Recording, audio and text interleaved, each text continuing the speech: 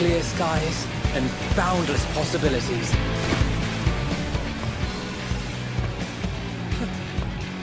I dare say our destination will soon be in sight. Enjoying yourself for a change?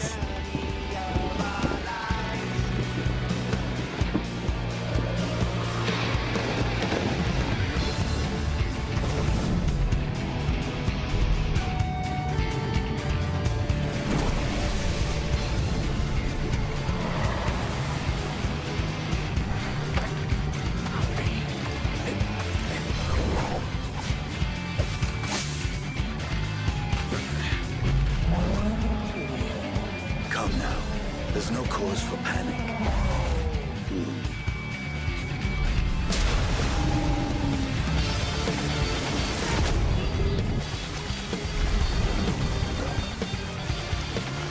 This one might make for a worthy opponent.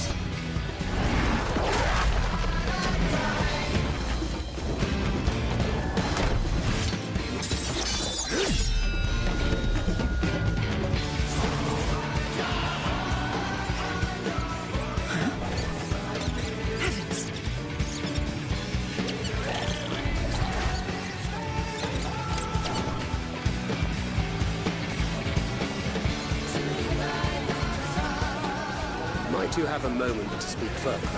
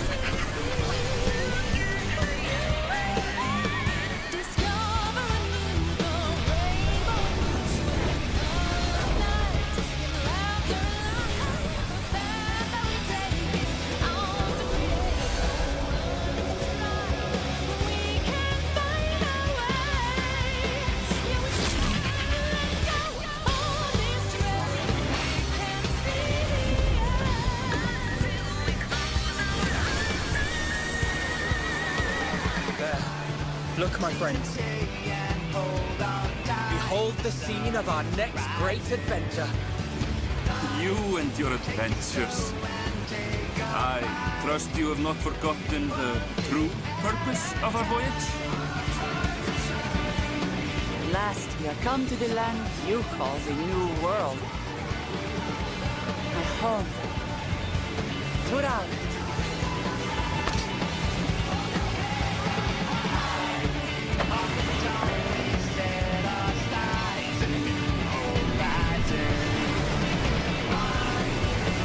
Forward.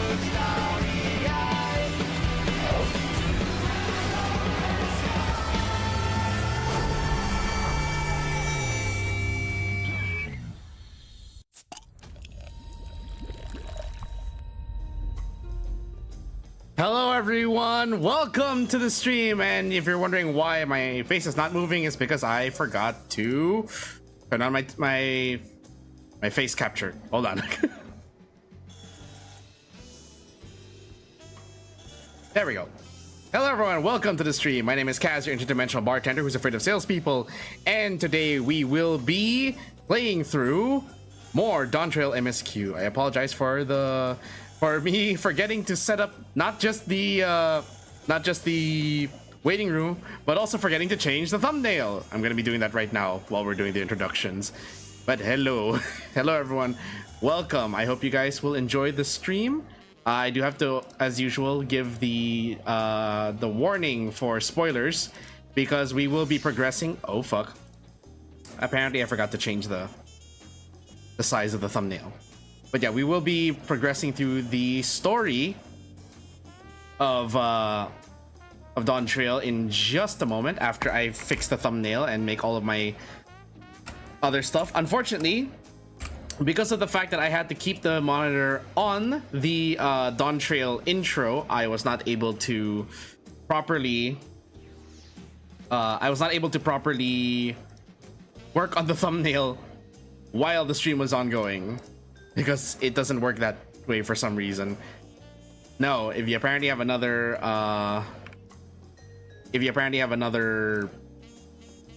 active app, it will make the screen, it will blacken, it'll result in a black box for the video, which is strange. So unfortunately we were gonna have to make do with that. Anyway, there we go. I've changed the thumbnail. I've made the announcement tweet. All that stuff right now is for me to just let's dive right in, shall we? Enjoy the jazzy nighttime music of Toral while we still can. Okay, where did I put my controller? There it is. All right, and then switch my secondary window back to this, and we are ready to go.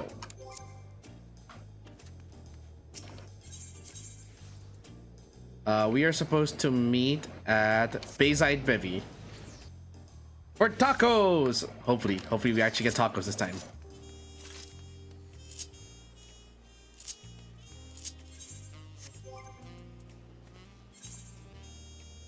I really find it odd that, I don't know if it's a bug or if it's something that they didn't really didn't implement properly, but every time you're look at this, I have the proper set and I have the glamour. The only difference is that my visor is up, and yet the portrait will still revert to default. I feel like they need to update that. That's just me though. Await your companions and embark on the rite of succession. Yes, let's go.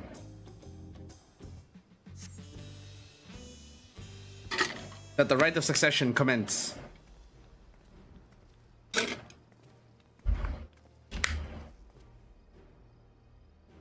Trust you to be the keenest to head out, Sapphire.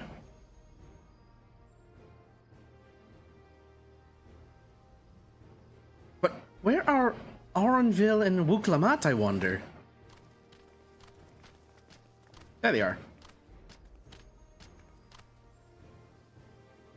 Oh good, you're all here. And who might your companions be? Seeing as we needed information, I thought who better to get it from than the locals. These two hailed from the villages we're thinking to visit.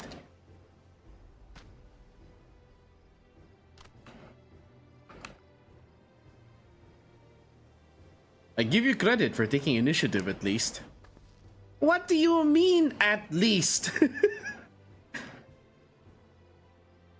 I don't know what the guy's voice is like. I'm just gonna go. I am honored that the third promise would seek my advice. I too am happy to answer your questions. Any encounter that might be an opportunity to do business. Thank you both for your help. Before we begin, There will doubtless be other occasions when we need to act independently, so I brought these for the two of you. Link pearls, I'm guessing.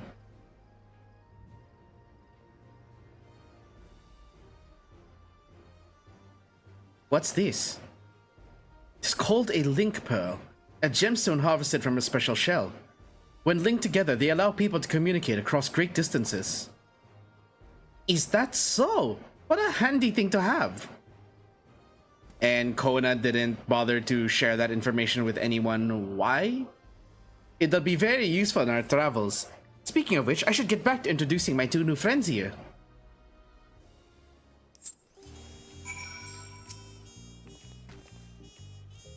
Duriolal Saga features a number of Thoral's clans. Two of those, the Hanu Hanu and the Pelu Pelu, have settlements relatively close to the city, so I brought a representative of each. As I mentioned before, the Hanu are a cheerful people who love their festivals. They make their appearance in the Lay of Reeds, and their home village, Okhanu, is located in Kozamauka. The other, smaller fellow is one of the Pelu, a clan of business-minded folk from Urkopacha. They appear in the Lay of Gold and craft all kinds of marvelous goods in Wachun Pelo, their village. Now, as for deciding which village to visit first, why don't you put that adventurous instinct of yours to work for us, Sapphire? Pick our destination. Ah, here we go again with the branching quest lines. Yoshi P, you genius.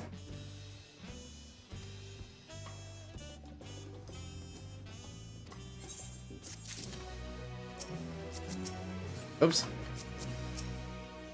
Let's go with the Hanu.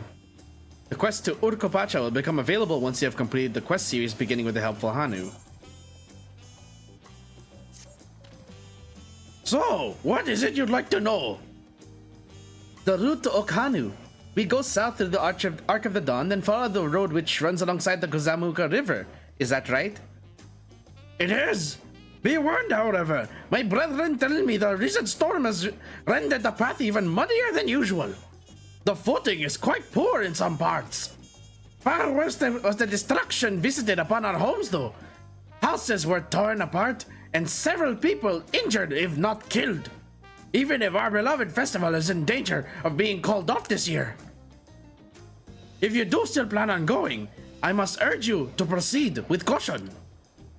We'll be sure to watch our footing, thank you.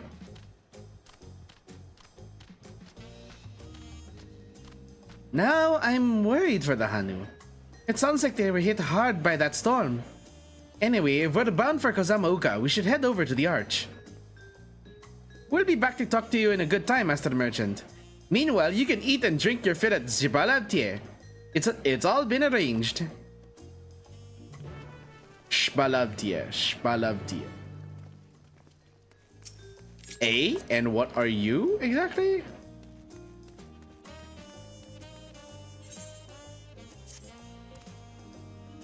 You there. You are a Sapphire Umbrus, are you not? The adventurer from across the water has been lending a third promise her strength. Then well met. To tell the truth, I have been meaning to make your acquaintance for some time. I have a proposition for you. You are familiar with the Eorzean hunts, yes? We have something very similar here in Turiolal, and having heard much of your philanthropic spirit, not to mention your capacity for violence, we should very much like to recruit you to our cause. If you are interested, speak with my associate, Bol Ogao. The Shbral is a master of the hunt and administers to the bills in the square overlooking the port. Tell him the Wing of Protection recommends you. Oh, cool. Yay, we have a letter? Word of recommendation?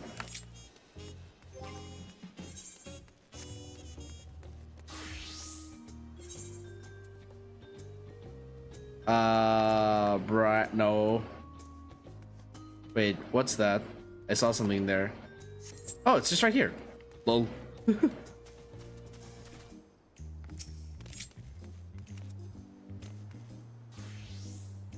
What do we have here? Your posture could use some work, but you've got good eyes. Eyes that have seen a few things. You here to sign up? The Wing of Protection recommended you, do they? Well, we're always on the lookout for new hunters. And if you're good enough for Wuklamat, you're good enough for us. Pleasure to have you with us, Sapphire. Suppose I better get down to the introductions. Or maybe I don't need to? This whole idea came from your side of the sea, after all.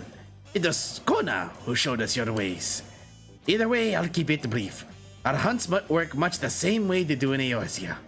We put a bounty on the beasts that prove themselves an enemy of the people. You kill them and brings back the proof, you get your reward. While your reputation may precede you, rules are rules, and the rule is, I have to test every hopeful out on beginner builds. Can't have every youngling with nothing to her name but a plowshare and a dream of glory skipping merrily away to her doom. Prove yourself in Toral and I'll give you some bigger, bitier fish to fry. Hey, we unlocked hunts. That's extra experience.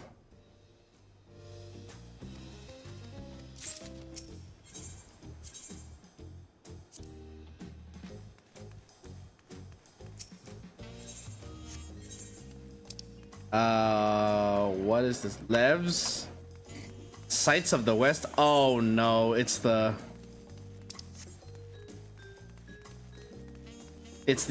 sightseeing thing. The sightseeing challenges.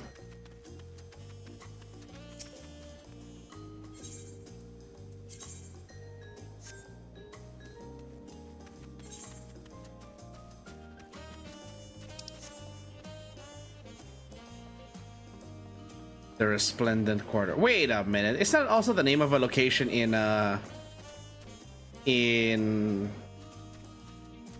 what was it? Idleshire? Or in Charlian?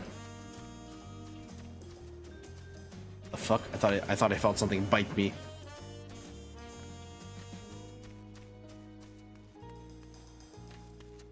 Hold on. I'm just unlock this.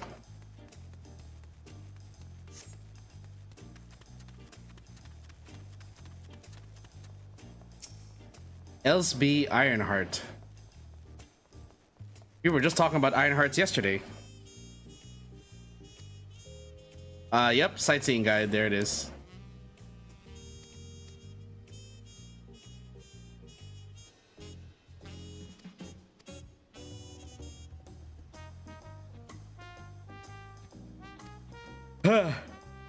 Alright, unlocked. Let's go.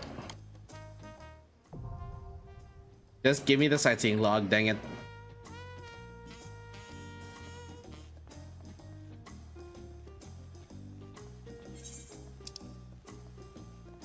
Okay.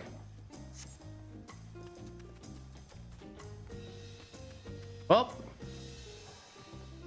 Whee!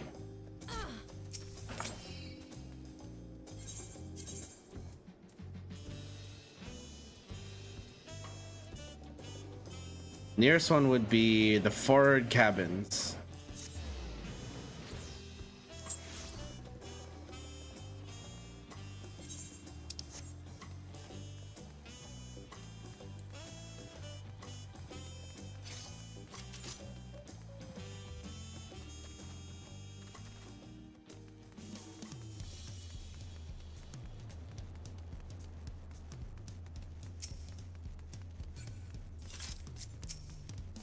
There you guys are.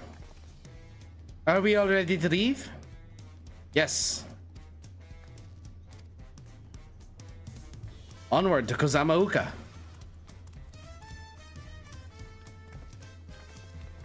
Water cascades over sheer cliffs to shape the wetlands below.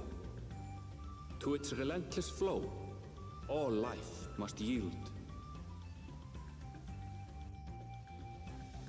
Together with Wuklamat, we proceeded along the Marshy Trail, a road upon which the Dawn Servant and his comrades once traveled. Whoa! KAZ-oku.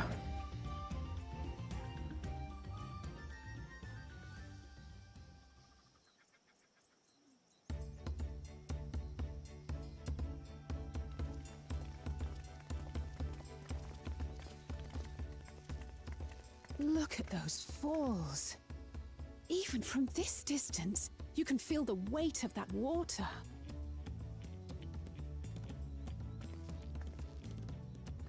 The Isle of Ham was impressive, but as you can see, Tolihiola does not want for natural wonders. The ground is swampy, so watch your step. You wouldn't want to fall into a bog. I won't. I told you I've been here before. Look at the reflections on her beads. My goodness. Come on. Okanu isn't much farther.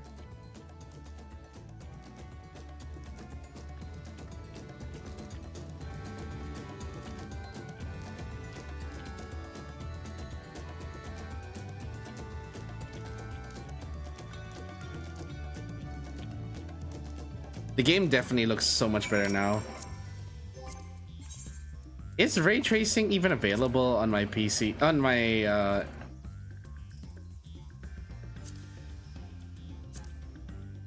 Whoa, okay. Yeah. Let's flex a little. Hold on.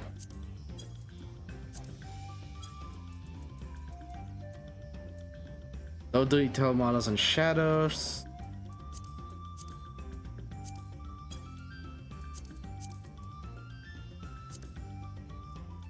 Texture resolution is it's already on the highest setting.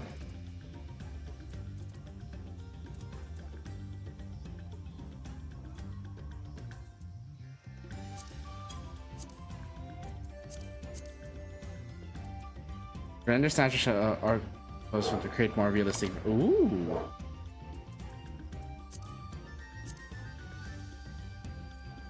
Oh my goodness, it's actually starting to look better.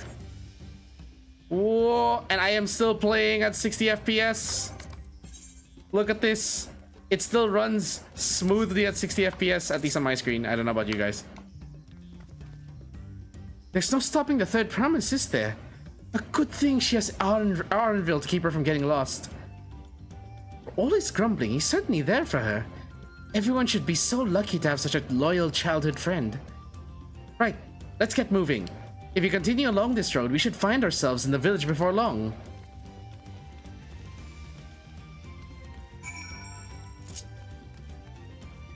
Do I have to hunt you?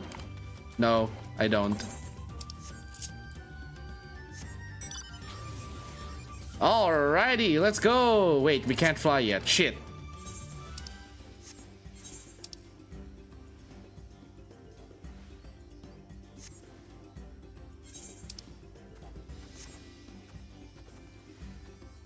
You discovered a new location. Huzzah! Wait a minute.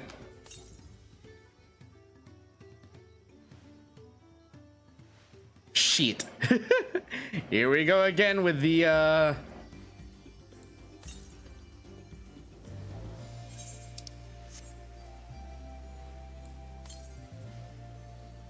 Southwest.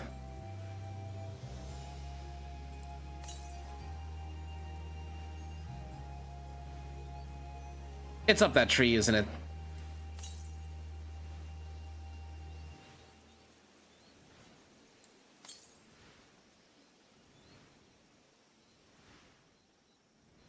It's up this tree, isn't it? Oh no, there it is. I was expecting it to be high up.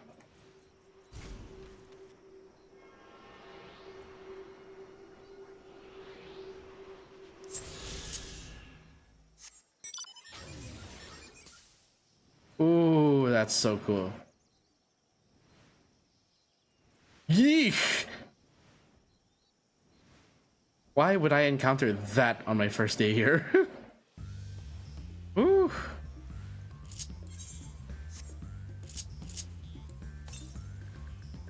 To the south, 329 yalms. Okay.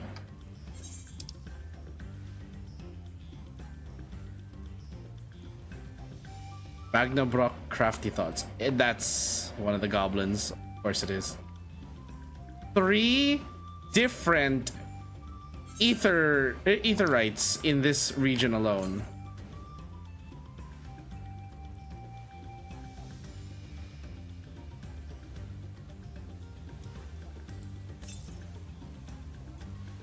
(101 yalms to the southeast). Is it in the cave?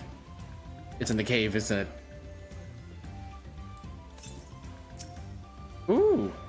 glowfly.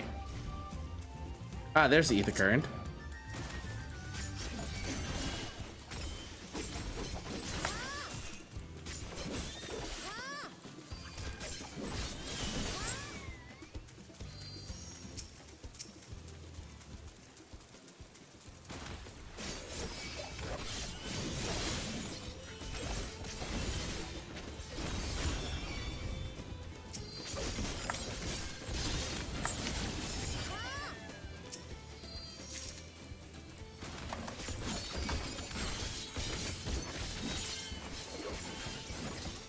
Yeesh! The amount of damage I'm dealing, what the fuck?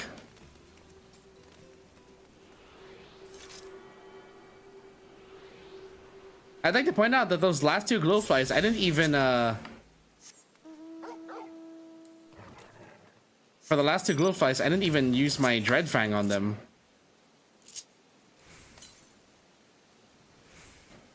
$344 yalms to the southwest. Ah, on top of this giant mountain, which I don't think I have access to yet. Is there a way up that I haven't discovered?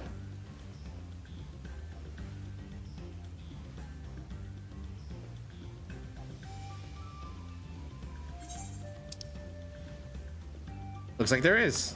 Somewhere over here.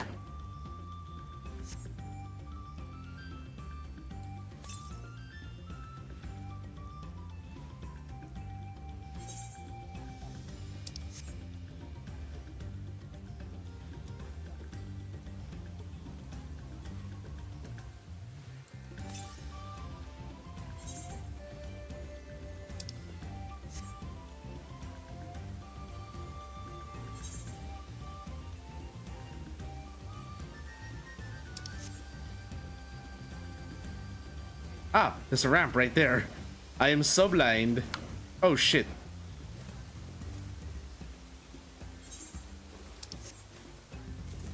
Hey, water. I can swim. But that's not why we're here.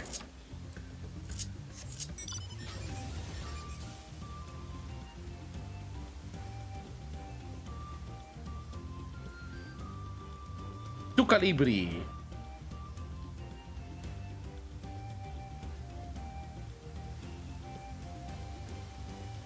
Come on, I really wish I could just fly faster.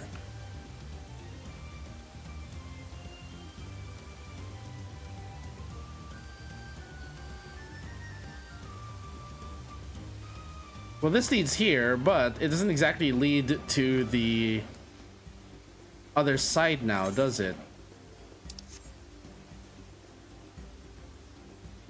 Unless that's what that path is.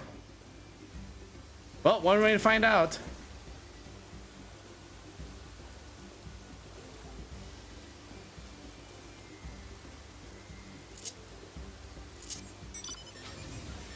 Aha! I'm a bit disappointed that this mount doesn't have any, shit! Okay, well, so much for that idea. I'm a bit disappointed that this that mount did not have like any unique animations to it. Is there really no way up from here?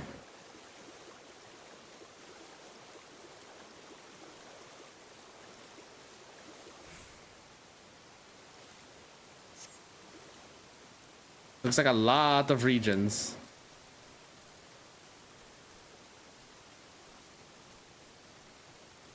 What happens if I walk across this thing? Nothing. I don't get swept away by the waves or anything. But this is the first location. I'd like to point out how big this is. What the fuck?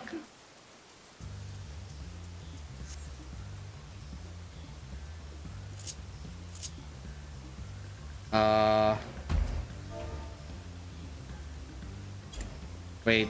What is the emote again for that?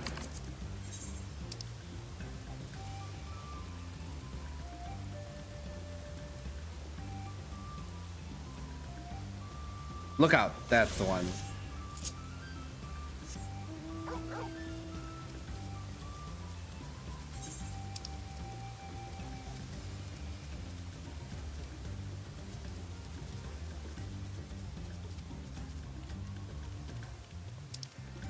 Has anyone started this fate? No, they haven't. I see a challenge, and I'm going to fight it. With my chocobo, of course.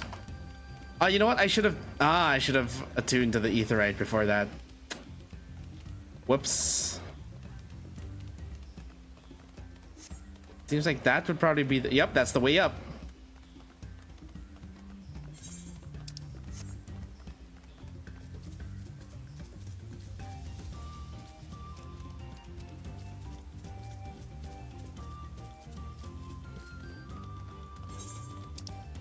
Come on.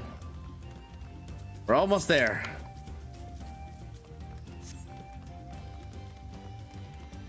I've gotten so distracted I forgot I initially started this to look for ether currents, and here I am trying to find a fate.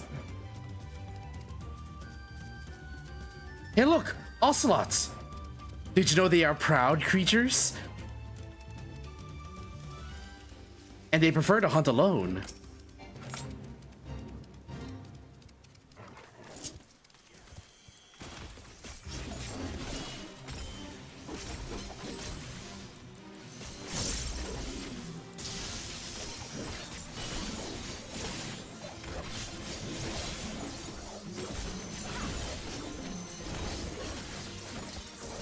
Okay.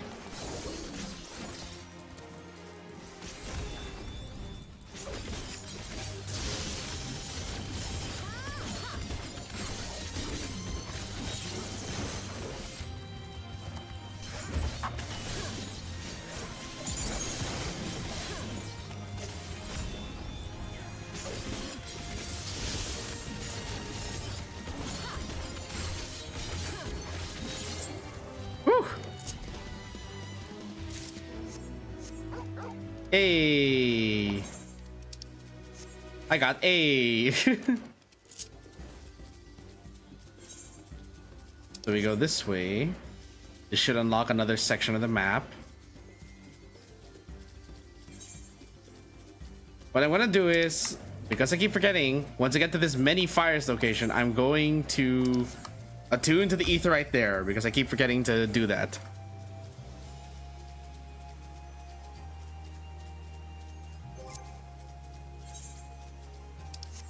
I saw there was a staircase somewhere here.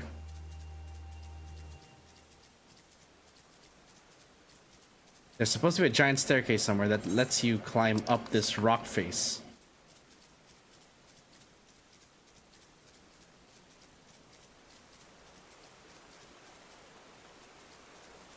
Gee, I wonder who owns this fishing equipment.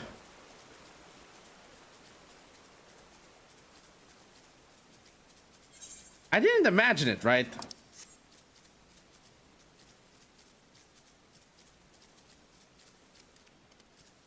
Oh, there it is. Whew. For a moment, I thought I'd gone insane. Wait a sec.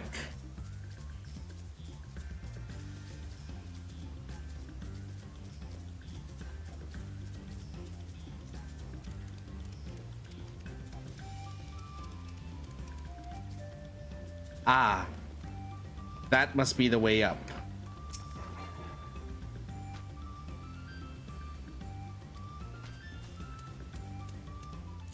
Okay, so there really isn't a way to go up there, unfortunately.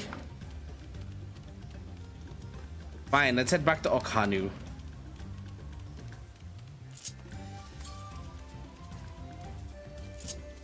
$279 yalms, that's not too far.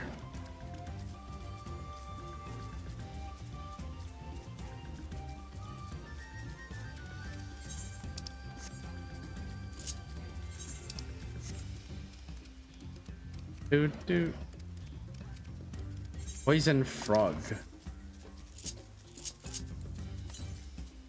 60 yalms to the north. There it is. I can see it now.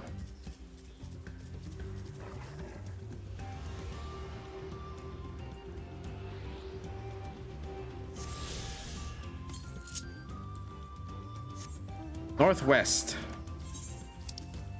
This map is huge.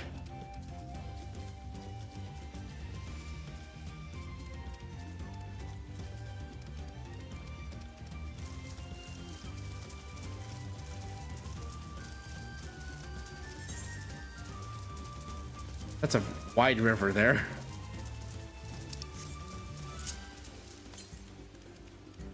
$221 yalms to the northwest.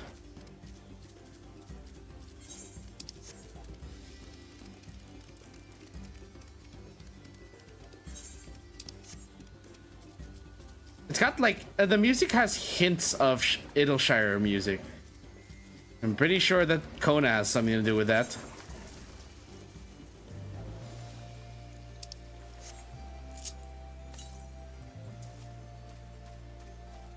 $105 yalms to the west. 67 yalms to the west. Ah, there it is.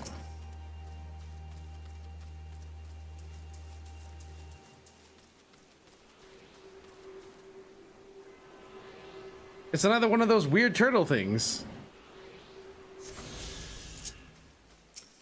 A stink shell, that's what they call it.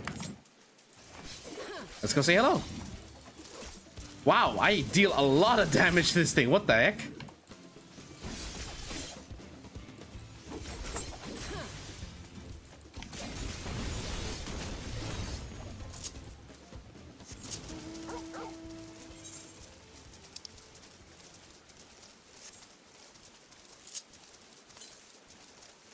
$691 yalms to the east.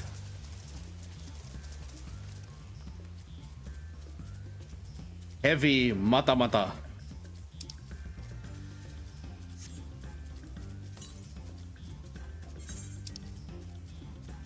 Eh. Okay, let's attune to the Aetheryte, and then we talk to... Let's continue the quest.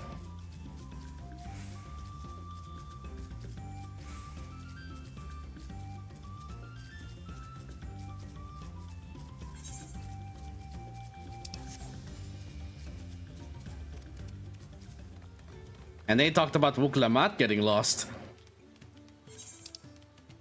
I just unlocked like the first half of this map. There's another entire half there. What the fuck?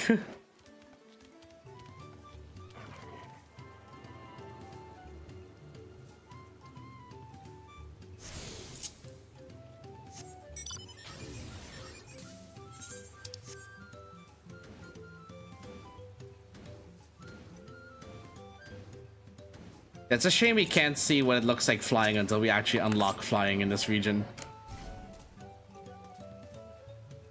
Ah, everyone has arrived, and none the worse for wear. Except for a certain third promise who slipped in the mud despite my explicit warnings. Hey, I asked you not to say anything! Anyway, this is the Hanu village I was telling you about. Okhanu. Arc of the Dawn. Oh, cool.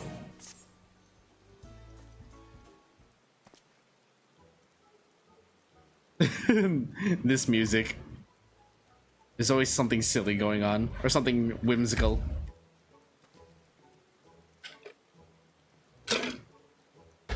It's like our friend said, the people are in no mood for festivities.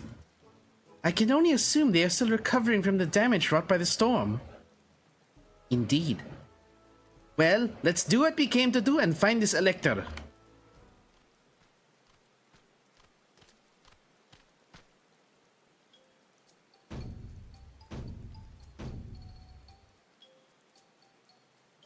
Oh, Kali! Oh, what now? That's my words. That's my answer, or line rather. It's a Hanu greeting. Surely you heard it the last time you were here. Oh, well, I was busy enjoying the festival. Greetings to the third promise and her entourage. I, Zanuhari, welcome you to Okhanu. As elder of my people, I shall also be fulfilling the duties of elector during the rite of succession. So our idea about the electors was correct. We just do as Papa said and retrace his path from the saga. I'm ready. Give me the feat and test my worth. All in good time, all in good time. In fact, I came to let you know that we are not quite ready to begin. For the moment, please, enjoy the hospitality of our village. Please. Please.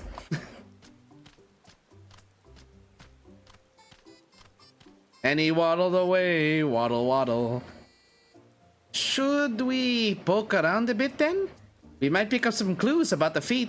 You know, prepare ourselves. That's surprisingly prudent of you. What? You think I'm being too cautious? No, I'm impressed is all. You admire and respect your father who is prone to decisive action. So I expected you to rush in first and ask questions later. Or never. And I expected those words to come out of Alphino. I do look up to Papa, but you should know that he has a pragmatic side too. The head of reason is the thinker who takes time to consider all the possibilities. With the long naps he takes these days though, the head of resolve is less restrained by his wisdom.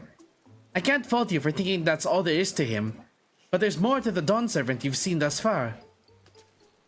I should like to speak with the head of reason one day. Well, I'm sure you'll catch him awake soon enough. To return to the subject at hand, you should take a look around Okanu then. Do some groundwork before the feat begins? Something like that. I mean, I could probably pass this test with my eyes closed, but it'll keep us busy while we're waiting. Wuklamat has the right of it. As Elder Zanuhali is a resident of this village, learning more about it can only improve our chances in the feat. Might I suggest a division of forces? For instance, Arenville, Alizé, and Kryl could concentrate on the southern half of the settlement. Meanwhile, Wuklamat, Sapphire, and myself will handle this northern half. Sounds good to me.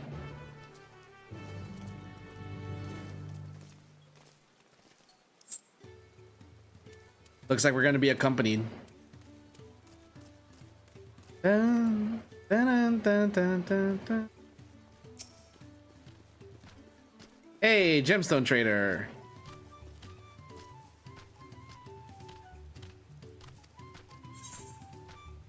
Swamp monk thigh. Okay, this is all gonna come in handy for crafting later.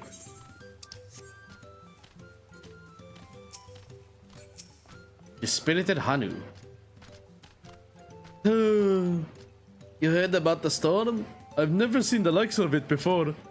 With the supplies and help the Dawn Servant sent, we're making progress repairing and rebuilding our homes. But while roofs and walls can be patched, there's much else that was lost for good.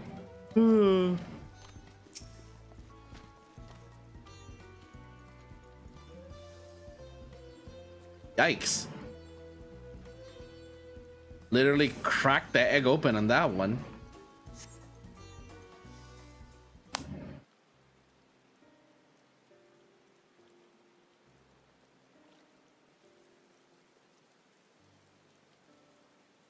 I'm going to assume that wasn't meant to be shaped like an egg, huh? The gaping hole in the wall is in missing portion of the roof are clearly the work of the storm's powerful winds.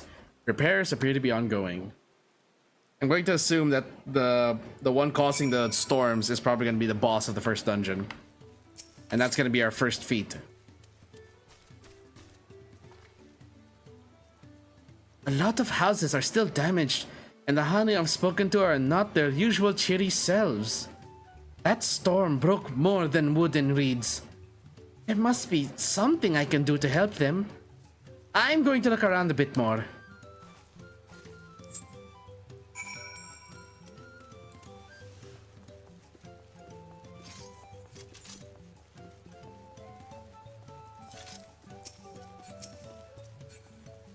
I miss Peloton, kind of. The dry and shrunken bundles suggest the reeds were harvested some time ago. Wait a minute, I have a mount. Woof woof.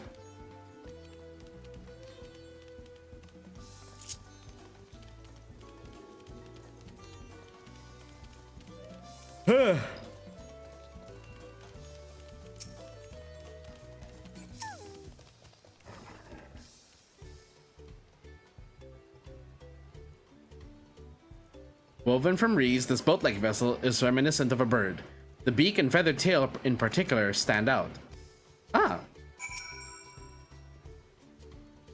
This boat must be woven from the same reeds I've seen gathered into bundles here and there. The plants hold both practical and cultural significance to the Hanu then. Oh, there's our link pearl. Hello, can you hear me? I'm told they're ready to receive us now. Come to the large building in the south of the village. On my way! We ought to hurry over too. Do we get taken there or... Yep, we're gonna get taken there.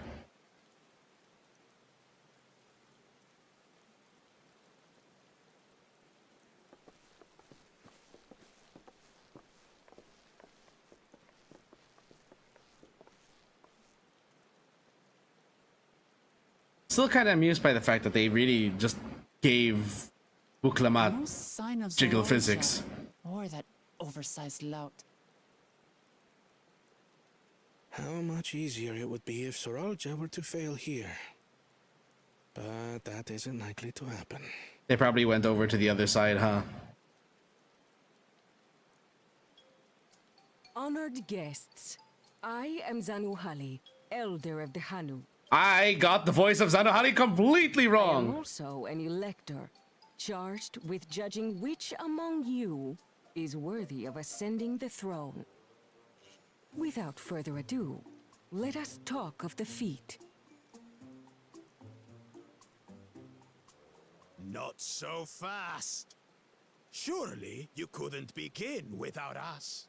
Oh no. Speaking of oversized lout. We made it after all.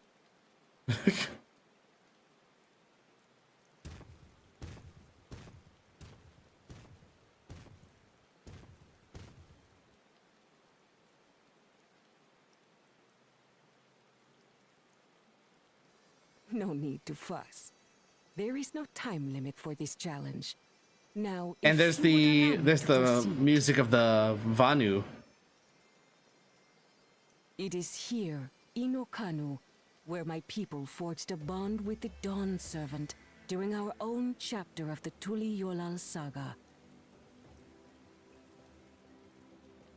In homage to those events, I have prepared for you the Feat of Reeds. Reeds seem to be of great importance to the Hanu. I wonder what this feat entails.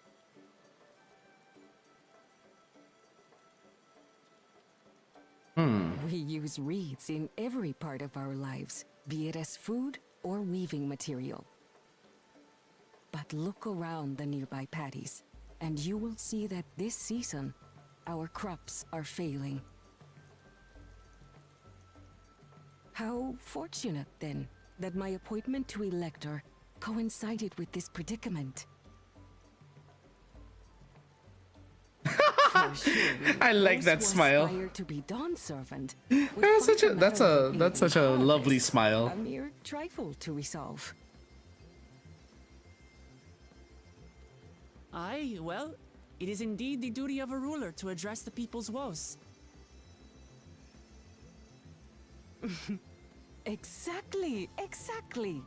Do well in this, and you will earn my keystone.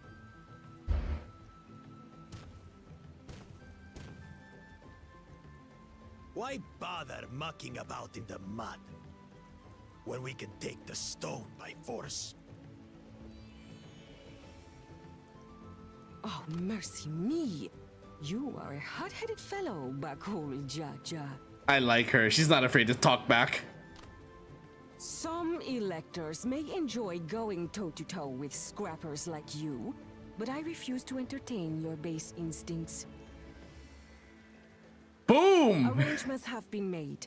Should you attempt to engage a feat giver in combat without their consent, word of your immediate disqualification will be sent to the palace. If you're still feeling feisty, then by all means, draw your weapon.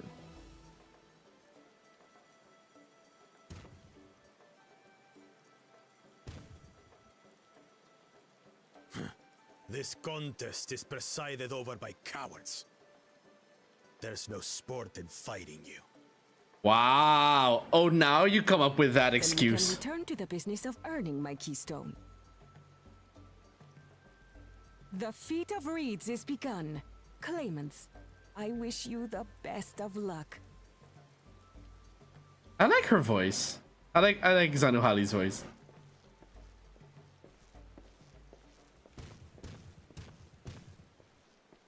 The clever kitty crossed the seas to study foreign novelties. He might know tricks we don't. Tricks we can use. What of Little Miss Mittens? You know the answer to that. Compared to the first and second promise, she's a distant third. Not even in the running. Then we see eye to eye on this, brother. Being Bakul Jaja so long with me has rubbed off on you.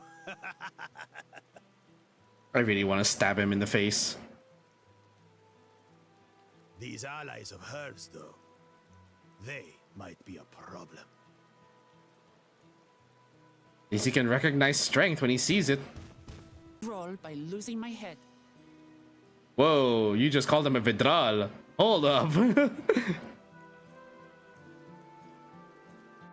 I remember correctly from my Viper quest, that's a bit of an insult. Then again, he is a bit of a brute, so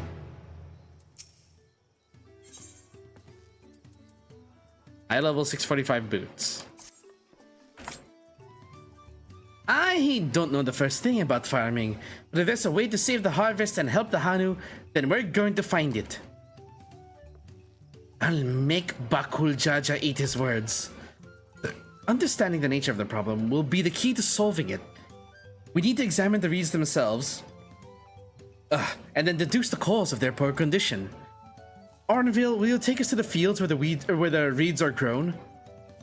Of course. Follow me.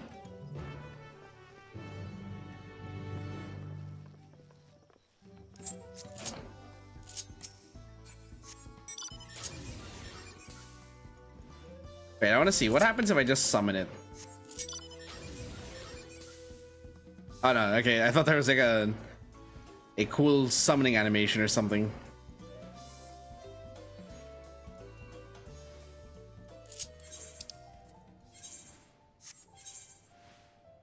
Chabageddon.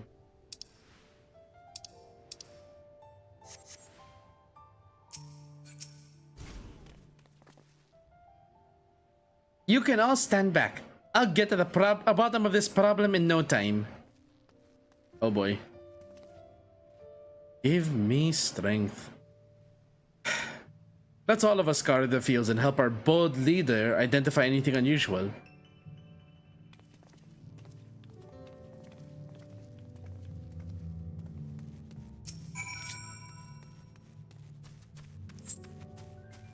Let's take a look. Wilted reeds.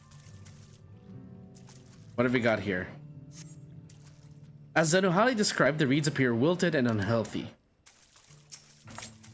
Paddy water. Look at how short Sapphire is compared to these reeds. The water contains no obvious contaminants and looks fresh and clear at a cursory glance. Lethargic frog.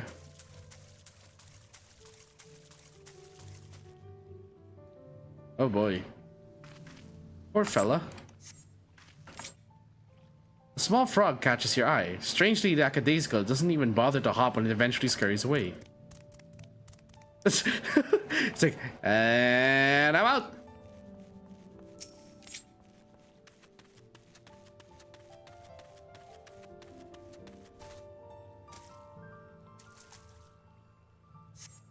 The soil in the paddies is as one would expect. Rich in color and suitably moist. Not dry nor flaky.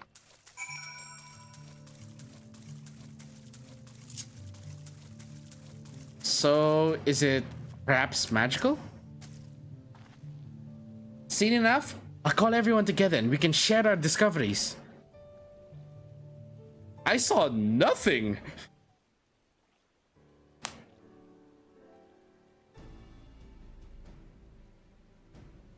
Well, what do we think? Any obvious problems? Everything looked healthy on my end.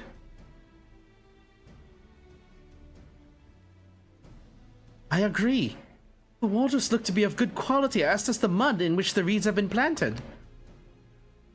The frogs and insects are unusually torpid. This suggests the problem is affecting not only the reeds, but also the creatures which live among them. Could something invisible to the naked eye be polluting the water? We would need an alchemist to know for certain. Well, what do you know? You have one standing right next to you.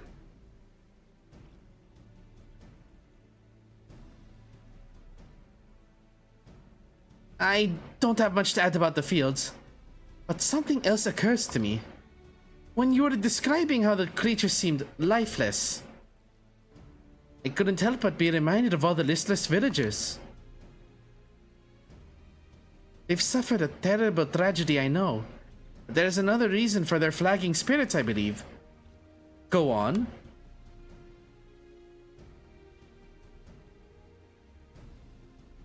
The festival. This is traditionally an occasion for celebration and renewal, so without it the Hanu are struggling even more to recover. The last time I visited, the village was in the middle of the festivities. You'll never see the Hanu more joyful and alive. It's an indispensable part of their culture, and its absence will only compound their woes. So I say we help them put on their festival, give them a reason to cheer in these sad times. Who knows? Maybe fixing one problem could lead us to a solution for the other. Stranger things have happened. Right? I'm sure she means well. I failed to see the relation between festivals and fields. Let's not be too hasty in dismissing the idea. Things which seem unrelated can later prove to be connected in surprising ways. True, and being bereft of ideas as we are, any proposal is worth entertaining. I suppose. Besides, this is Wook Lamat's journey. It's only right that we follow her lead.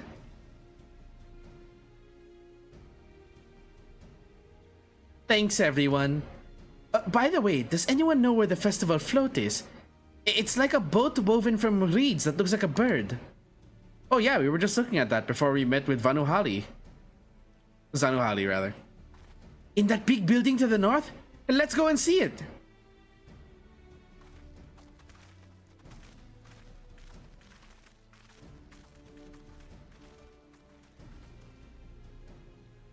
There's much less debate when I'm traveling alone.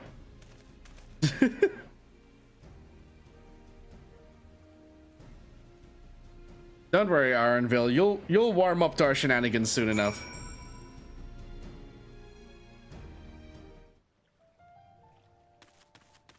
I remember even like the whole like when Aronville tells Wook Lamat about the frog incident. Of all the things to tell her, why that one? First impressions last. That's his only answer, and I cannot argue with it.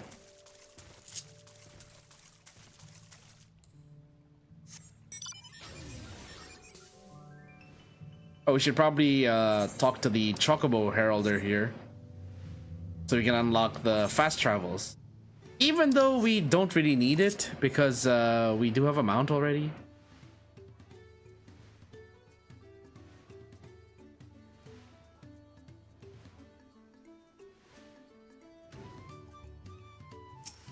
Or the alpaca keep.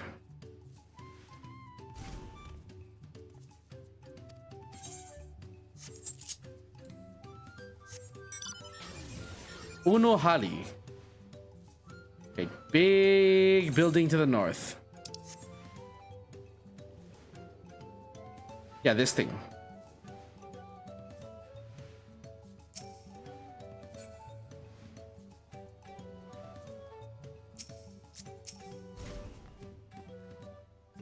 Yes, this is the float I remembered. Does it not appear somewhat damaged to you? But we should take a closer look. Inspect the festival float. You can move the camera as well as zoom in and out. Target a section and examine it in more detail with R2 or X.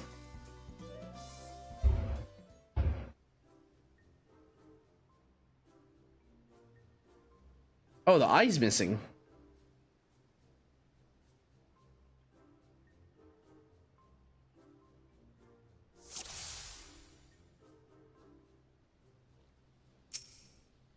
Yep. Eye is missing. Oh dear. One of the bird's eye seems to be missing a gemstone.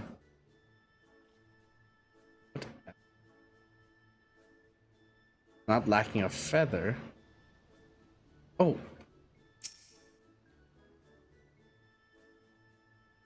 Oh, that's definitely broken. How will they lift this great big vessel without all of the carrying poles intact?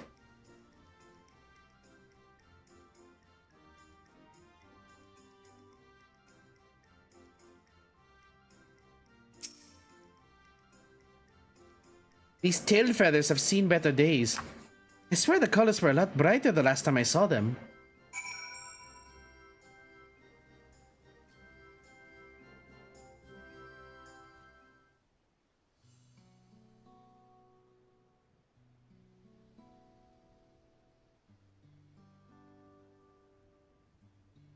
Well, I think we can all agree this bird boat is in dire need of repairs. Now, how do we go about fixing it?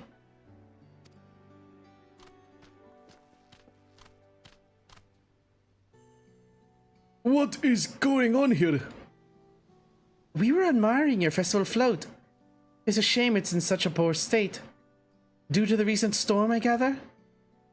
Yes. We had to leave it exposed while we ushered our people to safety.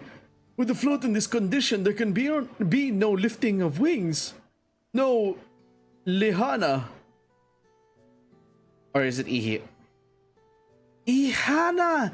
That's what the festival was called. I want to help you hold it. Have you not seen our village? Homes are ruined and we're struggling to make repairs. And you want us to hold our harvest festival? I know how it sounds, but giving into misery never improved anyone's situation. A celebration of life and growth may help give you the strength to work through this tragedy.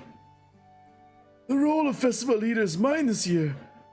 And there's nothing I would like more than to lift everyone's spirits. But we don't have enough materials to repair the float.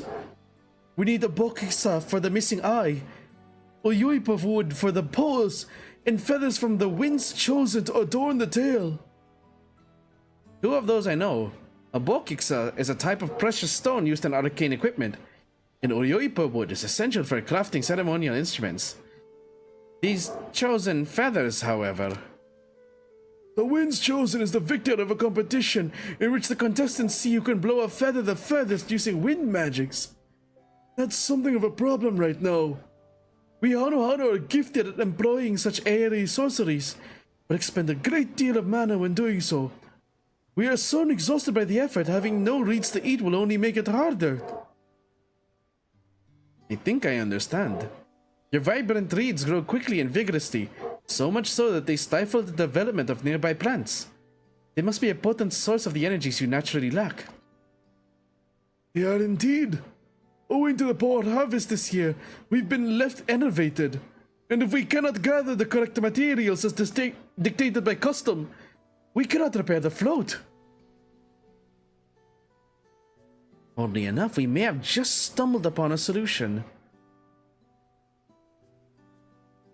The winds chosen would, by necessity, have a natural gift for manipulating magical energies, which means any feathers taken from the victor should be high in ethereal conductivity. The float's construction also requires a stone used in arcane equipment, as well as timber favored for ceremonial tools. The demand for such specific materials must have an underlying reason.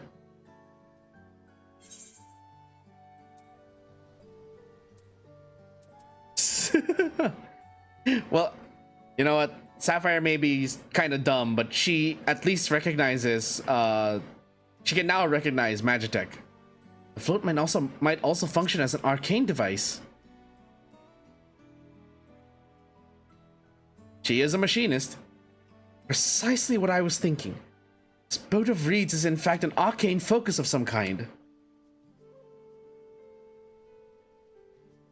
Focus?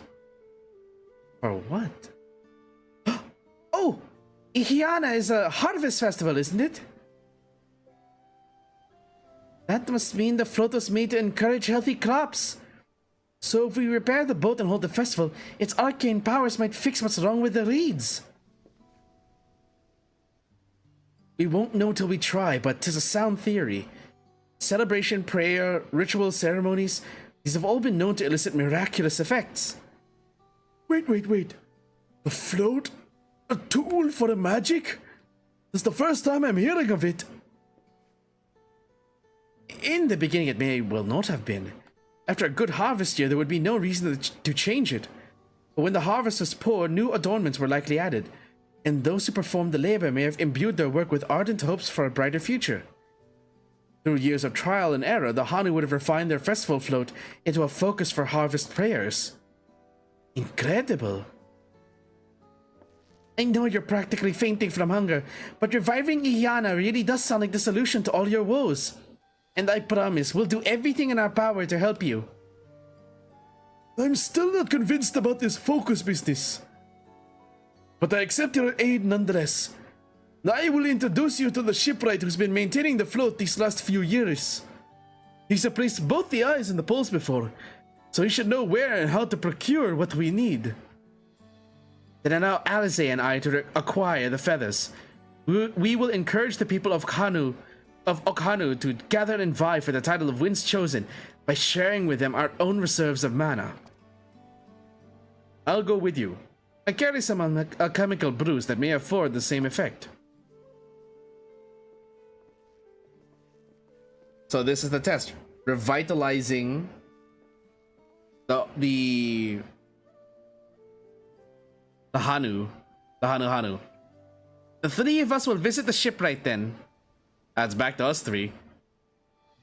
Not without me. I've worked hard to fix the float as best as I can, and the responsibility is mine after all. I've not introduced myself, have I? My name is Lino Hanu. Nice to meet you, Rino Hanu. And certainly, let's all go together.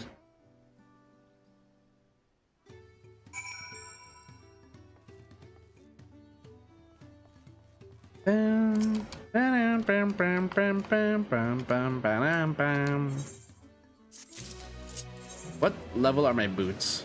640. It says the coffer is for 645. Ah, yeah, I probably should use those.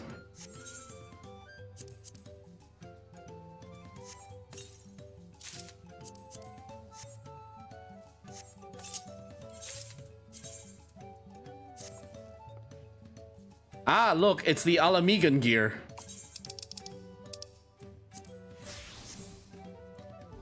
Oh, wait.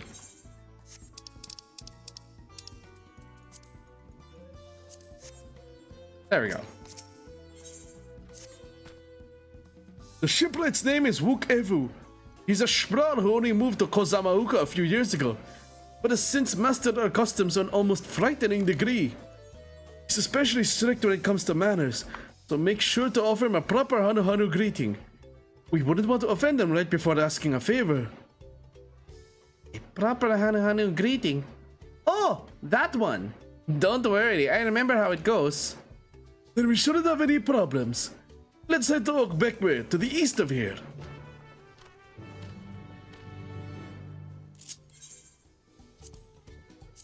I do need tombstone, so I'm gonna queue for that while we wait, or while we go through the story. The queues are surprisingly better now. Exit really is just like the early access queues that are garbage.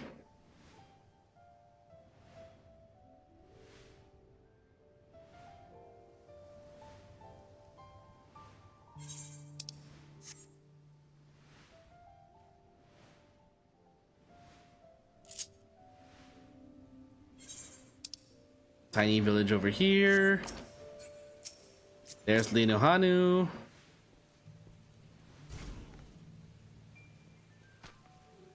This is Okbekbe, the village of all. Those who drift into KAZ-oku from Turiolal and elsewhere are welcome to live here alongside the Hanu. As for Wukevu, he lives and works in the House of Waters High, at the top of that large tree nearby. Follow me, but I should warn you, to climb up the stairs can be challenging.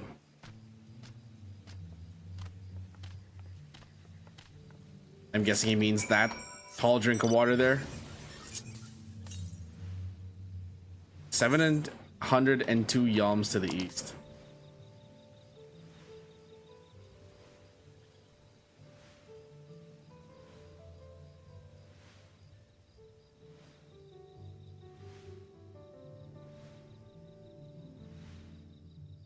Okay, let's just make sure we don't accidentally trip on our own shoulder cannon on these stairs.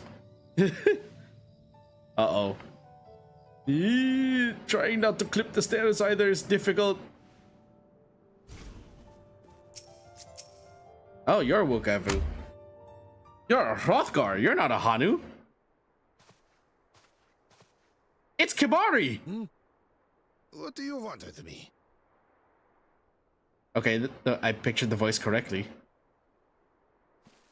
Right. The greeting. It does.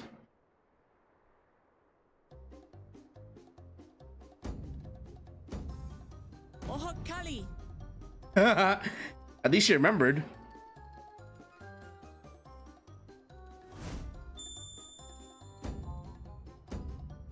Oh, Kali.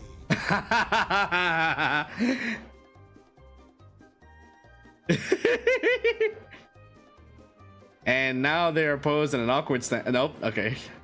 Good. You brought your manners with you. And this is what's going to get. This is what's going to get the Wuklamat the victory. For a country as diverse as ours, the preservation of harmony demands that we respect. No, not preservation of harmony again. Who call it home. Well, that explains your familiarity with Hanu customs. And you speak truth, of course. To live together means to learn about each other. Ah, I appreciate an open mind. In fact, I get the sense we've met before.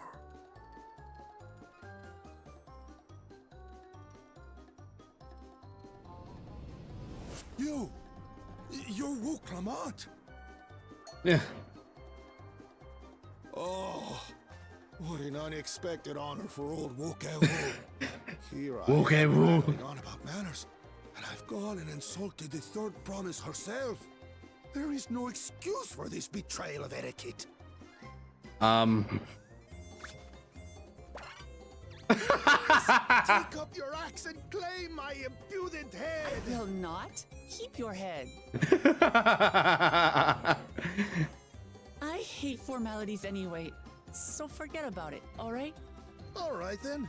Consider it forgotten. That was quick. How prompt.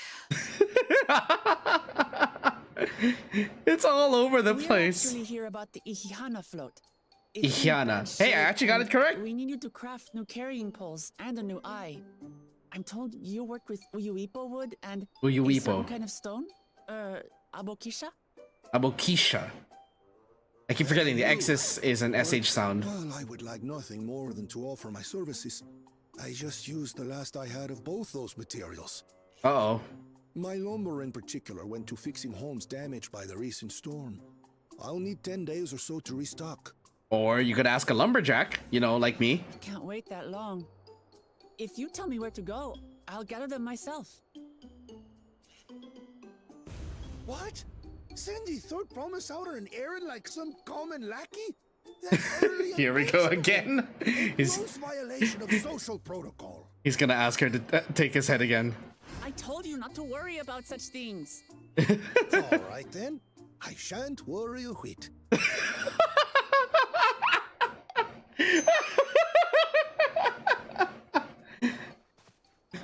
This is so silly. I love it. Hanu friend there. I am festival leader this season and have come along to oversee the float's repair. He's definitely sounding much younger than I gave him credit for. Wuklamat and her friends believe the float is an arcane focus, meant to encourage the growth of our struggling reeds. Too many Hanu have forgotten, it seems. But That is indeed the true purpose of the lifting of wings. Your education is impressive, Third Promise. So all they know is it's a this is what happens. All they know is it's a festival. They don't know how it works. Well, maybe a little. Allow me to show you where to procure Uyuipo. We can leave the Abokisha to your friends, I presume? Take yourself to Cave Kikitola or thereabouts, and you should find the stones you need. I'm going to assume the cave is our first dungeon.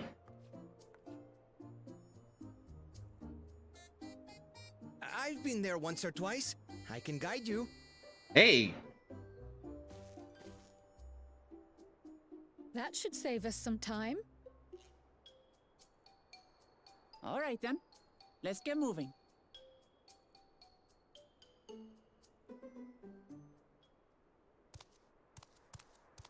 Oh shit. It's the informant for Zarilja, I think, if I remember correctly. Nope.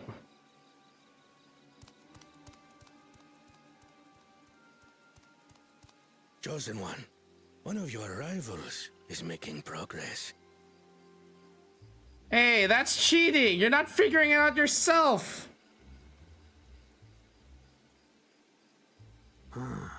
Ihiana, you say? Should our first choice fail to deliver, it might be wise to let this play out.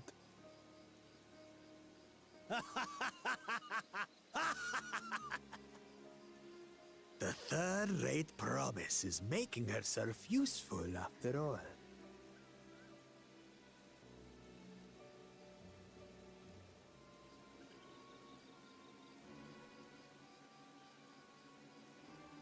I really don't like him. I really want to just... Can I switch back to Machinist and just shoot him in the face?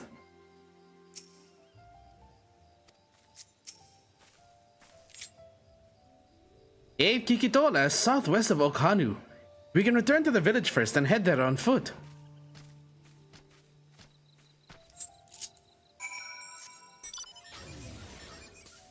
Oh cool, we're number 6 on the queue.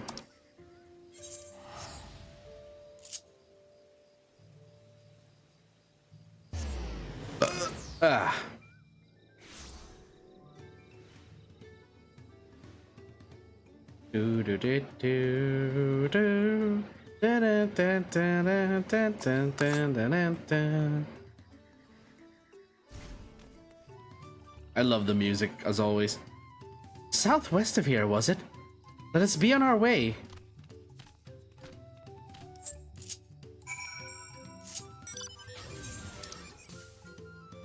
A well-managed shipwright.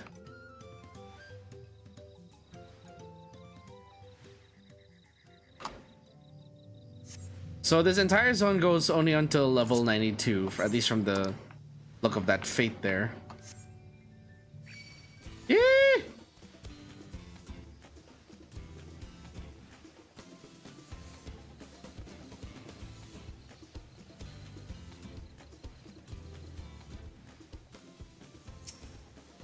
There's Linuhanu. Cave Kikitola as promised. Home to many deadly creatures. Venture inside if you feel confident, but I will conduct my own search out here. You can spot raw abokisha by its green-hued glimmer. Bring anything matching that description to me. I shall help scour the inside of the cave then. You take the west half and I'll take the east.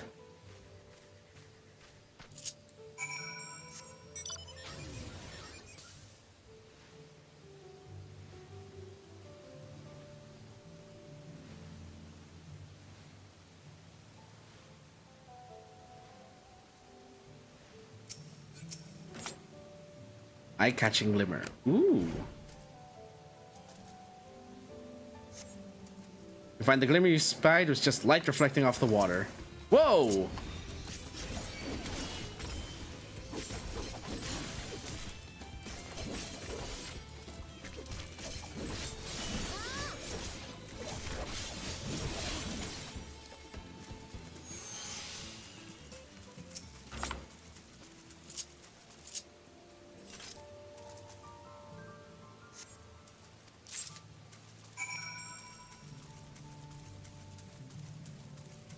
Well, unfortunately, there goes my ready to awaken.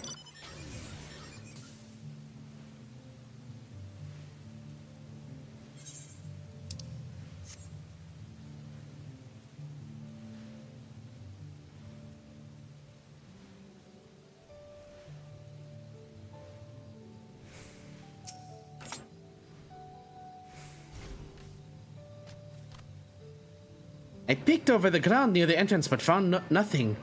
Did you have better luck inside the cave? Yep, here you go. Yes! This is Abokisha. Along with Kraz's contribution, we have more than enough for our needs. The stones you've brought shine very brightly. I thank you both.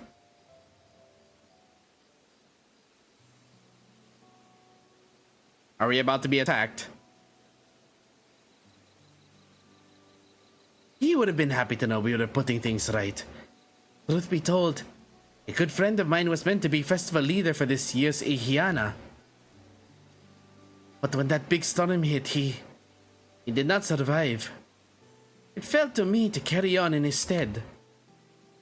That was why you agreed to Wuklamat's request, despite your initial reluctance. Yes, it hurt to hear, but she was right. Though I must mourn, I cannot let my grief consume me. Her words made me realize that the path to my recovery, our recovery, is already laid out before me. And I will walk it. For myself and for my friend.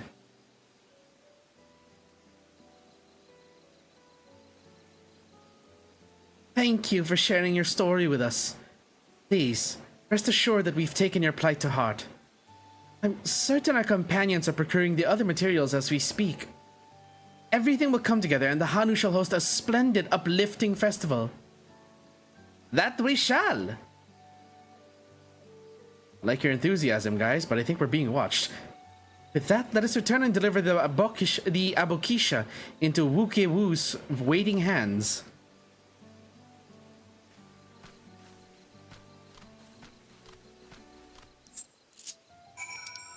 How did the greeting go again?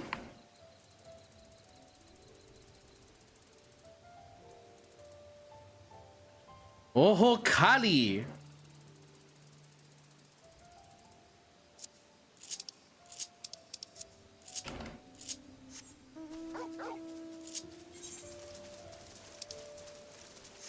Wait, hold on. We have a better mount. Yes. Again, I am saddened that there is no unique action for this thing. This still looks sick. So fucking bad. I am in a tree. I have impaled a tree. I have just impaled a tree. I am a hazard to this this environment.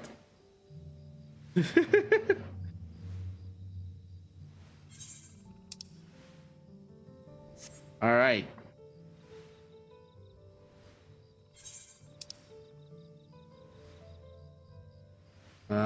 Duck Poga. Oye Poga. No!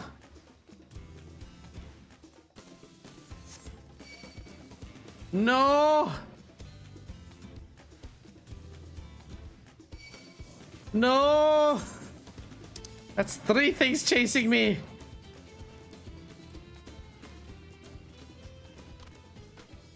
Excuse me, coming through. Giant mech flying through. Ohokali. Ohokali. Ohokali. Ohokali. Ohokali. I am still trying to figure out or remember how the pronunciation went. Would be easier to remember without the moments of Wook Ewu just randomly groveling before Wook Lamat.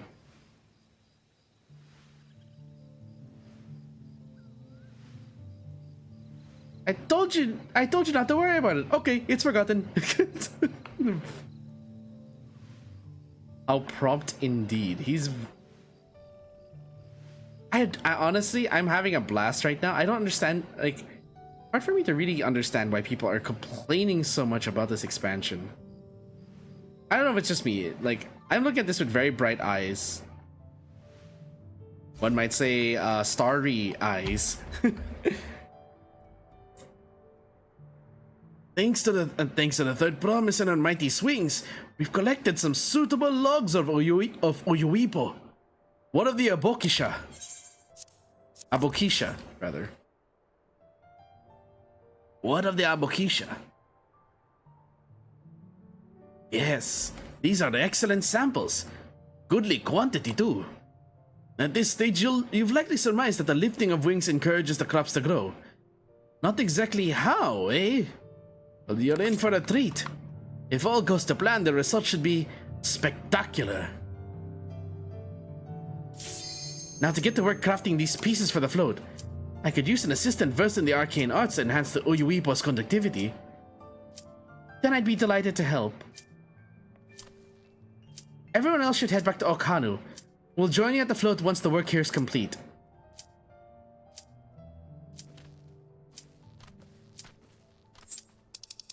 Alright, let's go into a dungeon. A short break of that. Oh, why did it have to be the level 61?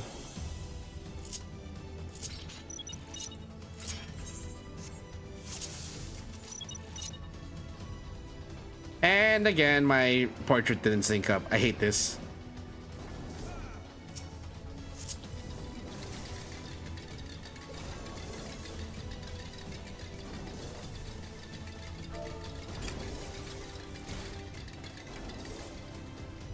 I hope they, if I remember correctly, this is one of the, didn't they rework this dungeon to be a bit more streamlined? Unless I'm wrong.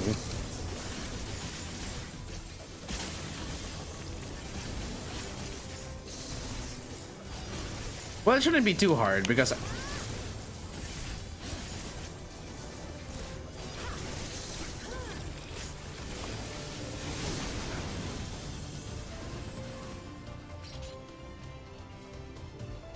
I remember we're still pretty overpowered compared to the older dungeons because of the damage adjustments.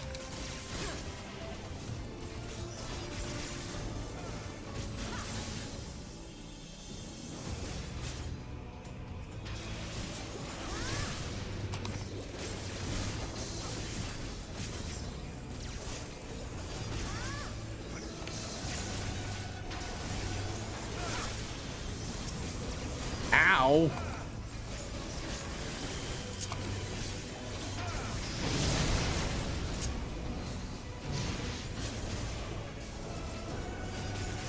Oi.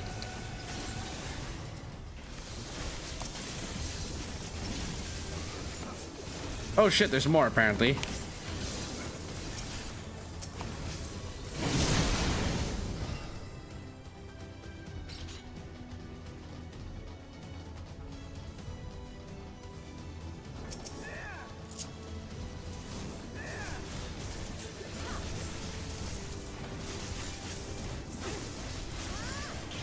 Okay.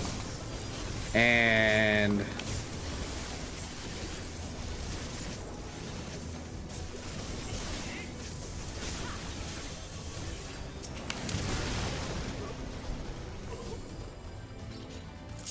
there's the boss. I will crush you underfoot.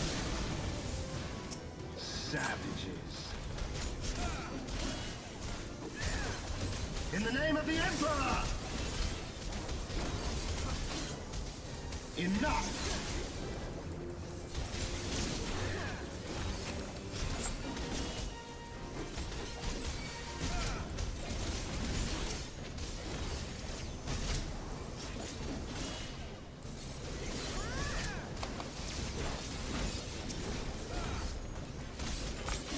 Can you stop running away, please? Enough! Oh, come on. Jeez.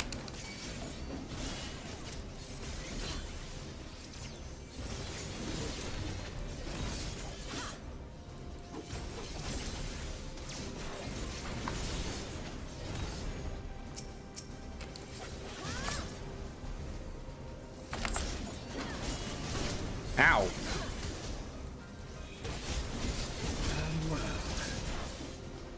Where is he?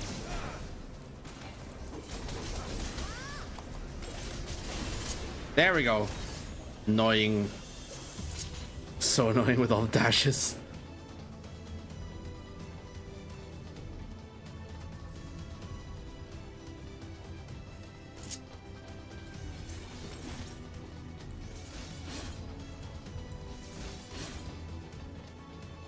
Do do do do do do.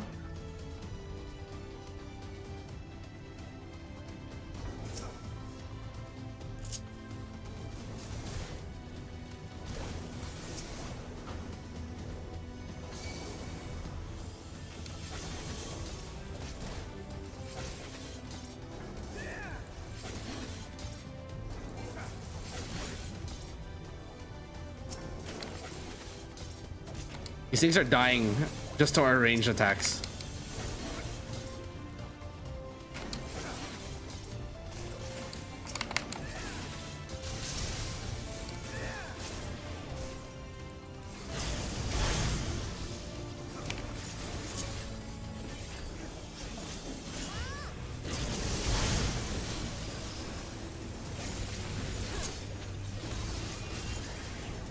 Okay.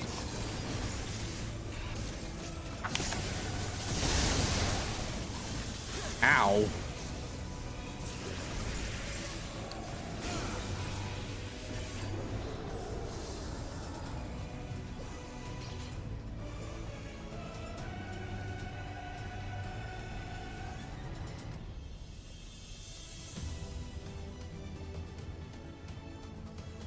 Come on, let's go faster.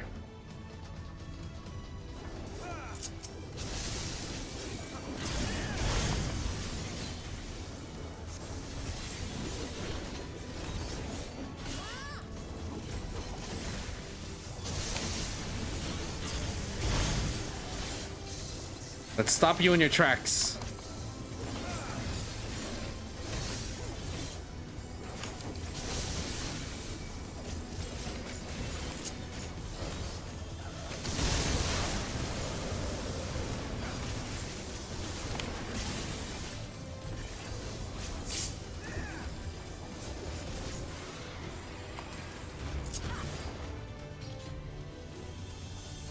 Then the next area is a boss fight, I remember. I can't remember what the boss fight was like for this.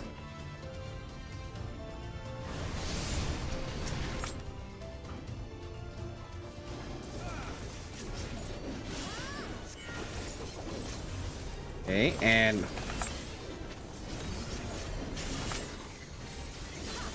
can you stop spinning? Stupid monster thingy.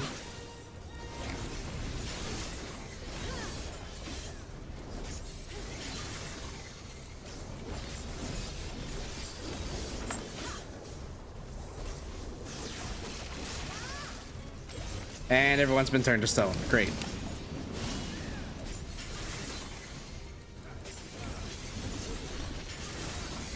Can you stop, please?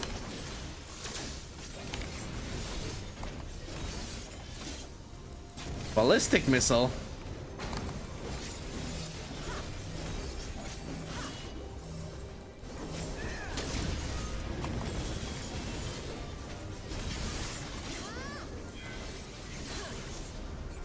There we go.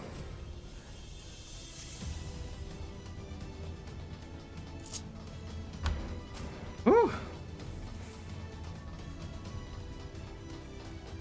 I was really hoping for a level 90 dungeon, but oh well. Do do do do do do.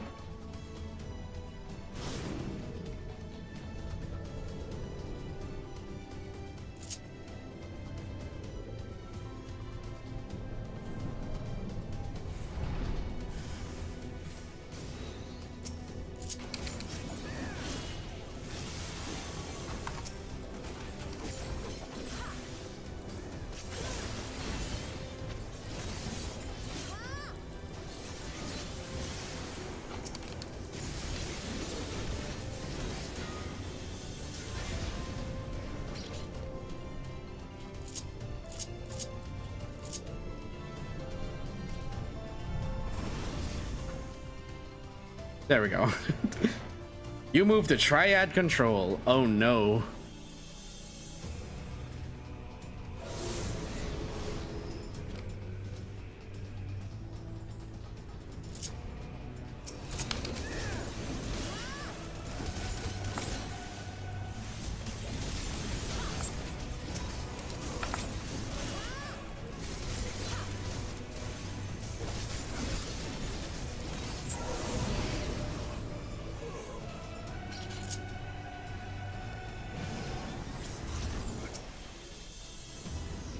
There's only 2 targets, so.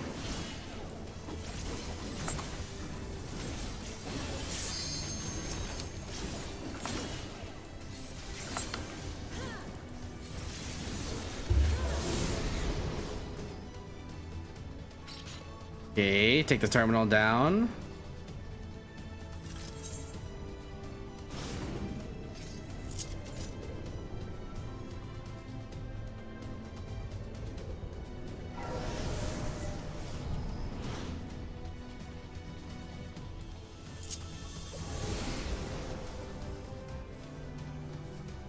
Do.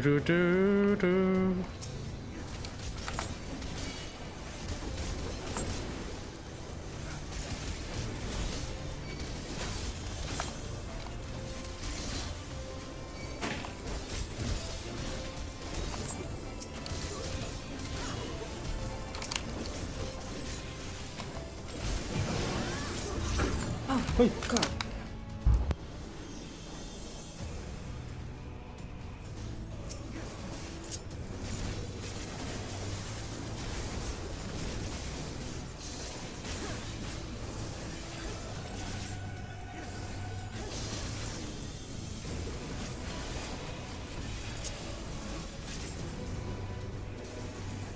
Sorry guys, apparently my mom was yelling in the background. I didn't hear. Couldn't hear through all the explosions. I'll just have to finish this really quickly.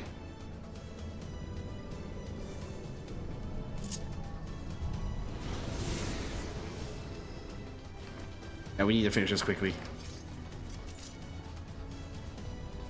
I just got called for dinner.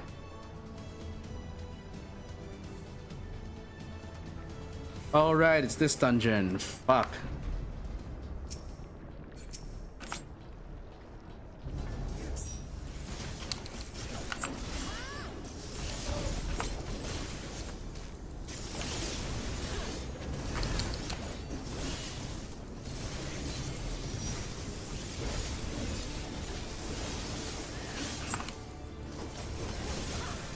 La Brett.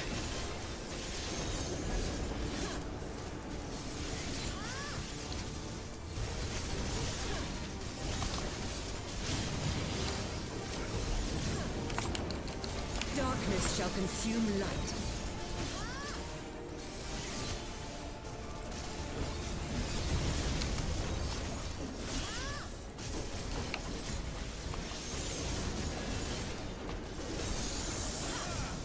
Come on.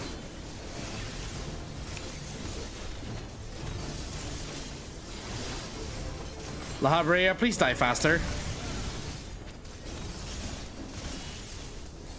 Mortal scum! Why are you dying so slowly? My goodness. Know your place.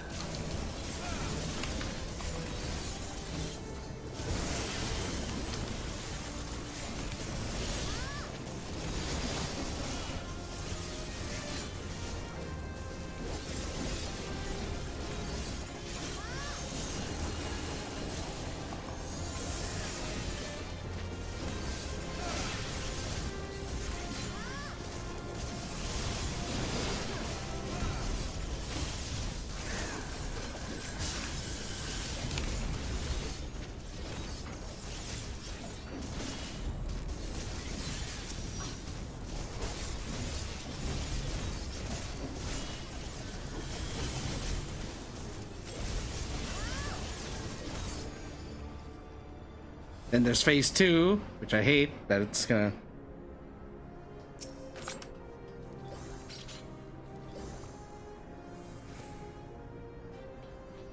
Let's go.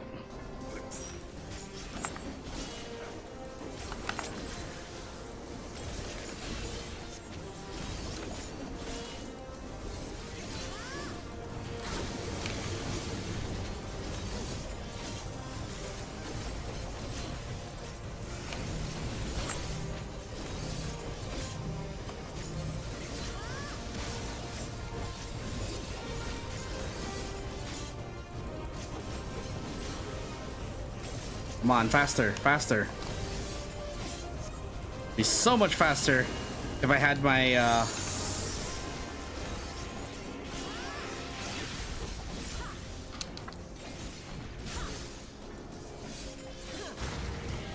fuck.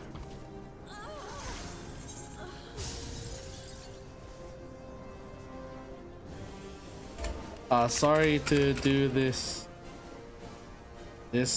but I gotta eat. I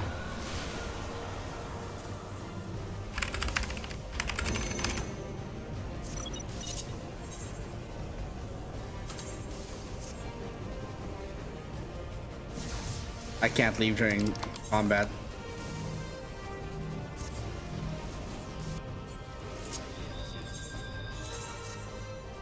I gotta abandon.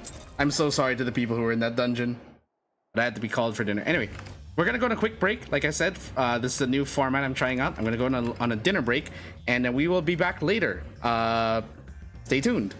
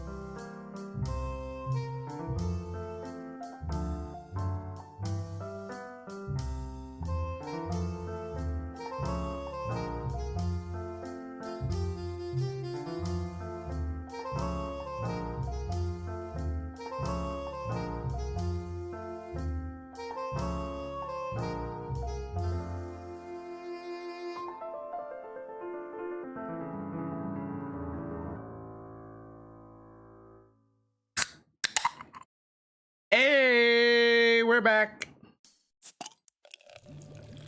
Hello everyone, I have returned, and I do apologize for the wait there, but I had a lovely dinner. We are back. We're getting back into the story. Hopefully we can at least get the first dungeon done by today. No more roulettes. Only because, like, much as I would like to do roulettes, we're going to end up burning a lot of time if we do that. So I'm just gonna do this story. Here. Okay. Leave them all cut up. Caught up, not cut up. Caught up. Alright, so how is what's his face going to steal our idea? Ow.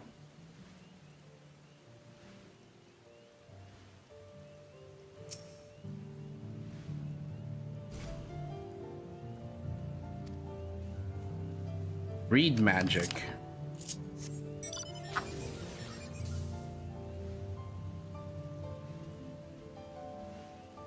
Hold on.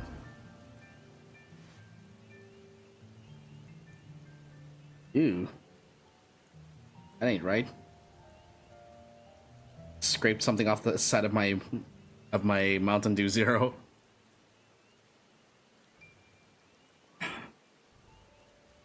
Oh well. If I die from something that may have crawled into onto my can of Mountain Dew, I salute you.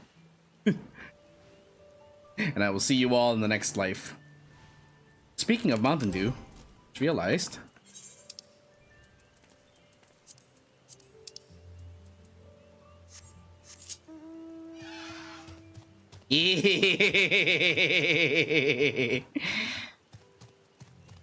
I have the Mountain Zoo.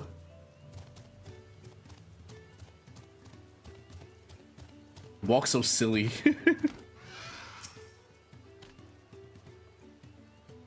Gathering the Oyoipo was a trial in and of itself. At first, Wook Evu criticized everything I did. Then he suddenly yelled, "I've spoken ill of the third promise and must punish myself," and proceeded to slam his head into an Oyoipo tree.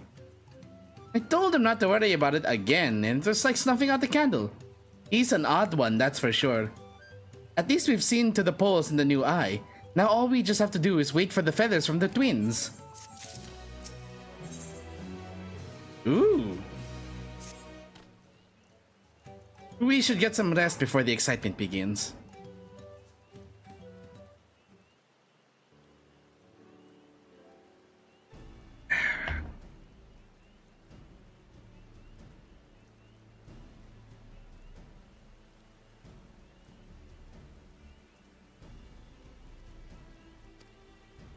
Ihiana.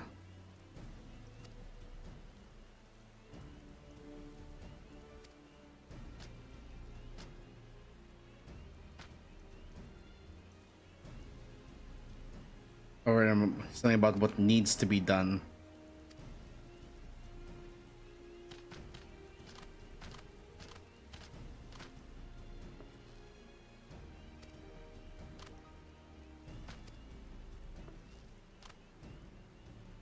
As soon as the others get back, our long-awaited festival can begin.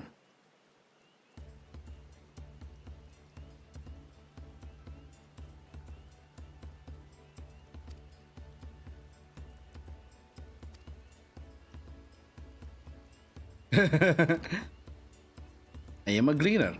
Magic is not part of our training. As for us, we brought the wood and gemstone replacements crafted by Wuke-Wu. All that's left is to attach them. Has it been decided who will ride the float? Papa was the guest of honor the last time I was here. I remember being surprised he could even lift the thing with his hulking weight on top of it. The rider must be a personage of great esteem, which is why an invitation is usually extended to the Dawn Servant. This time, however, I have another in mind. Excuse me. Oh, who is it? Our beloved Ihiana, the lifting of wings, is only being held because of you and your companions. Thus, do I nominate you, Wook Lamat, as our guest of honor. Huh? Me?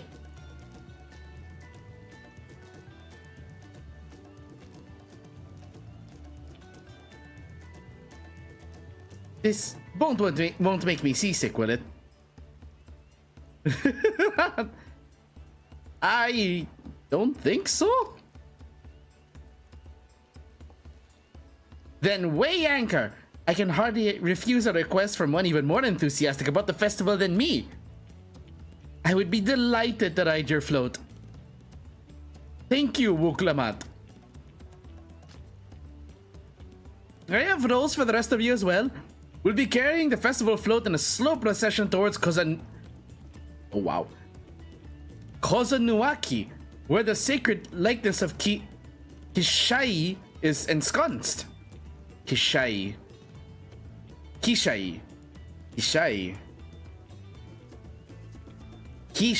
think it's Kishai because it's like Arbokisha. What I'd like to do is clear the path of dangerous wildlife so that the procession can move along unimpeded. Consider it done. You expect me to sit still until Wukewu is finished with the float? Let me come along and help with the clearing. As you know, I'm not much for fighting. I'll stay behind and assist Wukewu with the repairs. If you aren't sure where you need to go, the path I spoke of begins at the south of the village and branches off to the east.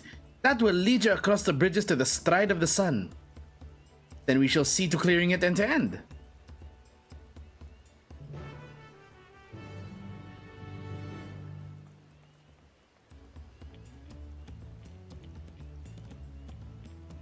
Alrighty.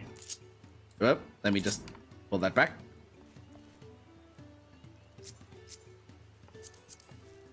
Ooh, you are wearing augmented credendum, star velvet emission of casting. You are a pictomancer.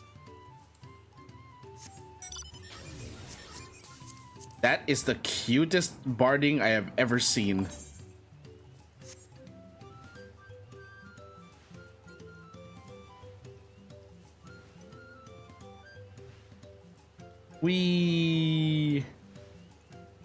My giant samurai mech floating with me. Oh shit.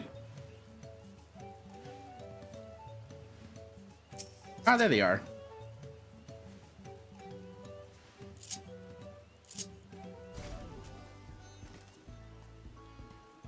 As Lino Hanu said, Kozanuaki should be down this way. Then off to the east where the path branches. And something about bridges and the Stride of the Sun? Anyway, let's split up and get to work. Once you've culled all the threats you can find, we'll meet up in front of Kishai.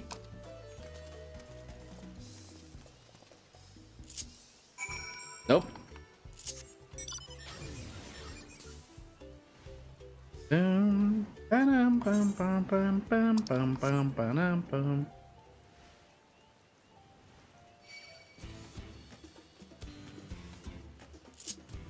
I do love the battle music.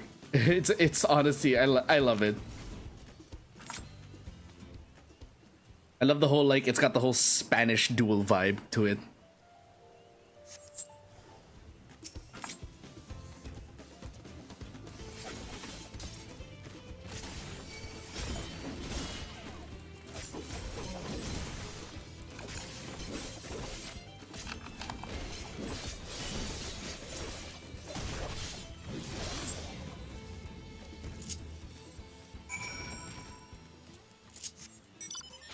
Well, that happened.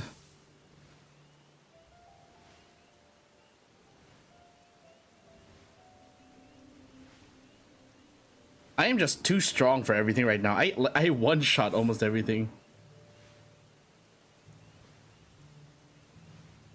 Hey, Kryl, how you doing? I told you, you don't need to watch over me anymore. I just came to check on you. I'm not trying to steal your thunder or anything. I just wanted to see how you were doing. Jeez. Sorry for trying to be a concerned friend.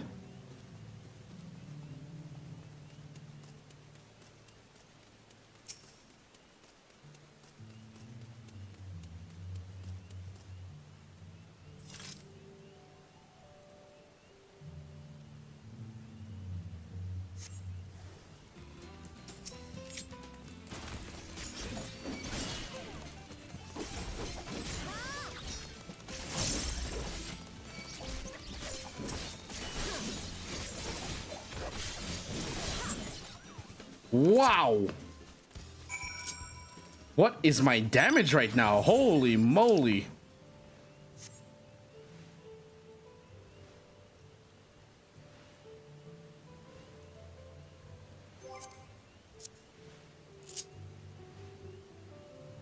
How is it that the monsters in like in Endwalker seem stronger than this?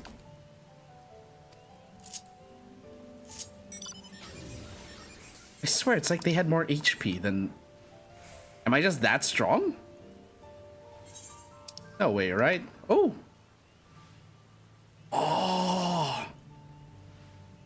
One's fighting it. Am I gonna make it? It's pretty far.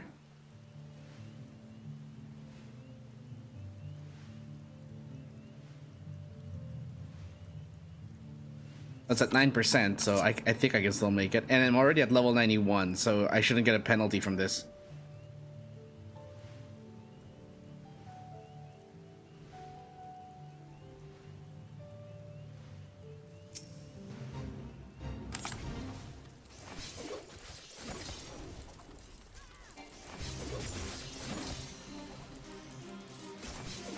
Let me just expend all this.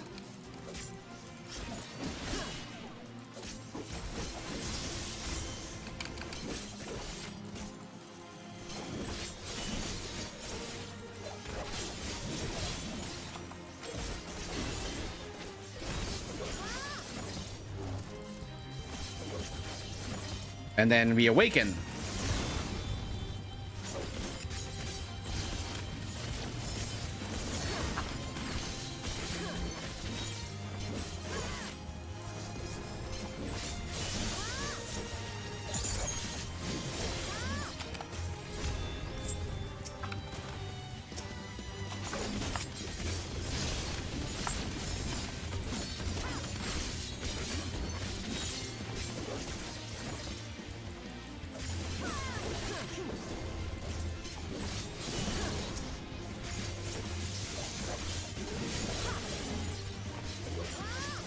Oh no.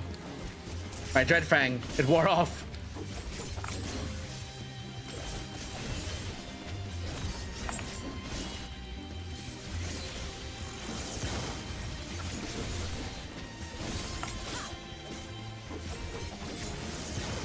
Stop dashing!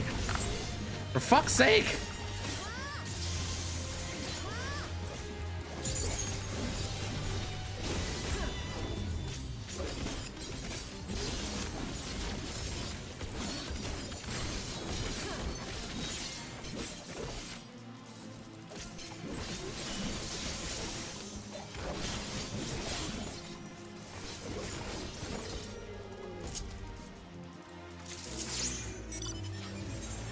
Ta-da! 169 yalms to the east. Oh, right. There's a thing here.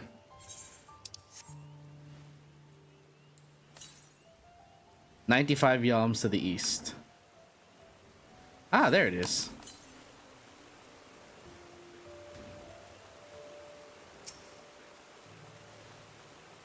Mustn't get swept up the river now.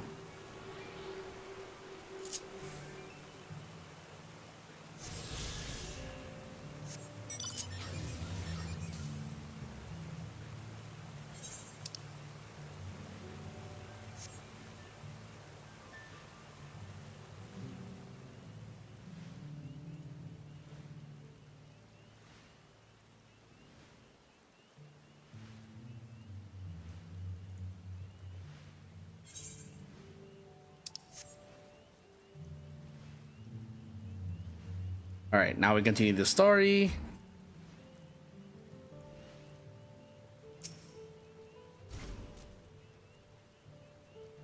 Time to just one-shot these things. How many of them are there? Will you provide me a challenge?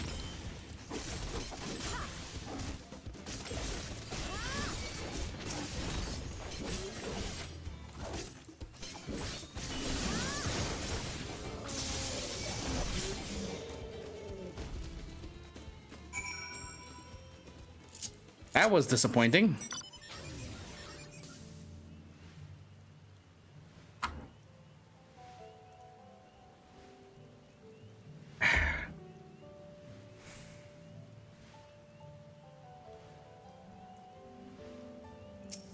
Inuhanu.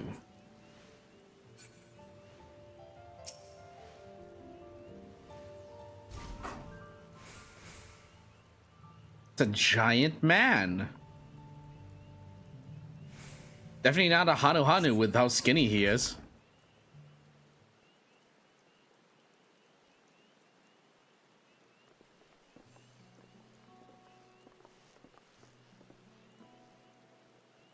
Ah, you are a step ahead of us.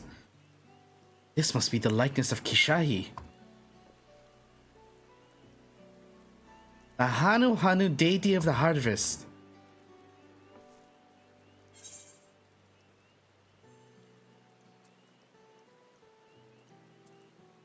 I was half expecting a flying whale.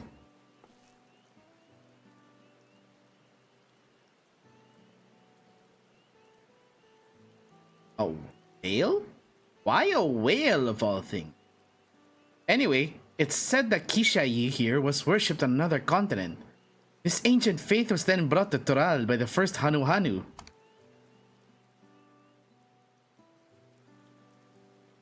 The Hanu migrated here from another continent, and mayhap the two do share a common ancestor.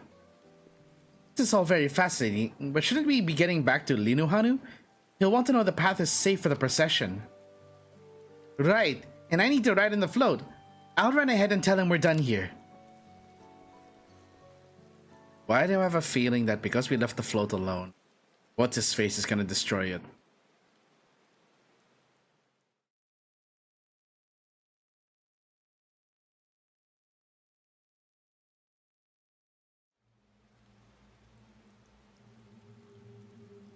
Uh-oh. Yep, I knew it. Not sure we heard you right, old man. Why don't you say that again? As many times as you'd like. The third promise tasked me with repairing this float, and I'll not relinquish it to an uncultured brute like you. Ooh, Wookavu got some balls. Much less one that can't even manage a simple greeting. We wanted to handle this in a civilized way, but we're more than willing to kill you.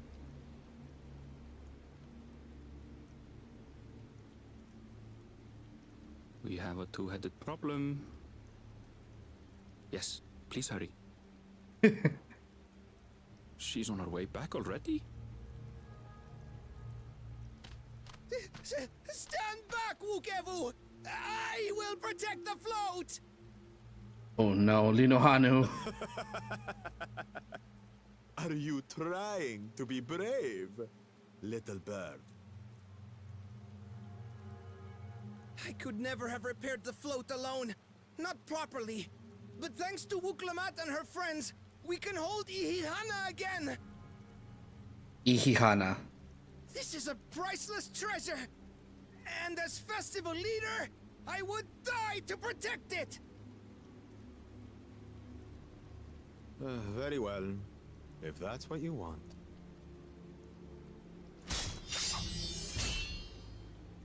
Well, shit.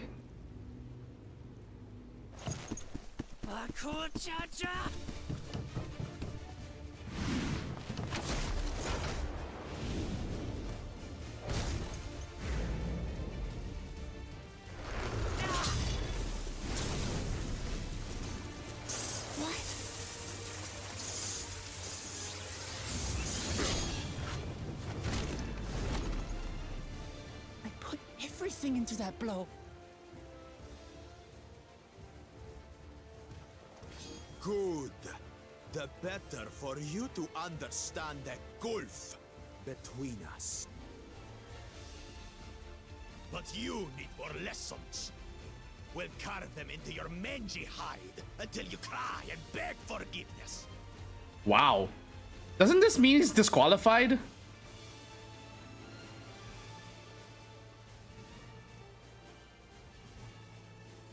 He's not alone. Your brilliant plan was to steal the float and take the credit. The so-called blessed siblings are nothing but cheats. Your scorn is sweet music. Come, weaklings. We'll crush you each in turn. Or all together, if you like.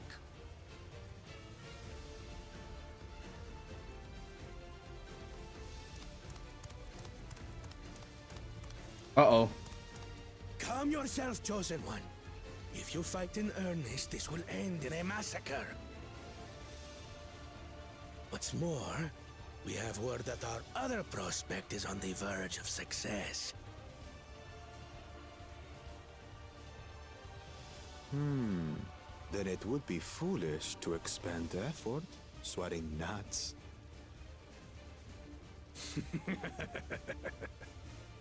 Lucky for you. Eh?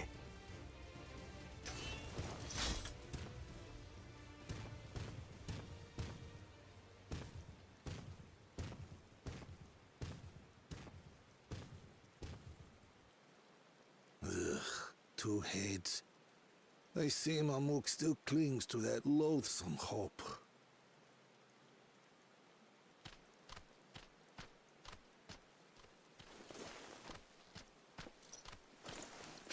Talk to us, Third Promise.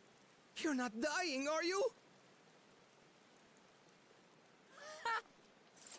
It'll take more than that to kill me. I like the flourish that So, Pictomancer Are we has. having this festival or not?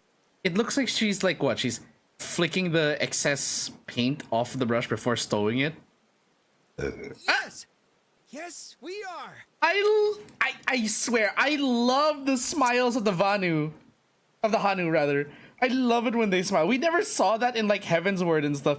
And it's so I don't know why. Just seeing the big wide smile on their face. It tickles me in some way. The happiest bird ever.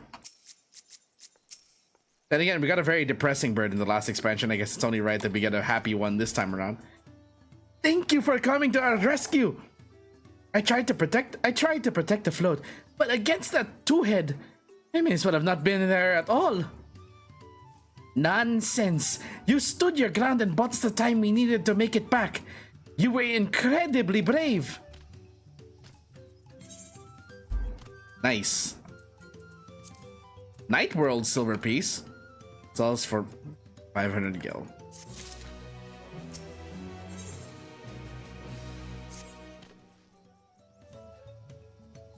With that exciting interlude over, you'll be pleased to know that my repairs are finished as well.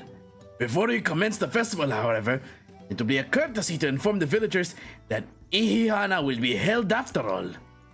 Go forth, but do not forget your greetings. At this stage, I should hope the reminder is unnecessary. Ohokari! See? I remember. Can we get that as an emote, please? Will we unlock the Ohokari as an emote? The chat button say use your keyboard or the software to enter any phrase containing the words Ohokari to greet the Okanu villagers.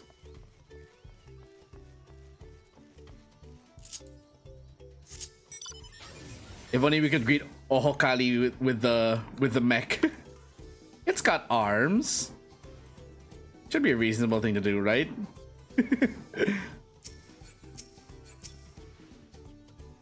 Bam, bam, bam, bam, bam, bam.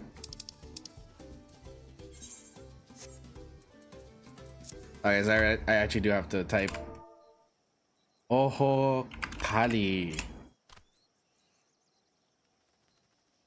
Ohokari! Thank you for letting me know. I'd very much like to attend the festival, but the repairs should be finished as soon as possible. Oh, what to do, what to do.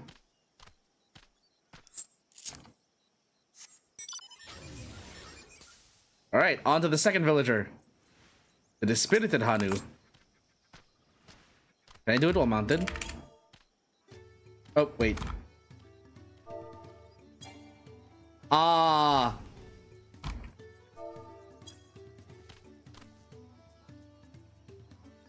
Oh, Kali! The festival is about to begin. What do you expect me to say? Besides, of course I'll be there!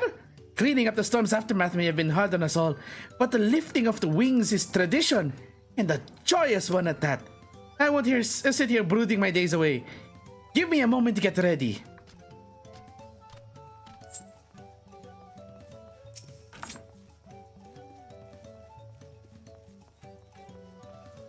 Alright, and then...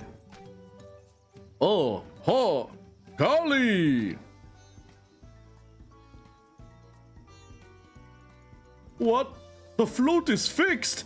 Our fallen friends would be glad to know that Ihihana will soon be underway. They would have wanted us to honor them with celebration, not that their loss deterred us from it. I must go and enjoy the festival for those who no longer can.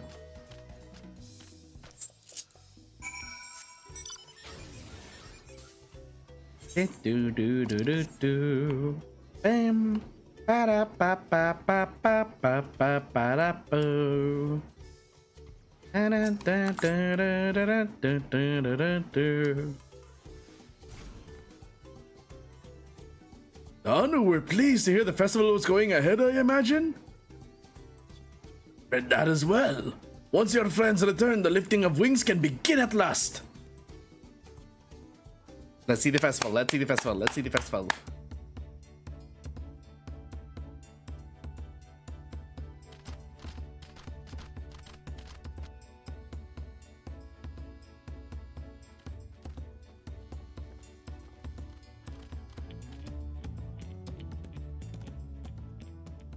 So few have come.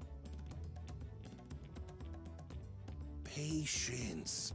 Once Ihihana gets underway, no Hanu will be able to resist joining in. Just so. Ukewu knows well the heart of the Hanu.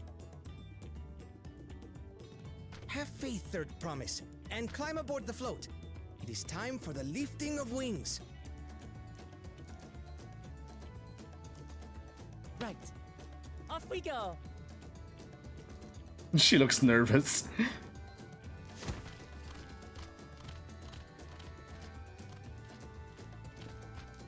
Ihihana is a prayer for bountiful harvest, but this is not its only meaning.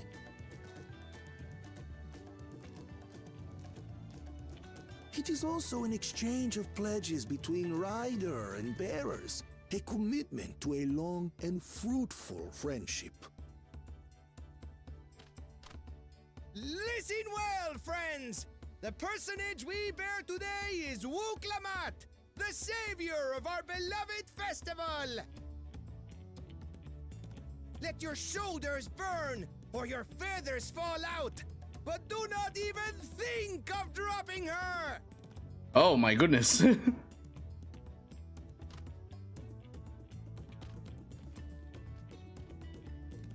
I'd like to see this. Ready and...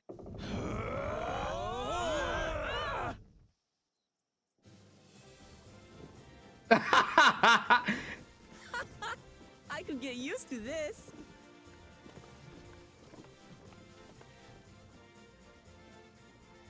Da, da, da, da, da.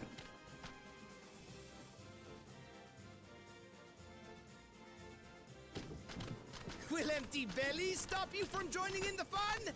Come and help us carry the float! They're smiling. So cool. Well, well, well. To see the day that Dawn's promise would ride our boat again. And We've not had the honor since you were here, Gulul Jaja.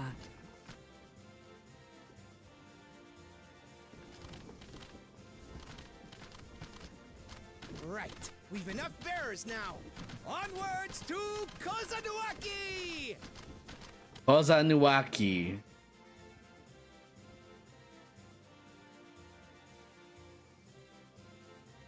I'm sorry, I'm just very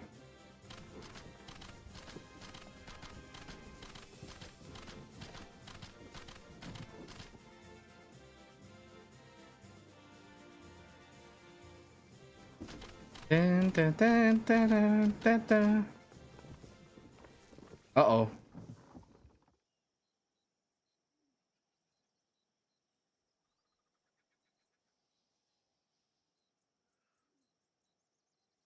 Watch well, for you are about to bear witness to the true glory of Ihihana. There it is, the prayer.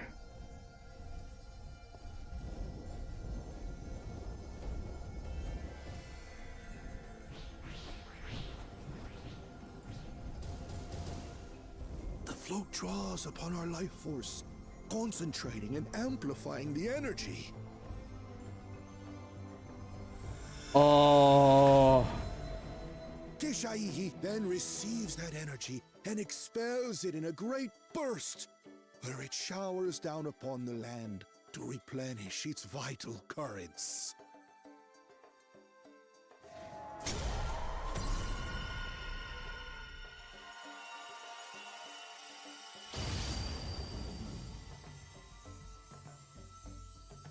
Oh, that's so cool.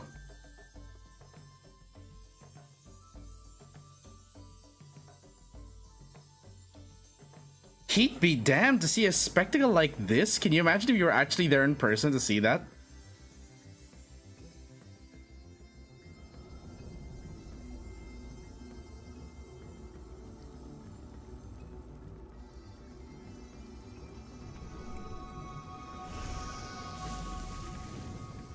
The reeds, they've grown.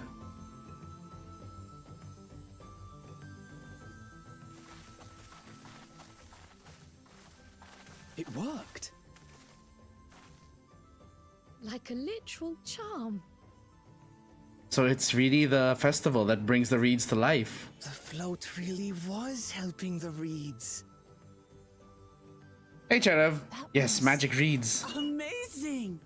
To think that such a thing was even possible. I am in awe.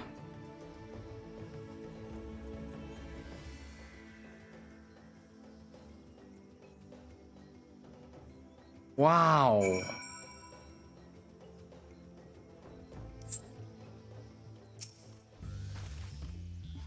Should I have left the float behind like that? I was so excited to see the reeds. Nothing to worry yourself over. My brethren have been swept up by festival fever. Last I saw, they were taking turns at the carrying poles on the way back to the village. Please, feel free to look over the fields and enjoy the sight of what you've accomplished. Will we actually get praise? Please tell me this means that we have earned the keystone.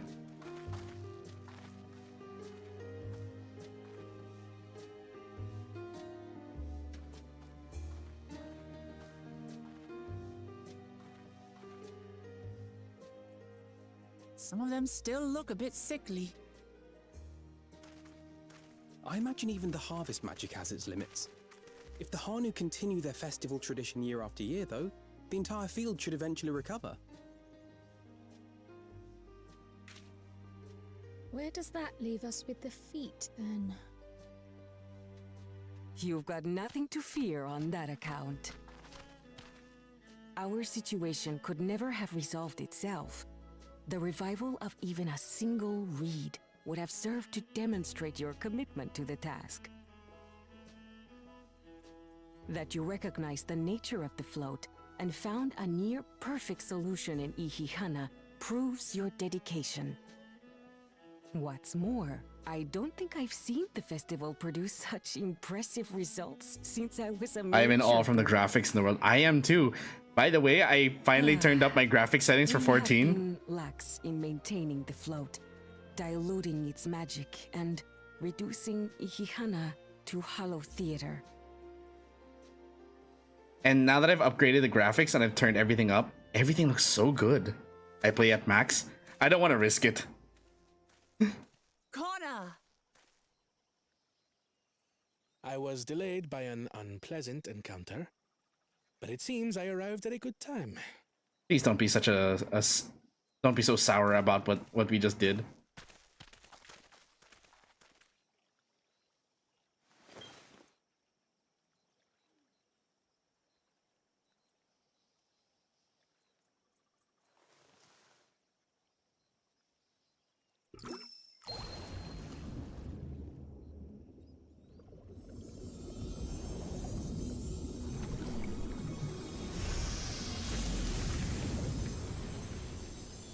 Dare I say those reeds actually look taller than the ones we had. Oh, isn't that wonderful? It works. It's cause you stream. I don't. You just pour in some mystery liquid and problem solved? Stagnant ether was to blame for the reed's poor condition. I assumed that was an alchemical concoction which enhances ethereal conductivity. It utilized the flowing water as an ethereal current, thereby promoting the transfer of life energies. Yeah, but it's such a soulless way to go about it. A method I could not have devised without the education I received at the studium and the cooperation of my Archon allies.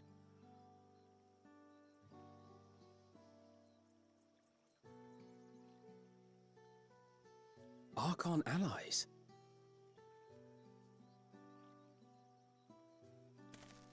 You see, Lamachi, this is why we need to embrace foreign knowledge and technology. He's not wrong, but... Employed appropriately, they make light work of what would otherwise be arduous labor. There's no need to lug around heavy floats. He has a point, but it's lacking the spirit.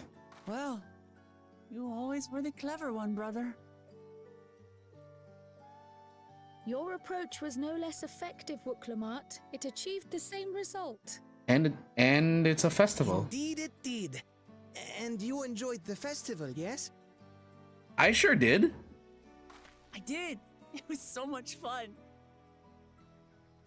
Having visited your village before, I thought I knew everything about it. As it turns out, I knew very little. About the reeds, about Ihihana.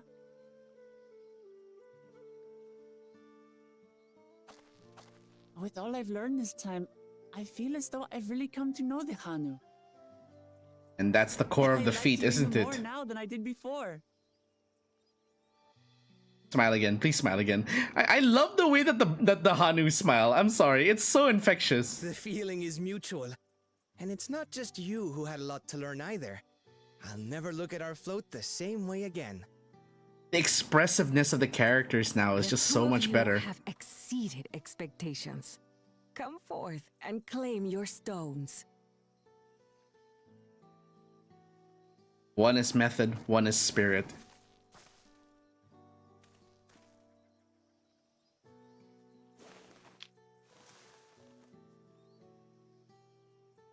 So this is what they look like. They look like tiny chocolates. Go on, set it in the tablet. I thought you said, go on, give it a lick. No, don't eat the magic rock. A perfect fit. That leaves 6 more. And on to the next.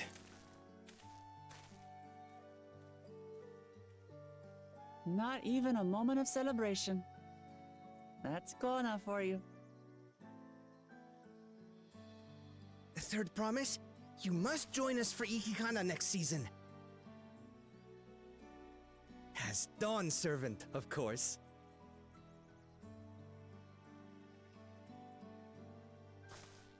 Right. It's back to Tulihiola for now. Thank you for having us. I look forward to seeing you all again.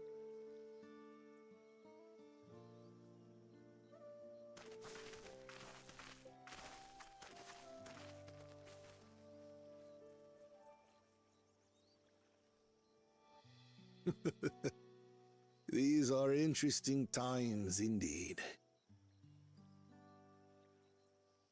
It now makes me wonder, though. I have to bring up the question of how is Bakul Jaja going to... Yep, okay, as I was asking it.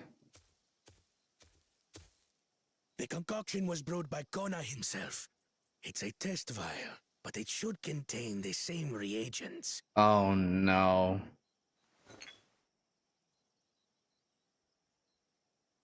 Good work. We'll use whatever we must to win. For win we must.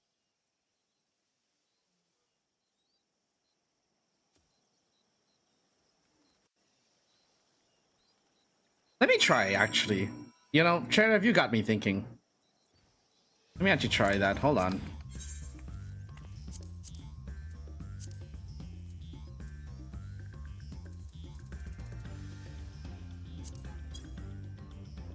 I'm still running at 60 FPS. Let's go.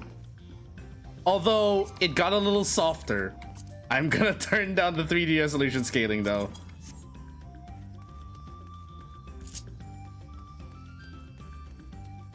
Look at that. Seriously, I am running at 60 FPS. Well, almost 60 FPS. That's because I have VSync on. But what if I didn't? 120 FPS? Excuse me?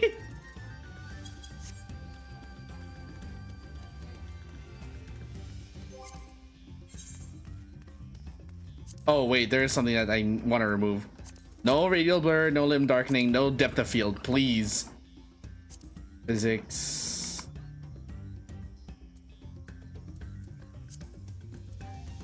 Yeah, fine. It still works. That's not BAC. Yeah, I turned off some of the things. Like, look at that. Hold on. Is there striking dummy here?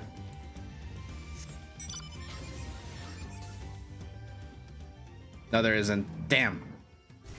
Also, Sheriff, I wanna just show this. Hey. I have the Mountain Zoo. Okay, you know, we're gonna take a quick detour just to my house and use the striking dummy there. What's the music? I haven't checked because I turned off the mount music. Let's see.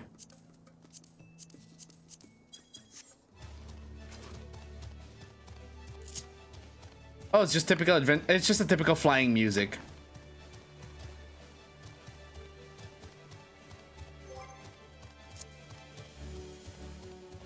Yeah, it's just your typical flying music. What about the arc though?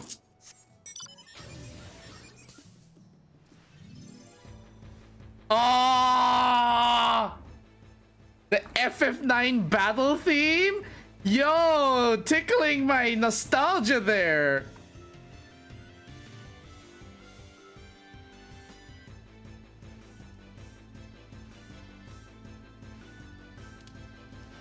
Da, da, da, da, da, da, da. I immediately recognized that the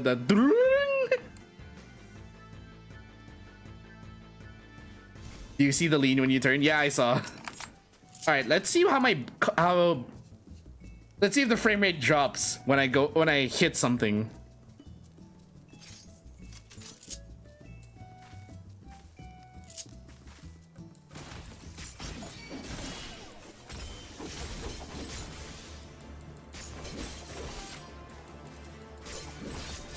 Oh wait, that's a positional. Shit.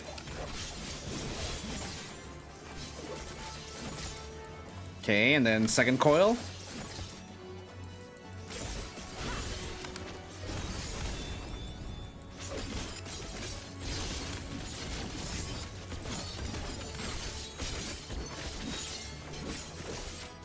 Then we go into this again.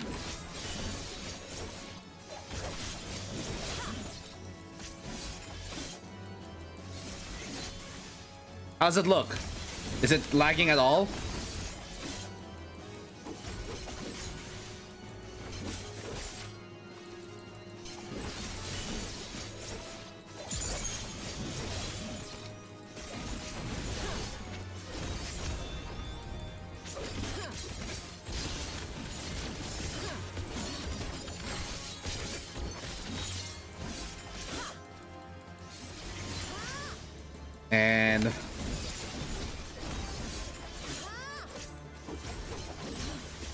And then reset that.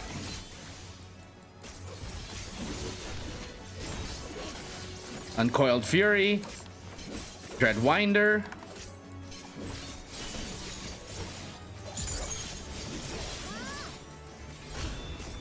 Reawaken.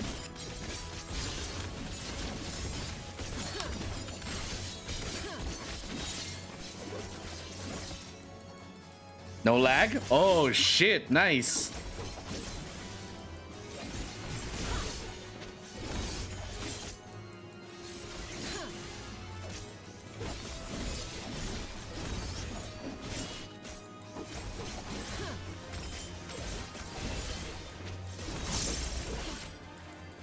Okay. I forgot to do that, the positional again.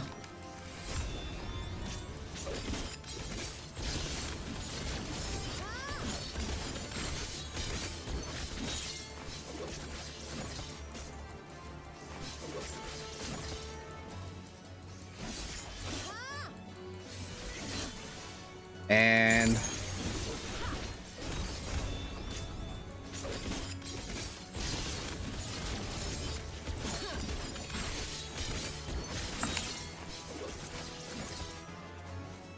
hey, look at that. I am running this game smoothly, uncapped frame rate, and at max settings. Minus the radial blur, because fuck that. Who would ever want that setting on? You start with the one with the 2 stacks. Here's the thing though, Cherev. If you start with Dreadwinder, you are losing out on damage for Dreadwinder. Because Dreadwinder, where is that? Not only are you're losing out on DPS if you do that, because Dreadwinder, where is it? Deals potency of 450. Now add 10% on top of that for Dreadfangs. You increase the damage the target deals by 10%. That's much more valuable than starting with Dreadwinder and hitting an enemy without the buff. I envy the people who can already fly in this region.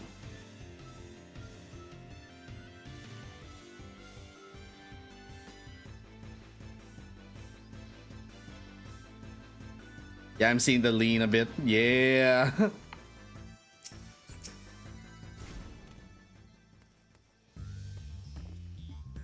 My journey has just started and already I've met so many wonderful people. Wukevu for one. He's a bit eccentric, but everyone could stand to be as respectful of other cultures as he is. And Lino Hanu. It warmed my heart to see him honor his departed friend through Ihihana and to help others do the same. I can't help but feel excited thinking who else I might meet over the course of the contest. Come on, let's head back to Shbalyavtier.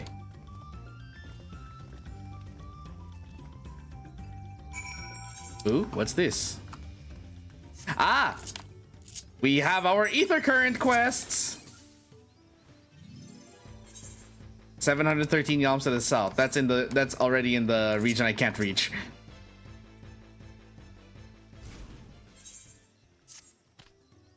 Your Woklamon's companion Kishai smiles upon me. I'd hope the great bird would guide me. Would guide one of the village's saviors to me. You see, the time has come for us to make our customary offerings to Kishai. It's a ceremony we hold dear, and I would invite you to participate as an honored guest. It's a fruit that grows to the southwest. They must be so ripe they fall into the earth. Gather 3 and deliver them to Lanohali at the shrine. I see Veins say Dreadwinder, Balance say the other. Yeah, that's the thing. I thought that the one for Balance made more sense because again, it's because you get your buffs that way the fastest. While that is true, you're also losing out on the damage buffs. Not to mention, if you consider that a lot of the classes are still doing their openers and prepping their buffs for the first, are still in the prep section of their burst window, it lines up. Consider that, for example, Summoner has to go through one cast of Ruin 3 to actually get their combat started before they go into Dreadworm stance.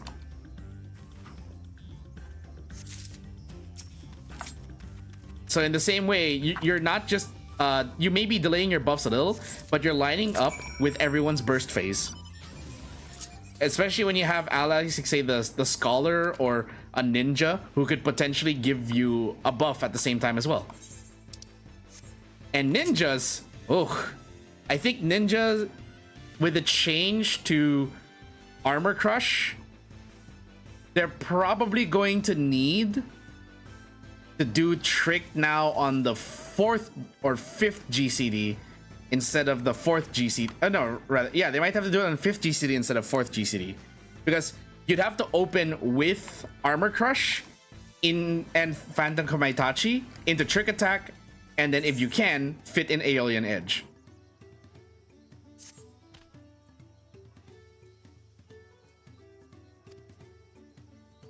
The wind's chosen. It's my feathers which adorn the festival float. The other one has guided you to me for a reason. As a visitor to our village who has become... Perhaps you're familiar with the lance guard. It's customary among the ministers. Nahanshi is the name of our guest, and he was due to arrive some time ago. Fear he may be lost. The fact that the quest has a picture, I feel like this is going to become a side plot. We'll see more, I guess, when raids come out. Yeah. Also, I've never heard of icy veins. I usually trust the balance. That's where I've used most of my rotation. I've gotten most of my rotations and openers from. It's been mostly reliable.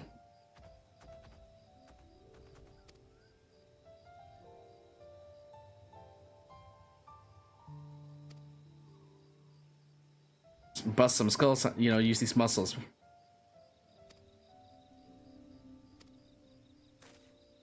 Icy veins is where you get your abyss. Oh yeah, that one.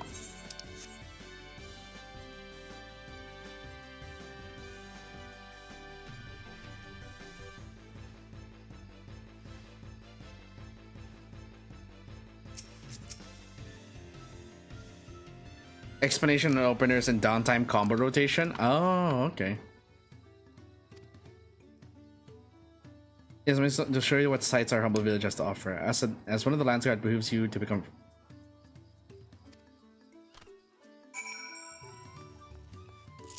way more detailed. Well, that is true. Again, we'll have to see when raids come out, because I know that the balance usually bases their guides on what is the most currently available content, and they will usually update their openers and rotations based on what the current content is and their measures of DPS.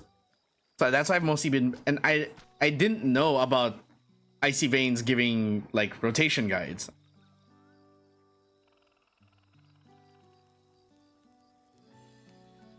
But just from the description, like, they both make sense. Yes, you want to get your buffs up faster, but I'm gonna side with the balance because, again, you have the few GCDs of prep that every class has before they do a burst. Usually it's like 2 to 3 GCDs. And so you have the time to get your buffs up with using Dread Fang first.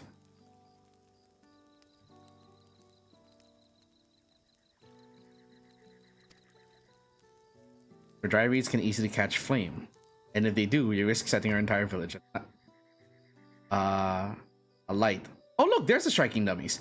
Building waterways through Okhanu is a way to protect us from such incidents, but aquatic beasts can travel them as well. When these beasts become too great in number, we beseech the Lance Guard to cull them.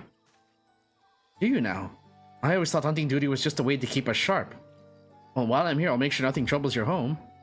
All of Okhanu would thank you. Now for the reason you came. The feathers of the winds chosen. They're used to adorn the equipment worn by the Lance Guard. The design evokes the image of Kishai, the great bird revered by all Hanu. The feathers give it a touch of authenticity to make the soldiers appear all the fiercer. Every soldier's outfit is designed according to their profession, and each feather must undergo an elaborate process of dyeing and oiling to meet the Lance Guard's varied needs. Can we get this as a glamour? So without further ado, let us begin. I first ask that you come meet me at the gate to the southeast.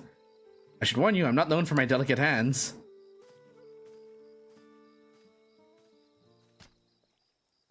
Because, for example, Dragoon doesn't have the red buff anymore and only has Battle Litany, Dancer pre-dances. Picto also has pre-casts now. Yes, that's true, but we're talking about ability buffs, not...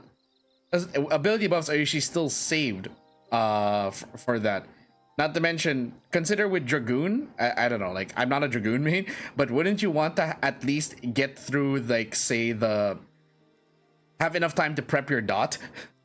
Or do you not have dots anymore? I could be wrong. You want to be able to go through the short rotation to at least get your big hitters in. Like, I know that, for example, Nastron...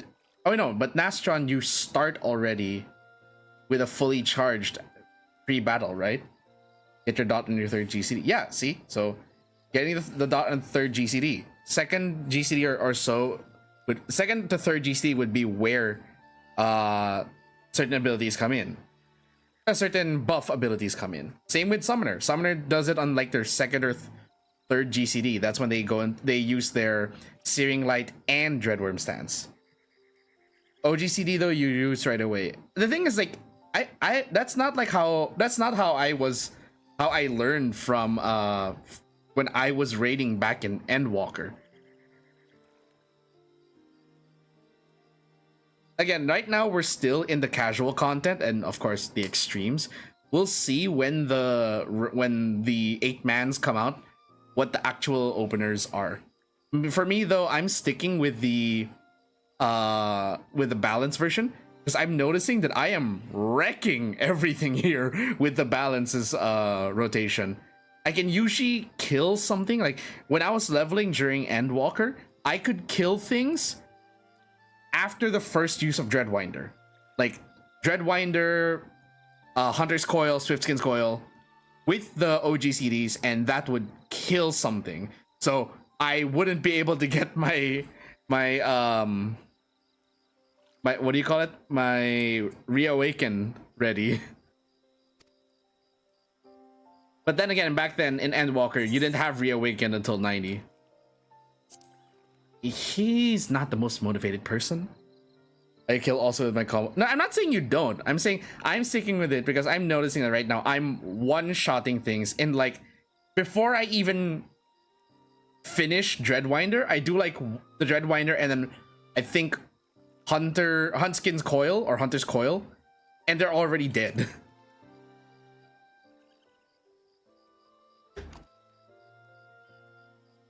So that is like 4 GCDs in. Not even the OGCDs are involved.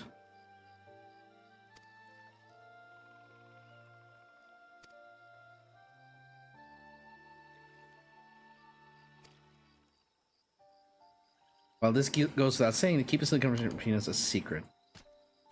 You could probably adjust like with the in between of using Dreadfang. Like you don't have to do what I'm doing, which is I usually go Dreadfang into Swiftskin Sting and then Dreadwinter. You could just do Dreadfang into Dreadwinter, so you get the damage buff of the weaker attack from the weaker attack.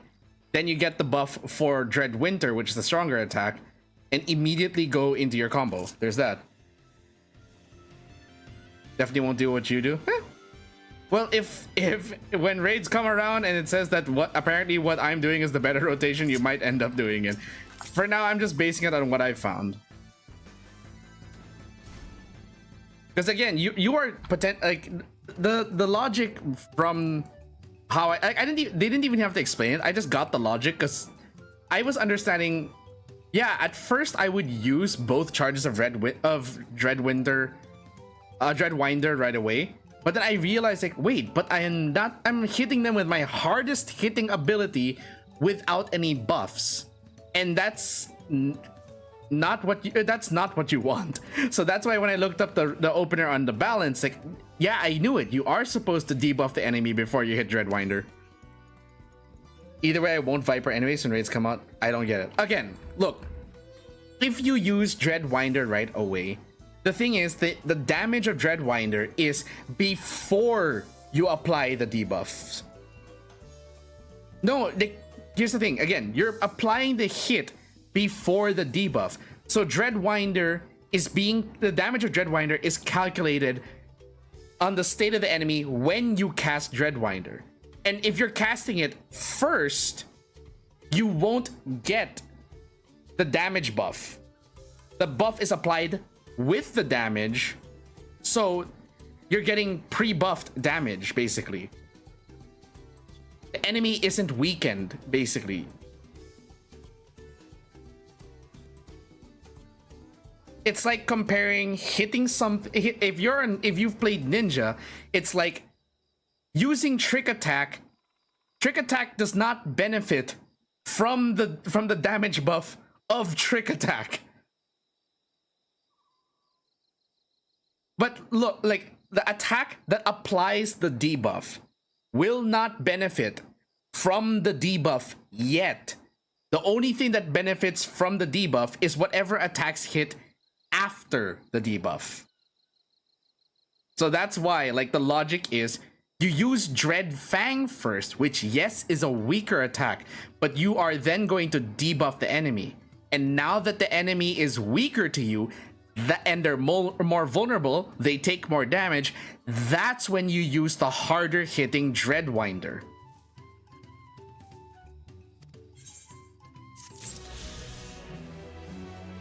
Where are the... I know I saw on the cutscene that there were striking dummies somewhere here. Where were they? They're somewhere near a river. That's all I know. Was it here?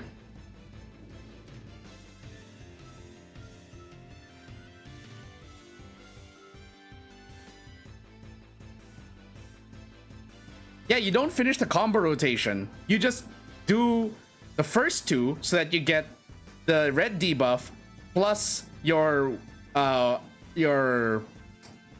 cooldown reduction ability. Then you switch to your Dreadwinder combo for more damage.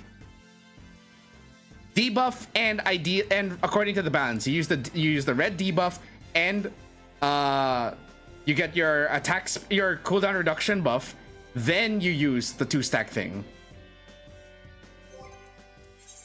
You want to use Dread Fang into Swift Skin Sting. This one gives you your reduced weapon skill cast time and recast time, so you hit faster, your attack speed buff. Then you go into Dreadwinder, the 2-stack ability. And then you buff yourself with Hunter's Coil so you deal more damage from that point on. Why is it so hard to find these striking dummies? Unless what I saw were not striking dummies and were just fences. There, aren't those striking dummies over there? Are they striking dummies? They are striking dummies. Okay, here, I'll show you. So, slowly, here's how the opener I saw was. You do Dread Fang. So you give Noxious Gnash. Then you use the second ability, gives you Swift Scaled. Go into Dreadwinder. Then you get the damage buff. The other damage buff, I mean.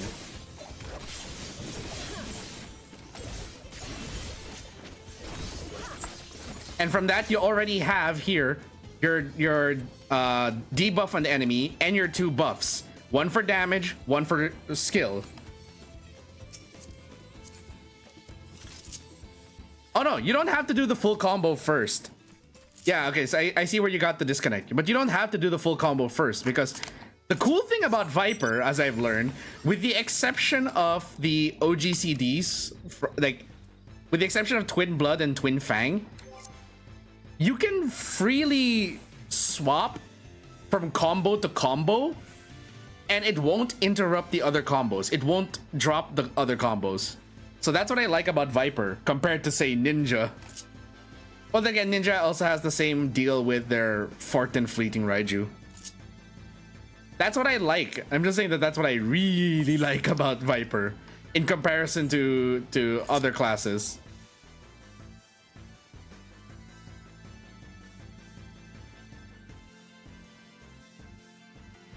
Or it's not like Machinist, where if you swap from your main combo... Oh, no, Machinist doesn't have much of that. If you swap from single target to AoE, that's where you have a problem. Only completed Viper is no defensive skill. We don't? Well, that's true. If we're meant to be the more selfish ninja, yeah, that is one problem.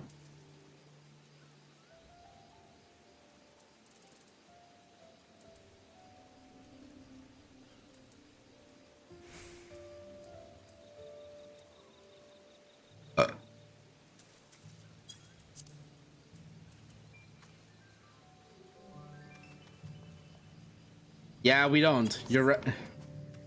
Yeah, I just noticed we don't have a defensive. It's all attack. Yeah, so it's pretty much. It is the most self. It's yeah, it is actually the most selfish DPS class now. It's an all-in. It's even more all-in than Ninja because at least Ninja has Shade Shift. Yeah, I know you're not kidding. I get that now. You pointed out, it's like, oh shit, you're right.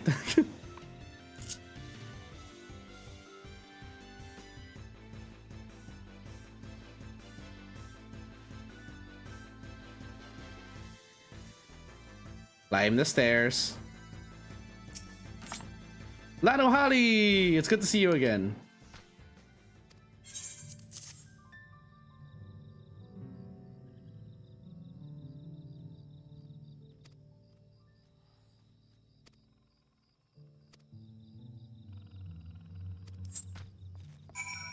Oh, hey. Ta-da! Wait, emotes. There we go. Sightseeing entry number 15 complete. Even more than Samurai, because Samurai has eyes, Black Mage has shield, Red Mage has the barrier thing. Damn, I didn't realize just how selfish Viper actually was. Oh boy.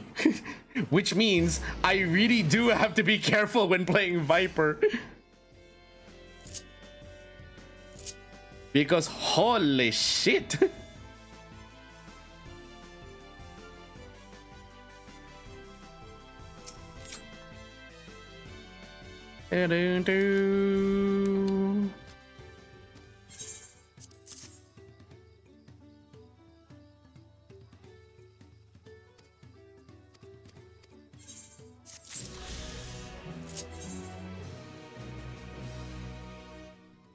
Oh shit. Can I make it?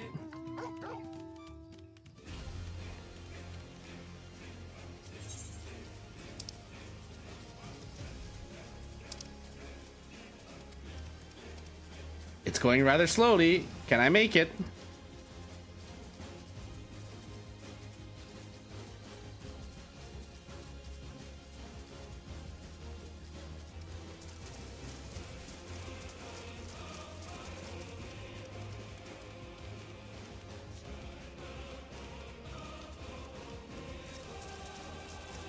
The most epic music to run to a Fate.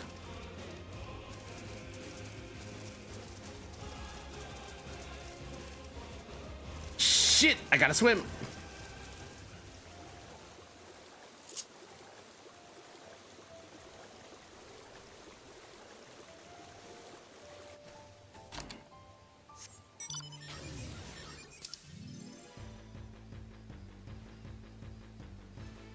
If I can just make it for 50% of the fight, I should earn a little bit of experience from it.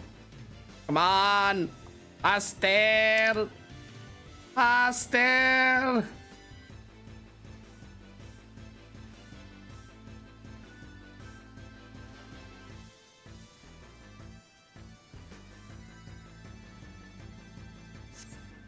Oh, that's a giant bird.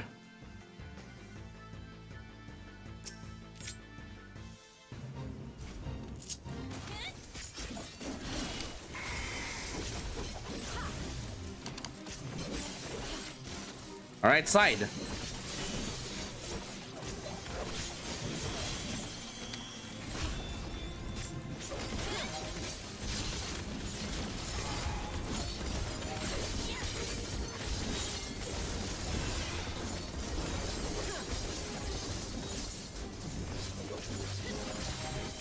And then here we go again with the combo. Side.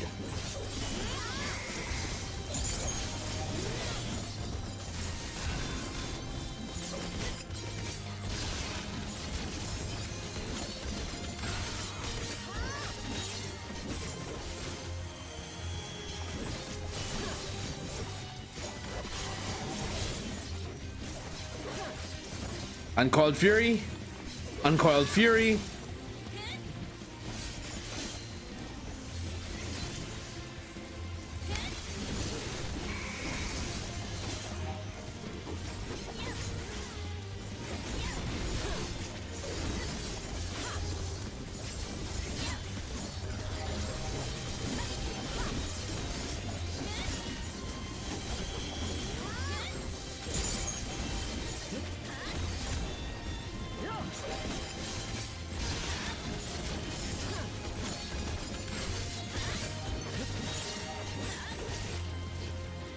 This thing's gonna die.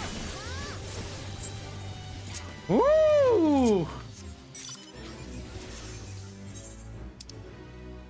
I love the adrenaline rush from always playing Viper. I love Viper's combos, I really do.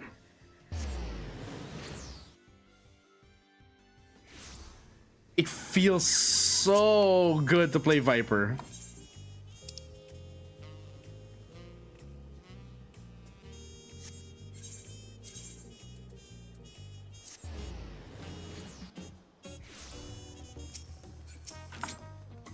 Question is, am I ever going to raid again?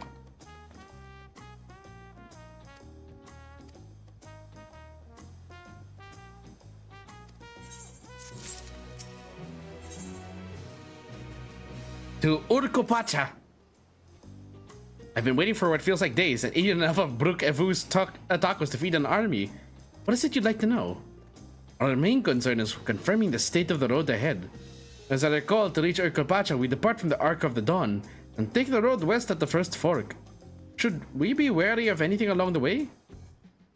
That is indeed the way to Urkopacha. Oh wait, hold on. That is indeed the way to Urkopacha.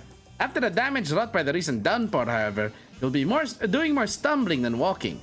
But do take heart. When it comes to rugged terrain, we have a most dependable solution available. Come with me. Is it the alpacas?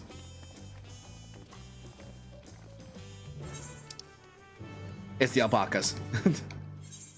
Hold on. There's one thing I want to also do, because I saw this on Archie's tweet.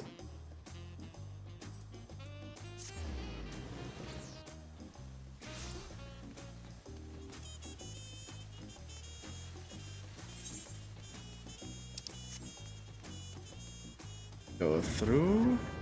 No, that's indoors. Am I wrong? Is this not where the jumping puzzle is?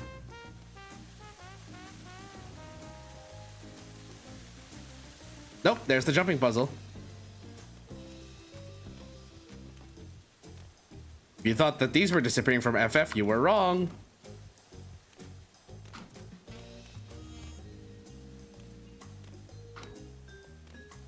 Okay, so jump. Shit.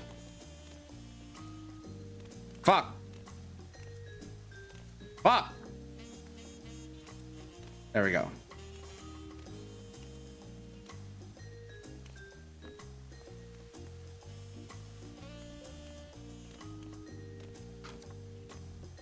Okay.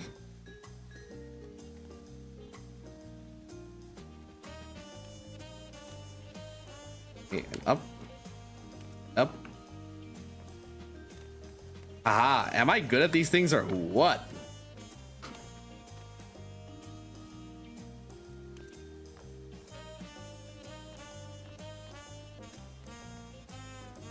Okay.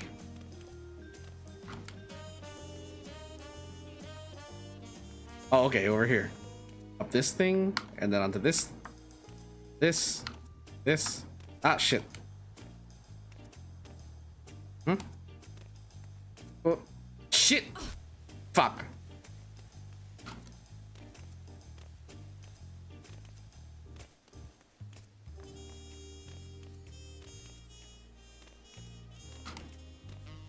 Okay. Eh. Ah. Oh. Aha. Okay. Okay. Oh. Goodness. Huh.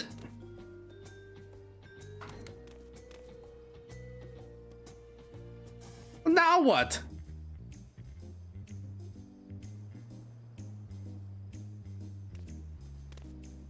Oh shit.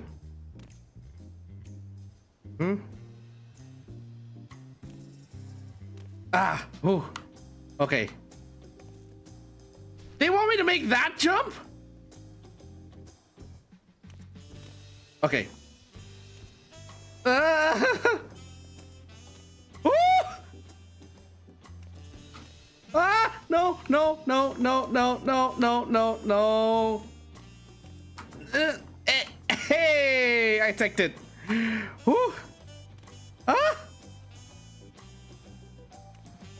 Yes! Yes! No! There's more! Son of a bitch.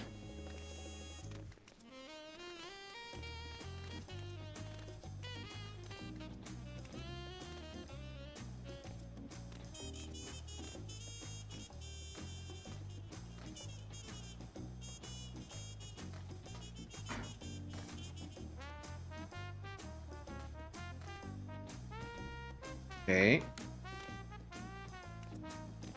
Ooh. Eh. Ooh. Woo.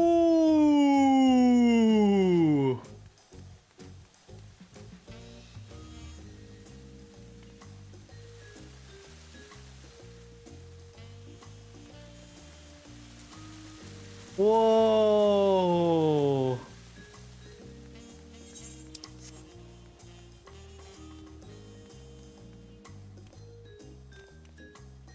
Can we go over the fence? Can we go over the fence? No, we can't.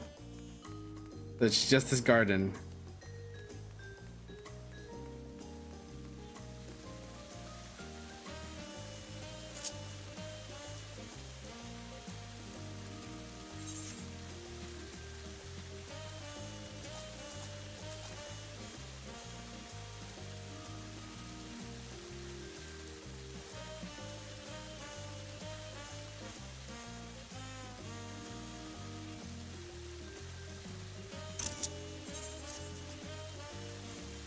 The question is this the end of the jumping puzzle? Is this the end of the jumping puzzle? I see no more platforms.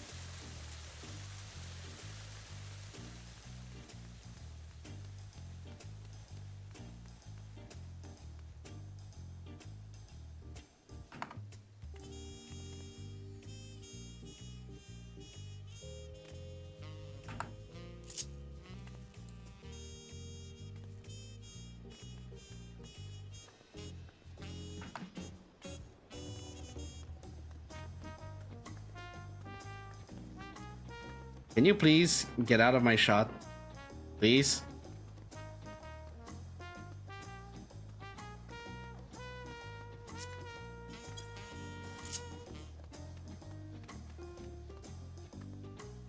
Can you please?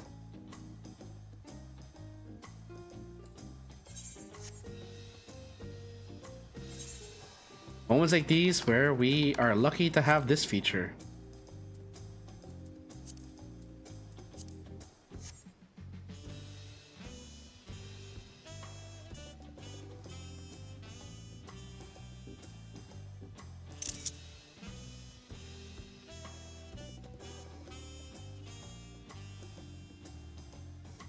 Damn.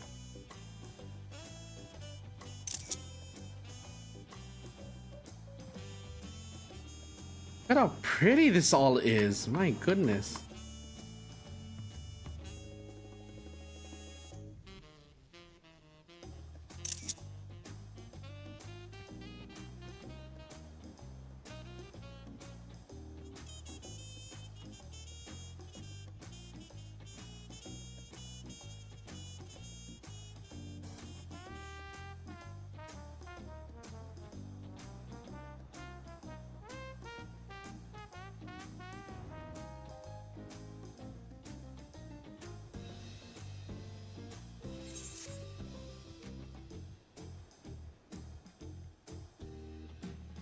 Wonder the dude's still trying to jump up here. Yep, he is.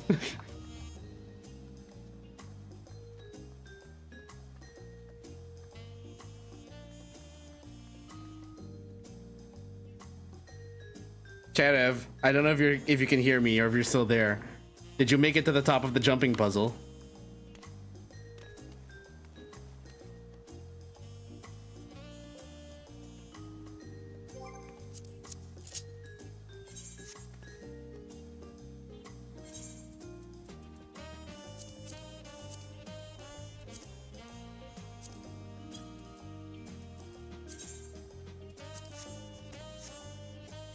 Oops. It's a bit too far off the edge.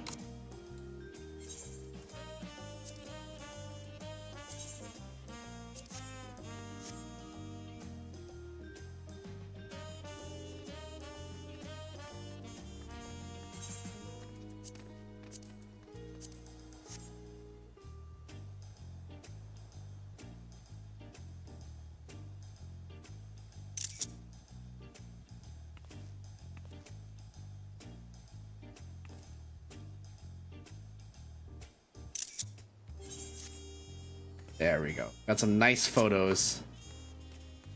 Whee! Ah!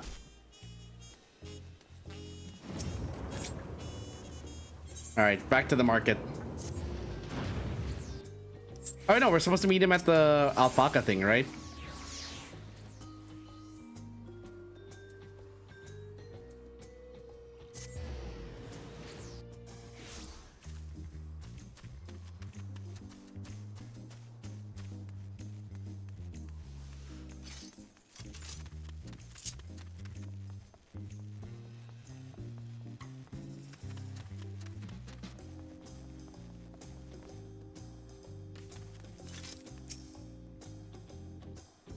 Okay, so how do you expect to get us up there?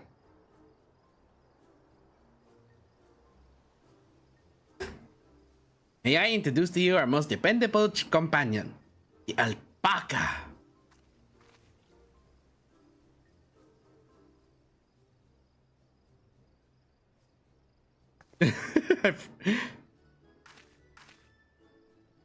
These animals can traverse Urcopacha's steep mountain trails. Oh wait, I think that's a female. Think. These animals can traverse Urcopacha's steep mountain trails as if they were gentle fields, and all while carrying heavy loads. And merchants would be lost without them. So they film much the same niche as our chocobos back home. You don't have alpacas in Eorzea? Alpacas are native to Yoctoral. Anyway, how did our Aaronville go again? Oh yeah. Alpacas are native to Yoctoral. Eorzea has its chocobos and the eastern lands have their horses. Why go to the trouble of breeding another pack of beasts in a place which ill-suits its qualities where it is not needed anyway? But must we ride these little monsters? I get the impression you aren't fond of alpacas. When I was small and being a bit naughty, I went around pulling on their wool. One of them spat on me and it was the foulest stench you can imagine. I see. What are they like to ride? Alpacas bred as mounts are inquisitive and docile. Even those without experience find them easy to handle. We're really doing this then. So, was my information useful to you? Yes, very helpful. Even if it wasn't what I wanted to hear. Good, I'll take my payment now. You want me to pay you? Yes, I should have expected as much from a Pelu merchant. Let me see what I have on me. The Pelu value the act of spreading joy through trade, as you should know. They take pride in making deals that benefit both parties.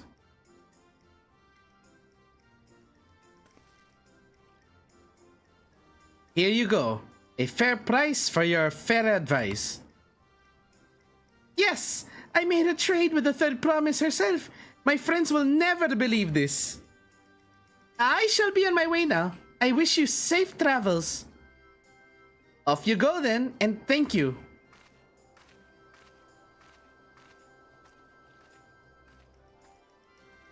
Better not get spit on again. You brought that on yourself. Remain calm and gentle, and so will they. I'm still not happy about this. But if we need to ride alpacas to reach Urkopacha, then that's what we'll do.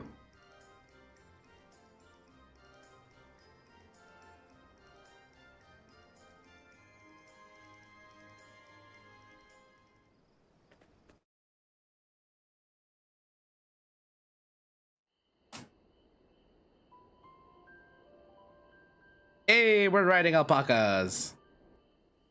Turali poets of yore sang of a mountain that would stand tall, even should all other lands sink beneath the sea.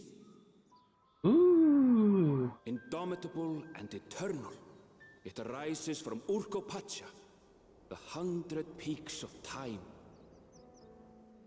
Of all the beasts which crawl and fly, only the legendary Valigarmanda could hope to disturb the summit's serene majesty. Yet, with that flying calamity imprisoned by the Dawn Serpent, what great feat remains for those who would claim the throne? Urkopacha. Yok Toral.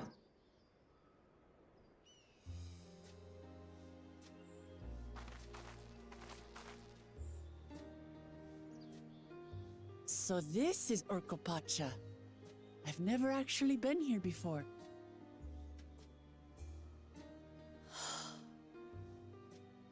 The air is so crisp and clear. Mountains everywhere you look. That one massive peak in particular has quite the presence. It puts me in mind of Som-Al. That is Workor Sormor, the tallest mountain in Yok-Tural. Its sheer height makes it an imposing climb. But there are other reasons the ambitious keep their distance.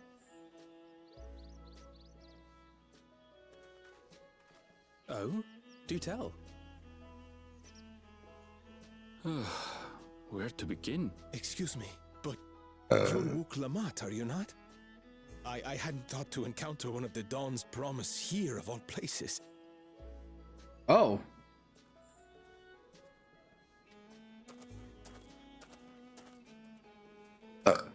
Her reputation precedes her wherever she goes. But I should introduce myself.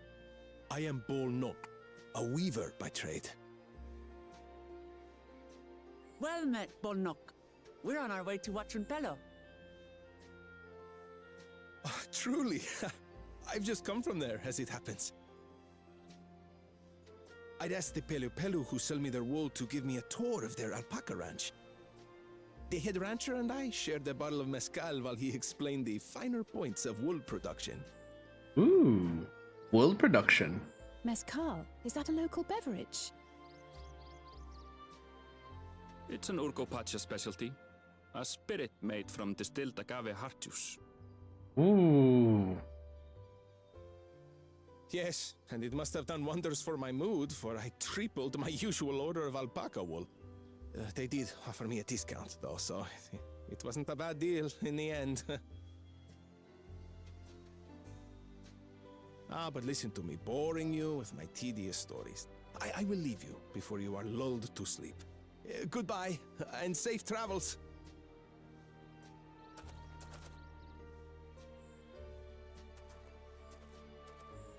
Oh, silly me.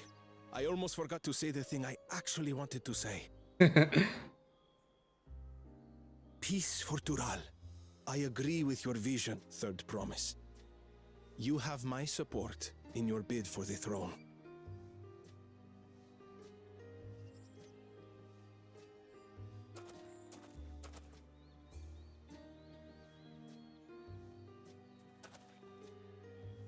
I gather from his tale we would be foolish to underestimate Pelu merchants.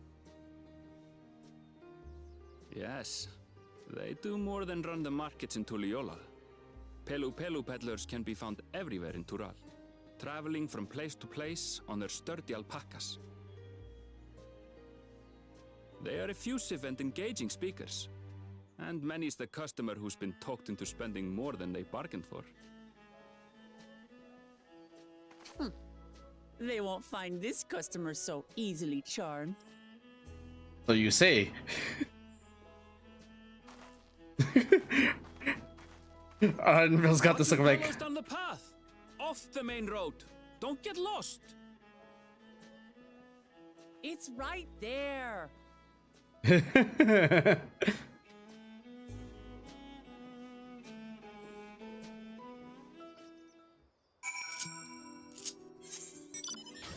Ooh, an entirely new region. And the alpacas are definitely docile. They're not aggressive at all. And now before I forget,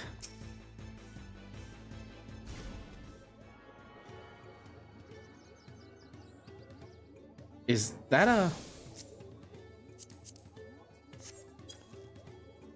Okay, so apparently there is a mount that can make me even smaller than I already am.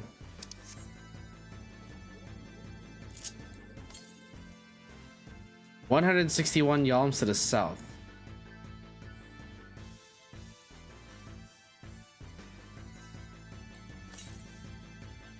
Southwest. Ooh, it's the things I need to hunt.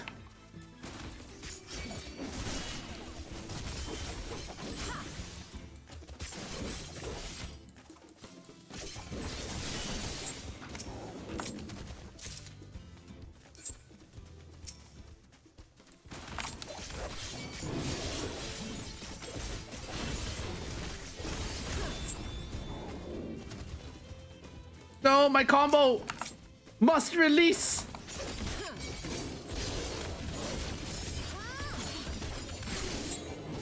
Really?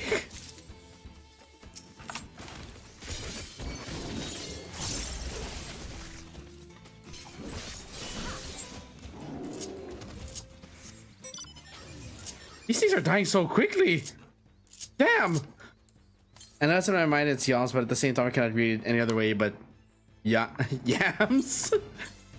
I think you're hungry, Chedev. There's southeast. I'm so blind. It was right there.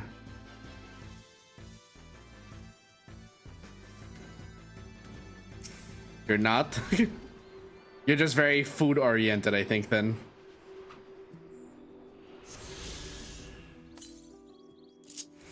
$228 yalms to the south.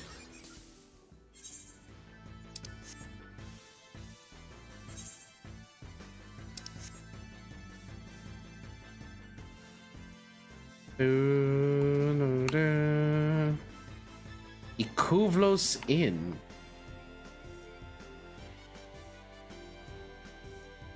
Da, da, da, da, da, da, da.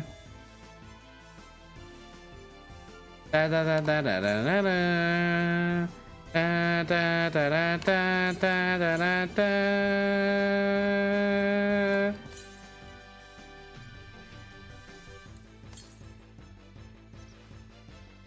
80 yalms south. Oh, it's in the cave, I think. Now how to get in there?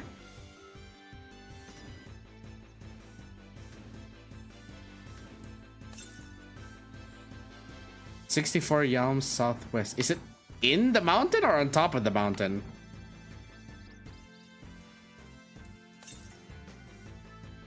$102 yalms to the west. It's on top of the mountain. Shit.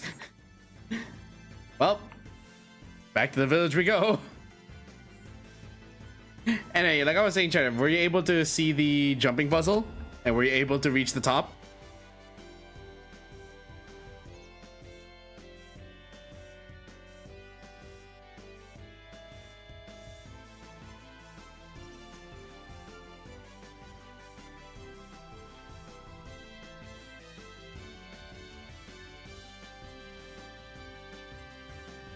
Not yet. Good luck. It's not that difficult, but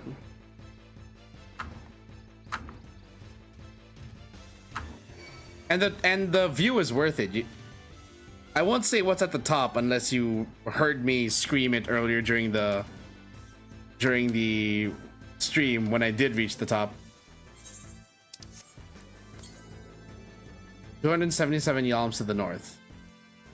Mezcal Distillery. I can't help but think that Mezcal is this world's version of Malbec. 209. Oh no, but it's a spirit, not a wine. Ooh, there's my other hunt target. Watch me kill it before I even get a chance to do anything.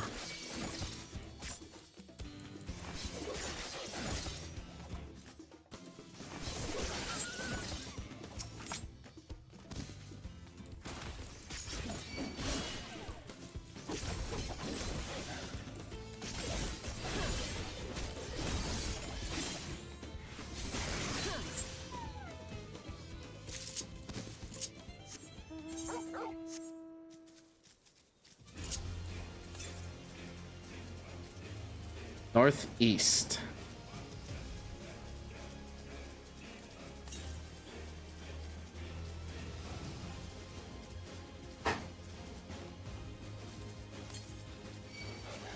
$72 yalms east. Oh, it's up there.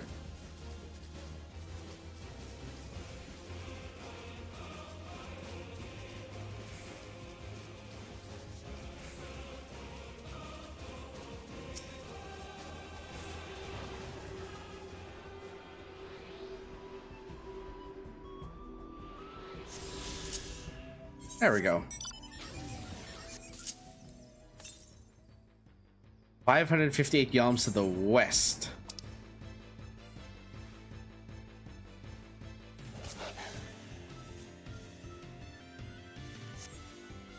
These things deal no damage to me.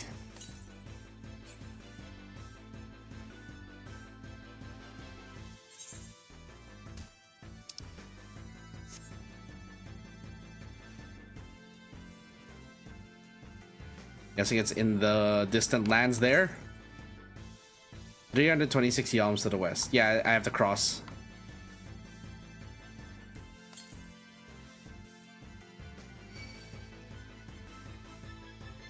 Da da da da da da da. Da da da da da da da. Da da da da da da da. Da da da da da da. Da, da, da, da, da, da, da. Da, da, da, da, da, da, da. I remember like there used to be I remember one of the things I used to listen to a lot in like late high school, early college was there was a rock cover of that version of the FF9 battle theme. Hold on, I got a message on my phone.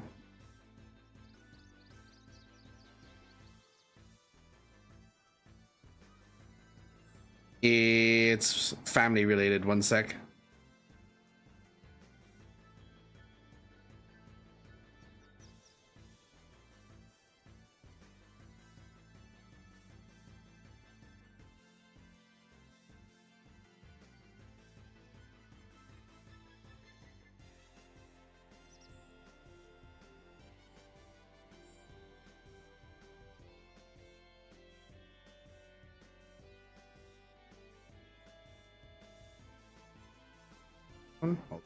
Sorry guys, it's we're coordinating for transpo over the next week and stuff.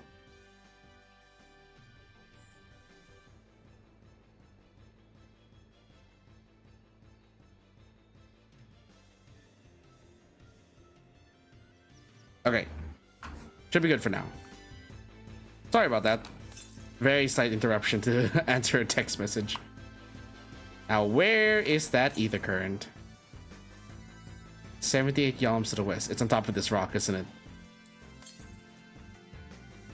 Yeah, it's on top of the rock. The good thing there's a mountain path here. Anyway, like I was saying, I can't remember the name of the artist, but I remember I did, like, it was end of high school, early college. I used to listen to that cover non-stop. It was so good. I remember we even proposed using it for for so you see, in college we still had phys ed class, and for your first semester of first year, because you're allowed to take or actually no, for both of your semesters of first year, you are required to take your PE class with your block or your section. But come second year, where you have only 2 more semesters to worry about, you have the choice to you do have the choice to actually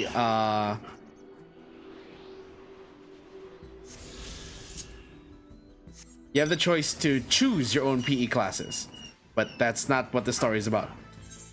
In first year college, I had Arnis as my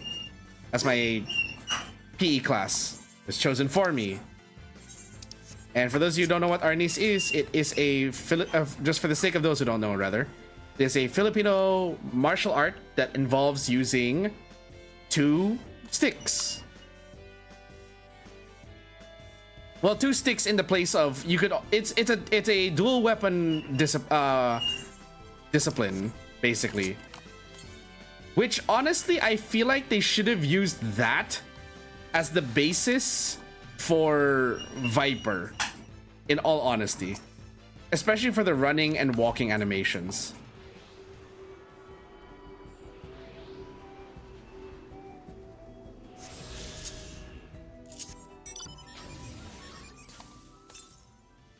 $143 Yalm South.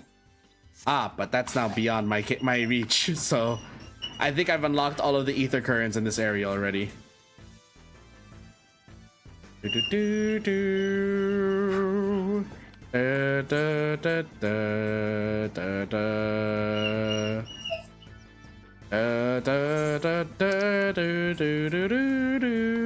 just teleport back. Oh, okay. You're just gonna be rude, huh?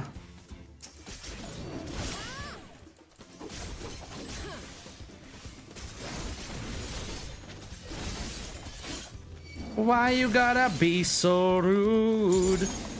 Now I gotta kill you too.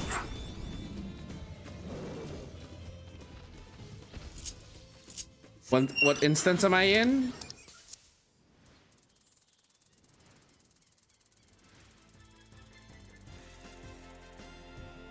Six. Urkopacha 6.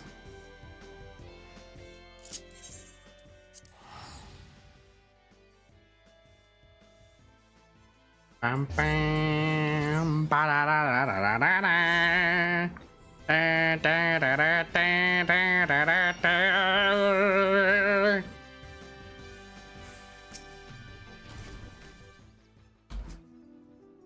You know a song is good when you don't care how you sound, you're just gonna sing to it. It's just music, but it's not actual. It's not like there's no lyrics when I'm gonna sing to it. This is it. Wachun Pelo, home of the Pelu Pelu. Uklamat should have arrived before us.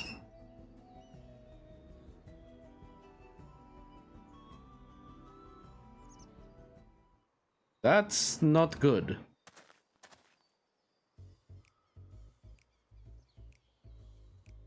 You've come all this way for the right of succession? Oh, so this means I'm exchanging words with the few. One sec, guys.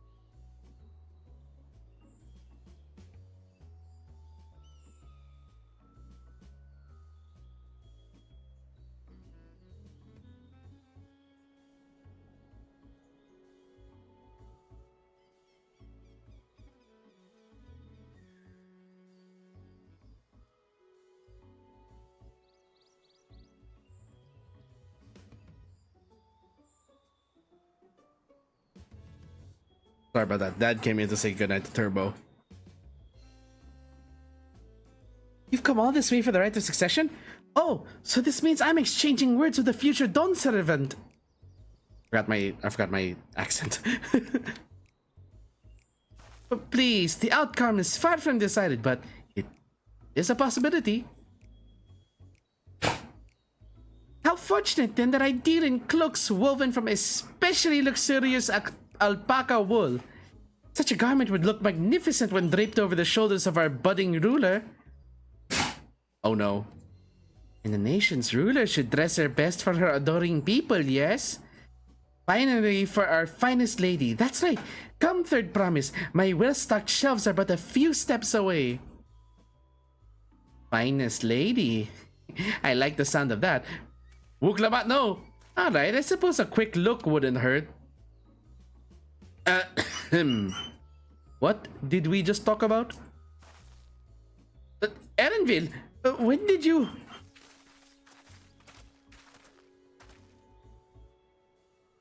A Shetona from the far-off Shaktoral? Northern winters are bitterly cold affairs, I'm told. I cannot imagine how you would survive them without a lovely warm cloak of quality alpaca wool. No thank you, I'm not in need of new clothes at the moment, and neither is the third promise. Perhaps another time. Of course, my shop door is always open.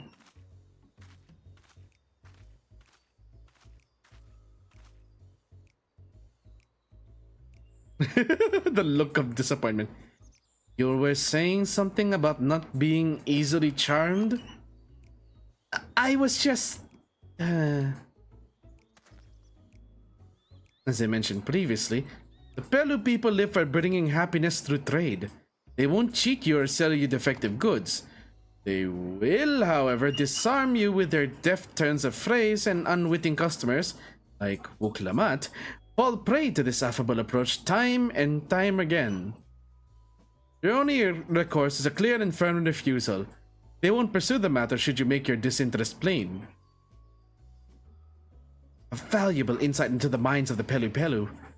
Let us all take Erenvale's words of caution to heart. Says the guy who bought a 9 million gil sword. I like all of us just look at Alphina like, you're one to talk.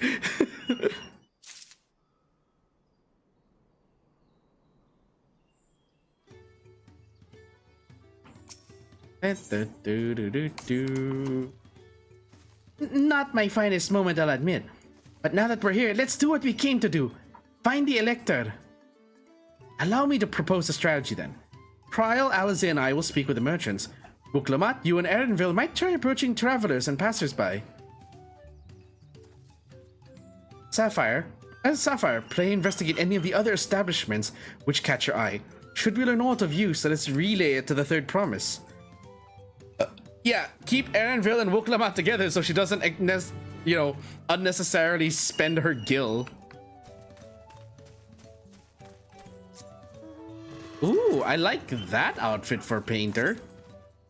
Not bad. Nice Eastern look to it.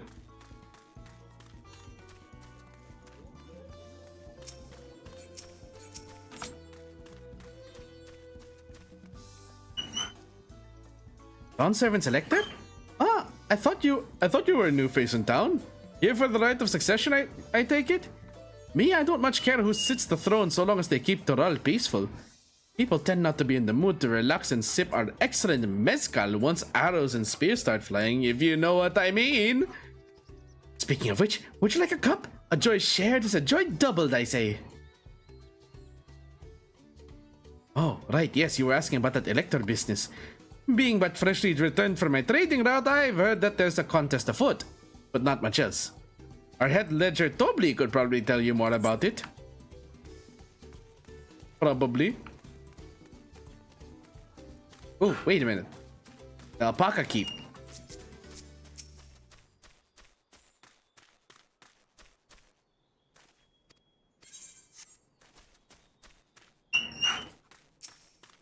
Gemstone trader, talk to me. Ooh, silver lobo hide.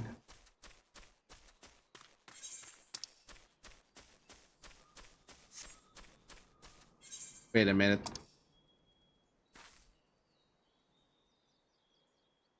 there a path up I didn't know about? Electors? Oh yes, I've heard all about the right of succession. They're looking to put a new ruler on the throne, eh? Personally, I'm rooting for Zeralja. If the first promise wins, they look to expand their sphere of influence. That means access to more resources and more customers. In the thousands columns potentially. So many new trading opportunities to spread happiness far and wide.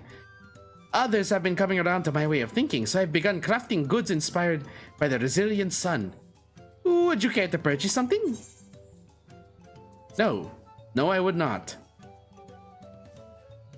Very well. You said you wanted to know about the Elector? I could help you, but I won't. I can tell you're no supporter of Zeralja or his policies. Wow, okay. Gee, thanks. Hold on. I saw that there might have been a path that I missed here on Sea Blue's coffee grounds. Oh, which look at that. The last NPC's here anyway. Before that, though.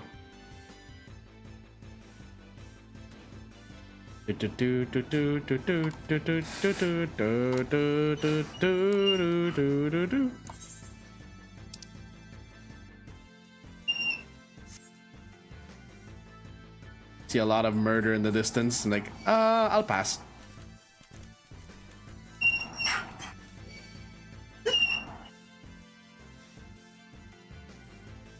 Bola whack.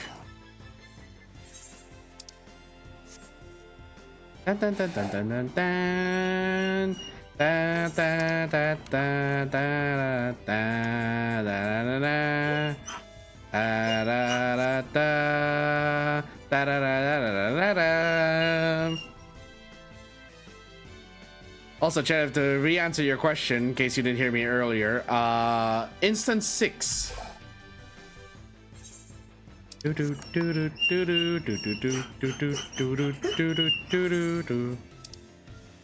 Oh no, they are coming after. Oh, look at that.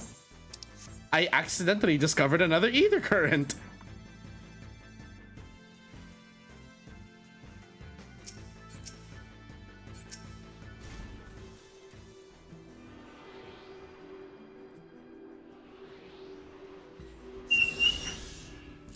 I'm guessing there's no other way to get past this, huh?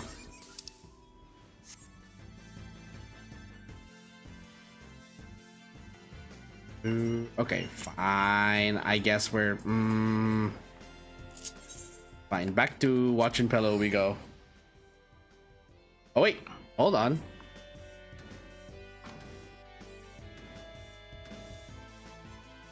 Is there a way I can get up?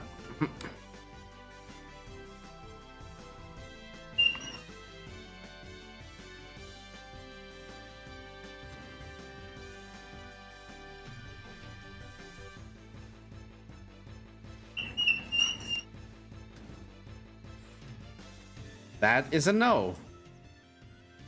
Thought I could get up there, but it's just that the edges aligned, apparently. Fine. We go back to watching Bello.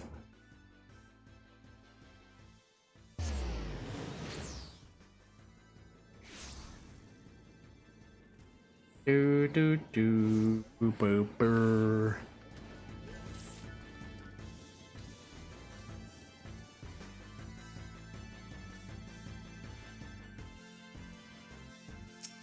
My blue.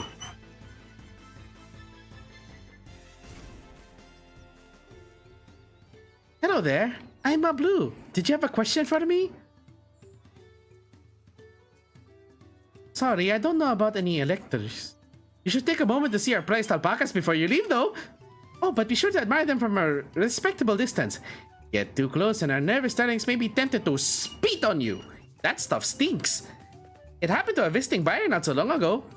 Tobli, that's the head rancher, was so mad at me for not giving a proper warning. No one makes a mistake without Tobli noticing. He knows everything that happens on this ranch. I guess we're looking for this Tobli fellow. Can I maybe unlock the first dungeon before we end stream? Can we actually do the first dungeon before the end of stream?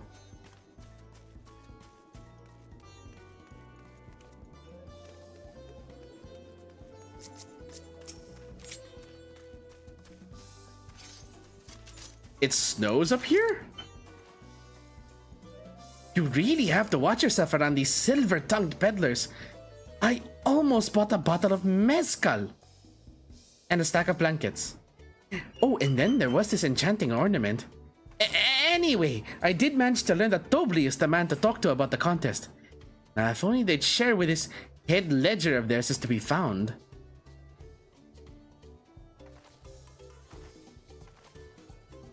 Really? He's also the head rancher? Well, the alpaca ranch is not far from here. I say we pay it a visit before the others return.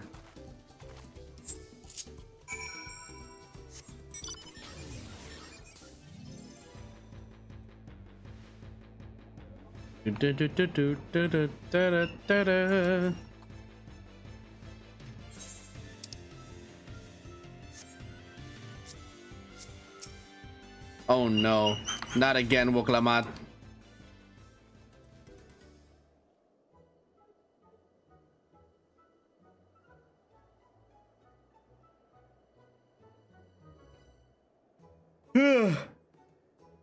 That's a lot of alpacas. Still, we know the head ledger could be here somewhere. Can't that fear deter me? Not to say that I'm scared, of course.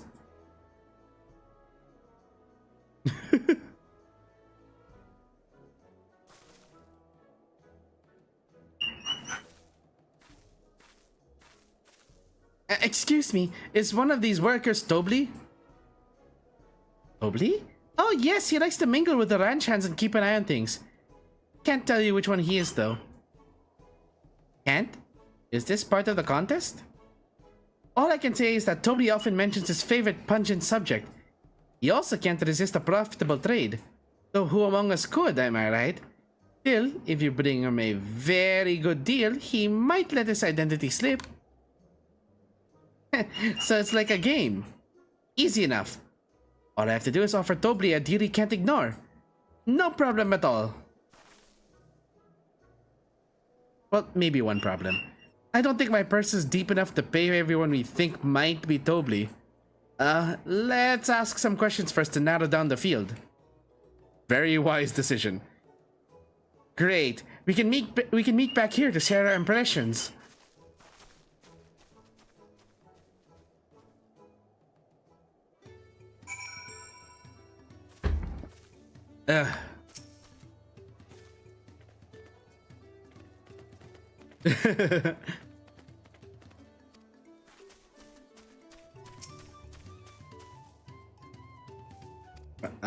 Spit if you start to them, keep your movement slow and deliberate.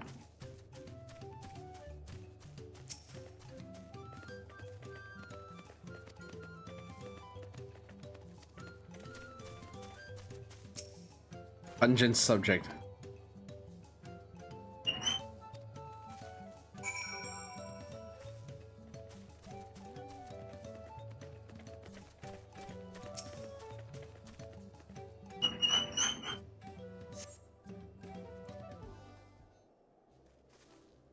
Do, do, do, do, do, do.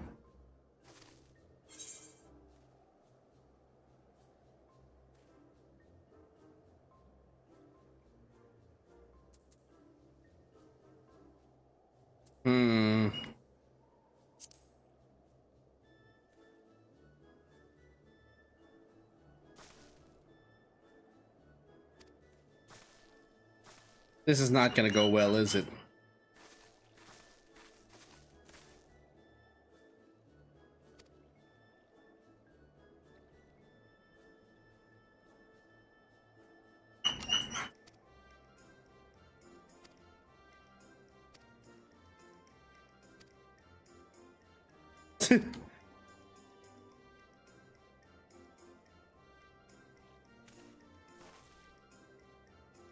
Oh my.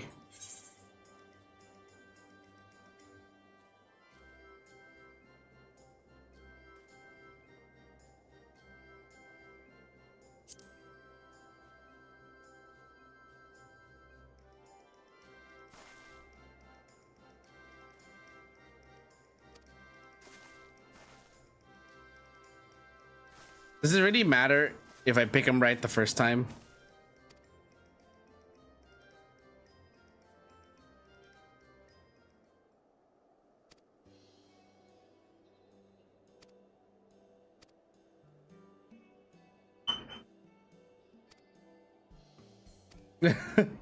Oops.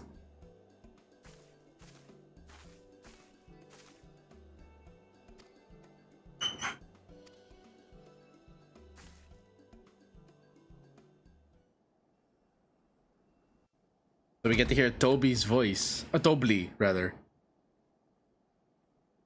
Deducing the Dunservant Elector was the first step of the feat. Too simple a task for this aspiring ruler, eh? Right. Not hard at all.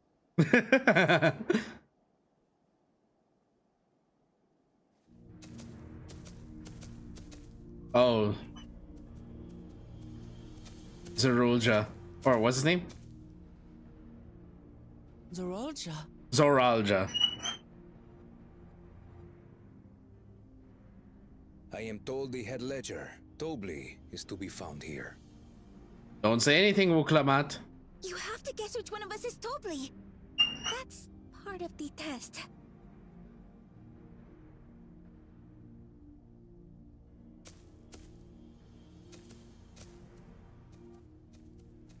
We'll have to continue our conversation some other time. Seems.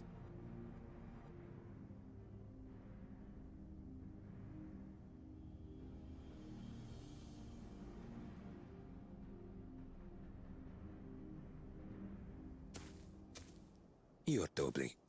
Whoa, okay. Without even asking a single question. Very impressive indeed. With that amusing prologue out of the way, we can proceed to the actual challenge. Per the Dawn Servant's instructions, I was free to devise any manner of feat. I considered the number of possibilities in the 10th column. But I think I have a good one. He sounds kind of creepy, not gonna lie. You must go forth and capture for me an alpaca.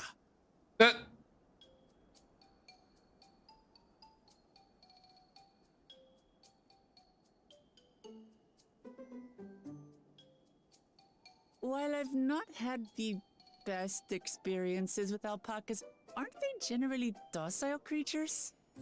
That doesn't sound like much of a challenge.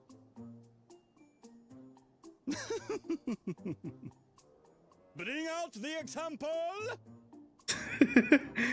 Bring out the example!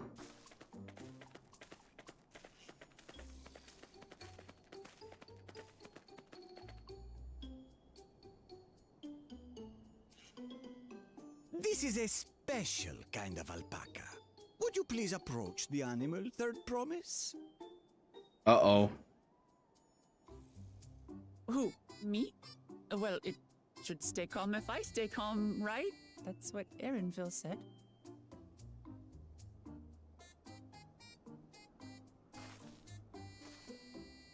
Concern.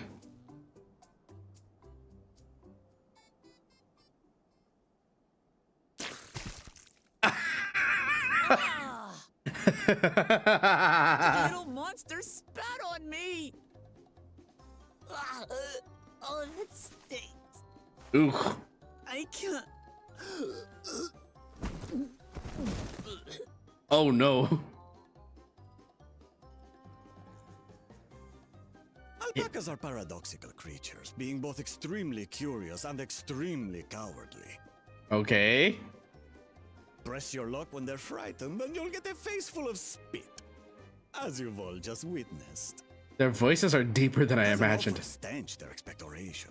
The globs contain half-digested food, you see, making it an effective deterrent against perceived threats.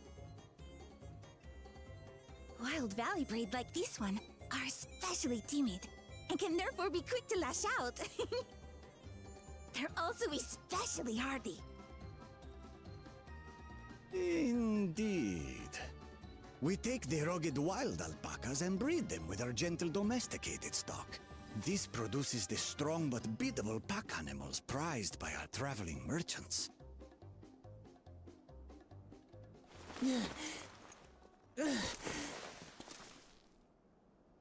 That's all well and good, but did I need to bathe an alpaca spit for you to make your point? It's like she's talking through her teeth. The task is to catch a wild alpaca. That is correct. But be warned that it is a feat easier said than done. I suggest you prepare well before you enter the valley where the creatures dwell. And by you, I mean the claimants only. Allies are not permitted to assist with the catching. Oh. The alpacas will help me judge which of you is worthy of receiving a keystone.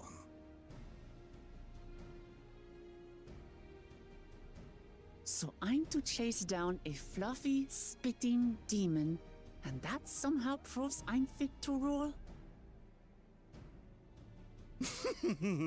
As I said, the Dawn Servant granted me the freedom to decide my challenge. And when you reach the end of the ride, I dare say you will understand why I chose what I chose. Did he really have to be so close to the mic and sound like a serial killer?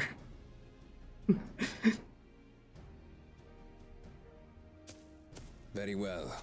This won't take long. Wait!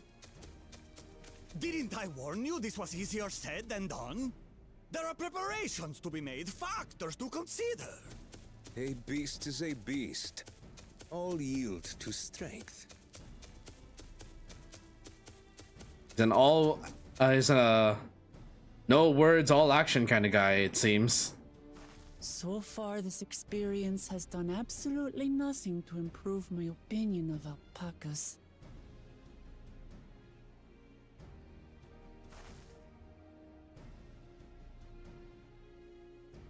But that doesn't mean I can't do this. Revolting spit aside, they're just another animal. They are.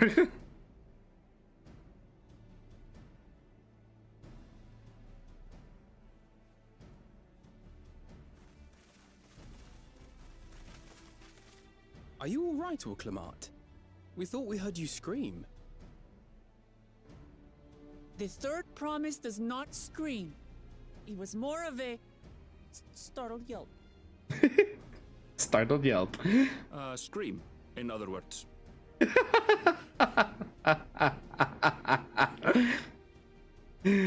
Aaronville, I love how you never hesitate to roast Wuklamat every chance you get. Oh, we certainly did.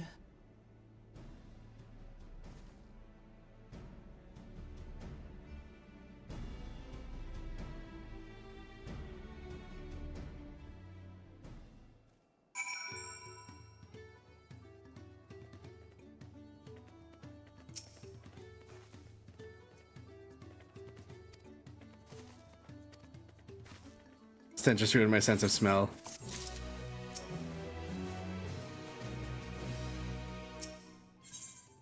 Ooh. Okay, next quest.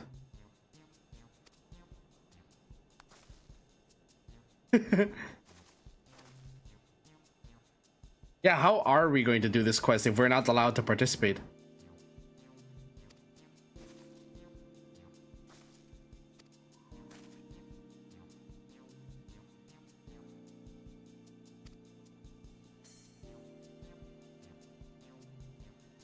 In the thousands column. 10,000 pel?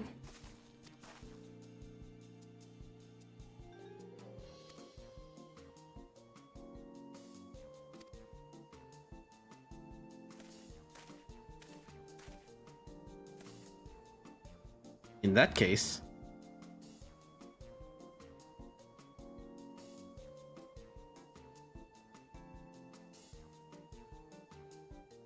one pel in the hundreds column.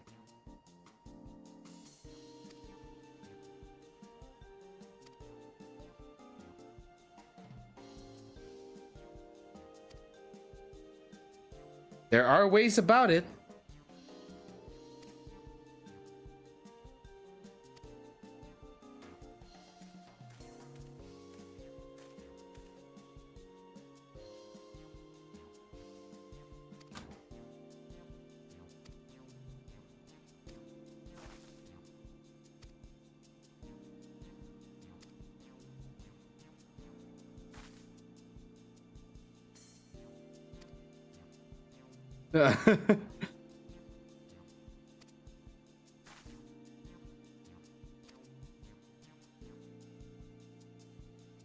Beak for bargains.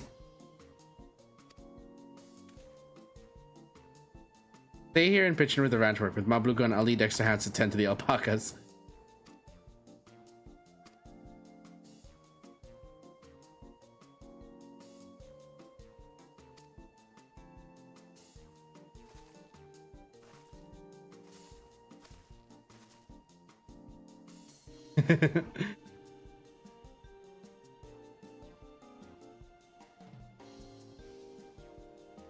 He won't agree to the deal, of course, but how much he'll accept for his wares.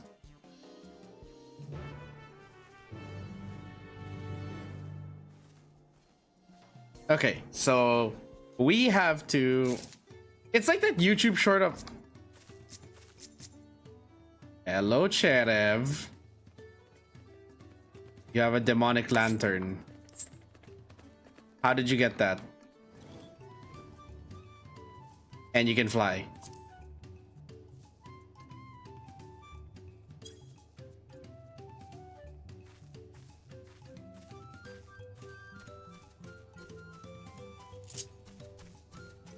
The variant? Oh, that's from the variant dungeon, which I haven't done ever since we did it last time.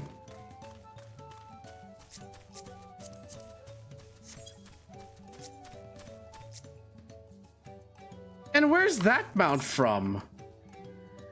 I don't remember them allowing you to ride drones.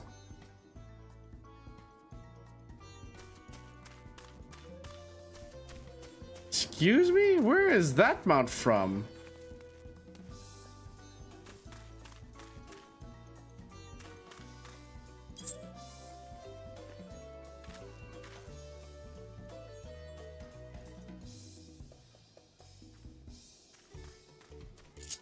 Solution 9.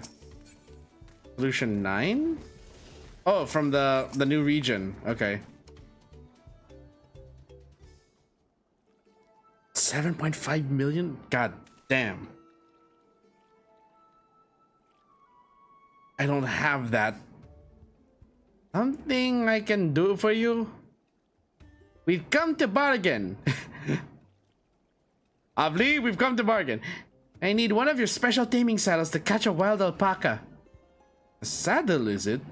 How will you be paying for it? With this basket of fine alpaca wool.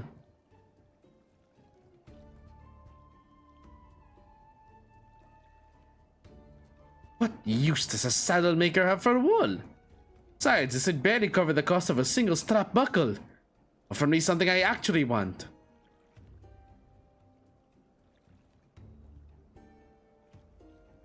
And what might that be? Mezcal. I like to nurse a cup at day's end while I inspect my finished work. Bring me a jug of quality stuff and you've got yourself a deal. This bodes well for us, third promise. Such mezcal can be had for only 5 pel in the thousands column.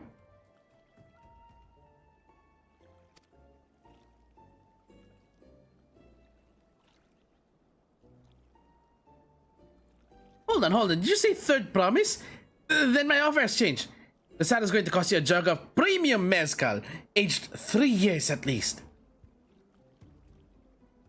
3 years? That stuff is valued at 10,000 pel or more. Why have you doubled the price? Because I must support them. Oh, fuck. The man of ambition who will see my business prosper. Zoralja will go to war and his cavalry will need saddles. Lots of saddles. It's nothing personal, third promise, but I won't sell you my craft for anything less than my asking price. Bastardo! I'm gonna go finish my MSQ now. Oh, okay. I thought you were done with the MSQ already. Can't say that I blame him. I'm known for championing peace, and peace is unlikely to bring him more customers. Those of our grandparents' generation remember the dark days when the clans were at war. Many of these Pelu pray for your victory, Wuklamat. The younger ones, though, For them, strife and bloodshed are as children's stories. They think themselves safe from these horrors and take the peace we now enjoy for granted. Still, others are unsatisfied with this quiet prosperity and crave the future the second promise envisions. They've become obsessed with innovations like the dirigibles that have made trade swift and easy. And you have those like Havli, convinced that the first promise's plans for conquest would afford them opportunities for great profit. Excuse me. But what about you, Mablu? Aren't you of the younger generation? At least a year or two younger than me, I'd say. Oh, I was raised on the old tales. I've memorized the accounts of what it was like when the Yokhui ruled our village. Ruled our village. Hui! That's why I offered to help. I want you to become Dawn's servant, to keep our nation from going back to the way it was. Well then, I guess I'd better make sure I win the contest. The type of mezcal the saddle maker wants is so very expensive. Weren't we expecting to need 10,000 pel from the outset? Nothing's changed, we just need to get on with it.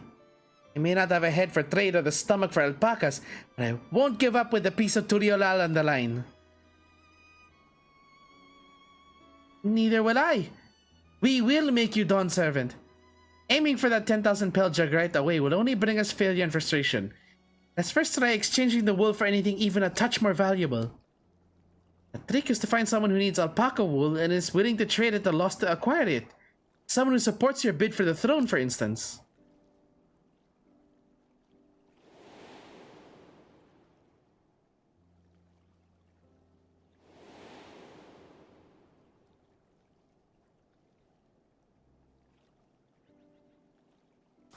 Of course, the Weaver!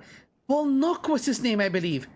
He went out of his way to say he agreed with my vision and he was here to buy wool. I think I remember the direction he was going. But for now, let's head back to that road where we first met him. We're going to the inn, aren't we? The inn at the top of the hill. That's the only one that's like on the back road there.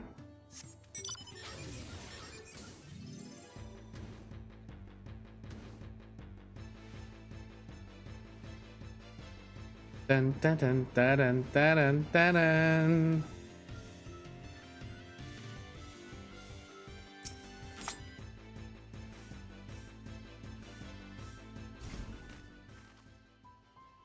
This is the spot. After Bolnock talked to us, he walked off to the south. Then he was probably going to Ikuvlo's inn. Most visitors to Huachimpelo end up staying there. Let's go and check, shall we?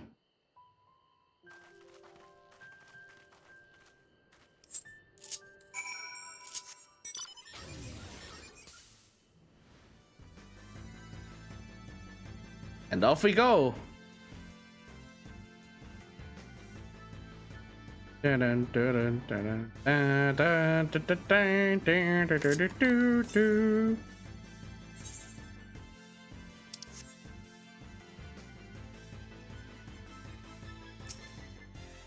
Hey, Bolnock, there you are. Can I have that basket, Sapphire?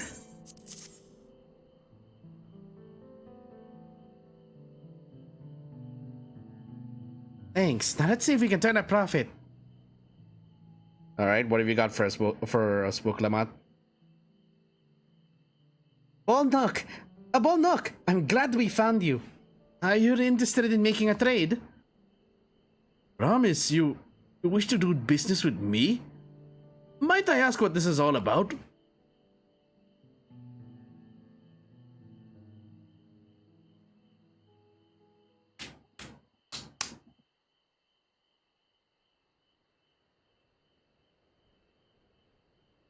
I see. So the goal is to turn that basket of wool into a jug of 3-year-old premium mezcal? Then allow me to invest in your efforts! Peace and Doral is what allows me to cross freely into the lands of my suppliers. Naturally, I would prefer that one pledge to preserve that peace to win the throne. Thus do I humbly offer you this wool poncho, a small token that I pray contributes to your victory.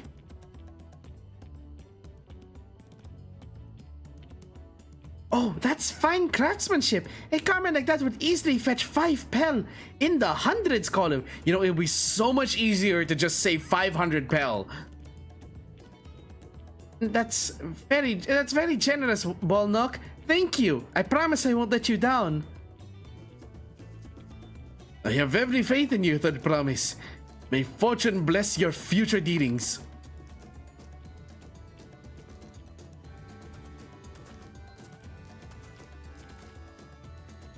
Can't believe you quintupled your investment with your first deal. We're off to a spectacular start.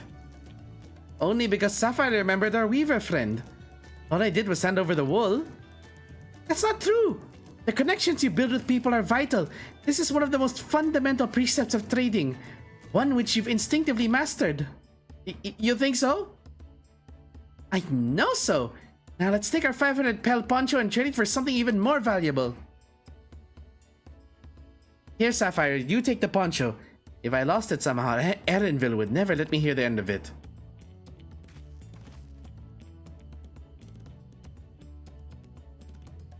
All set. Our next deal is waiting to be found.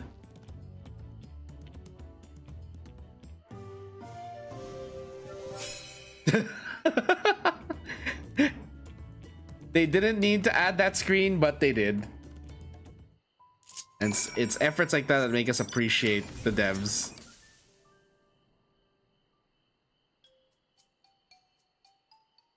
Leveraging connections is a sound strategy, but we should also consider supply and demand. An individual in urgent need of a good poncho will offer more than a merchant simply looking to stock his shelves. That makes sense. But how do we know if someone needs a poncho?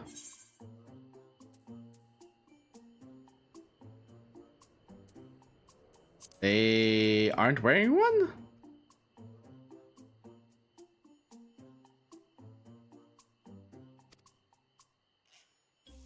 Find the demand for our supply.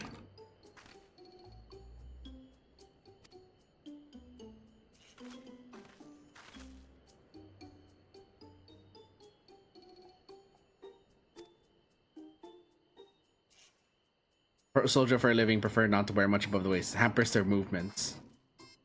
Even if they have bared shoulders, Mamulja carrying arms can be struck off the list.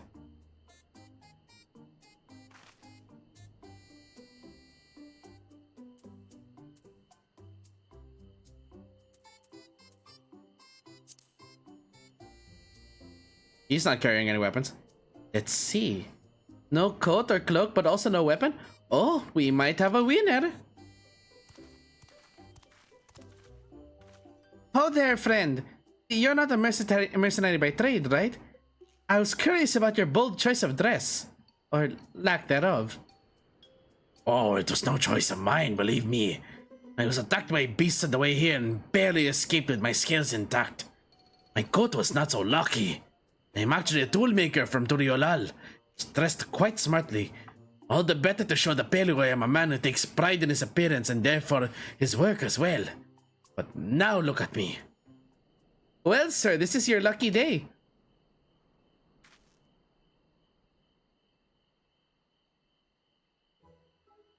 What a splendid poncho! This would be the perfect replacement for the coat I lost. We'd be willing to part with it if you'd like to make a trade. For one of your fine tools, perhaps? About this hatchet. Crafted it myself and will vouch for its quality.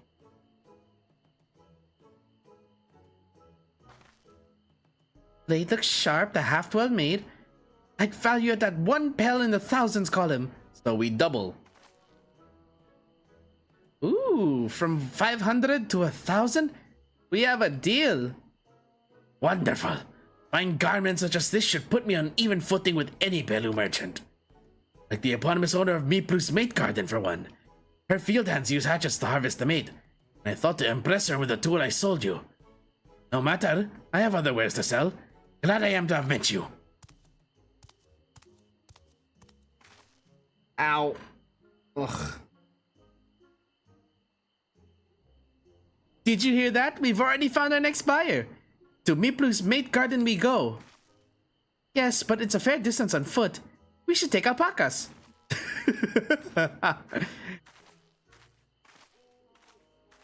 These ones will be the calm type, right?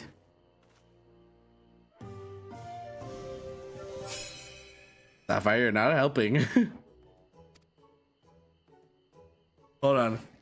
Well, it's playing the cutscene. Let me just stretch my legs and my butt a bit. Oh, I can feel my hips. What the heck? Yeah. Gotta remember to fix your posture every now and then, folks.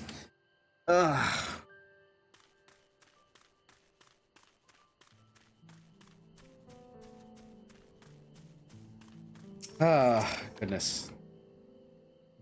Well done recognizing that toolmaker as a potential customer. If you've a mind to change professions, you'd make an excellent merchant. Boys? Yep.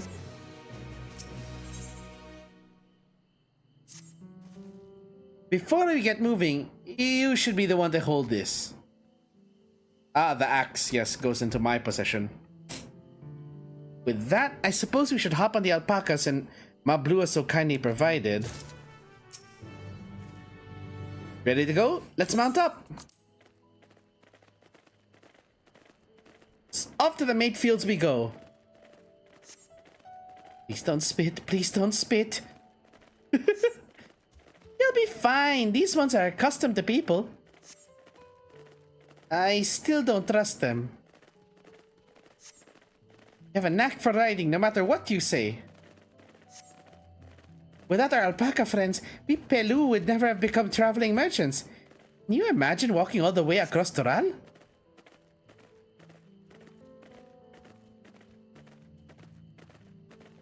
I swear, that mountain is too tall to be real.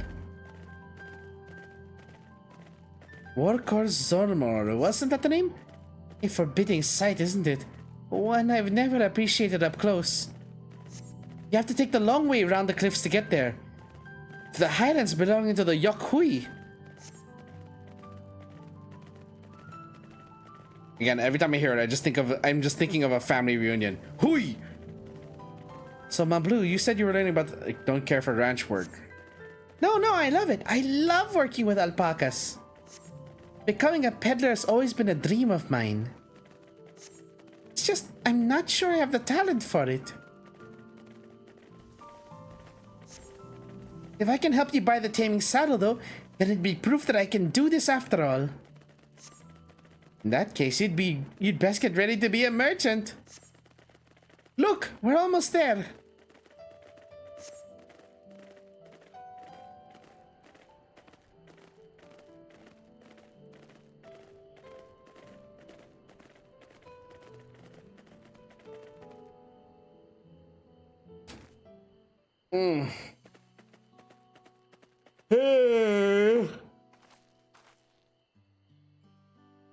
We made it, and without a single smelly incident.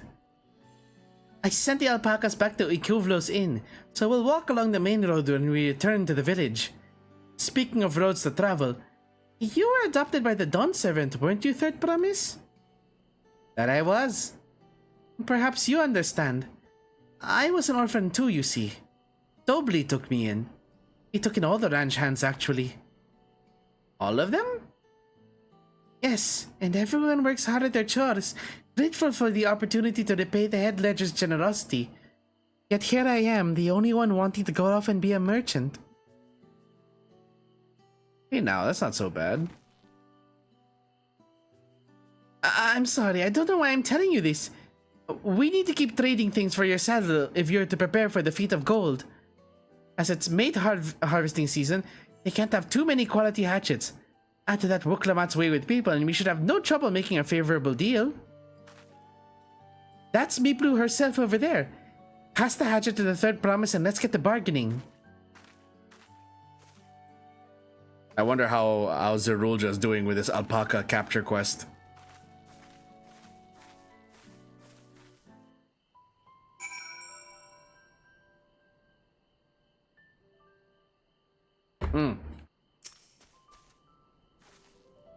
You have that little axe for me? Thanks. Now to see what we can get for it.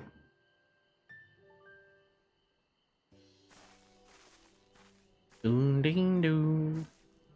You're Meeplu, the owner of these fields? I have a mind to trade if you're interested.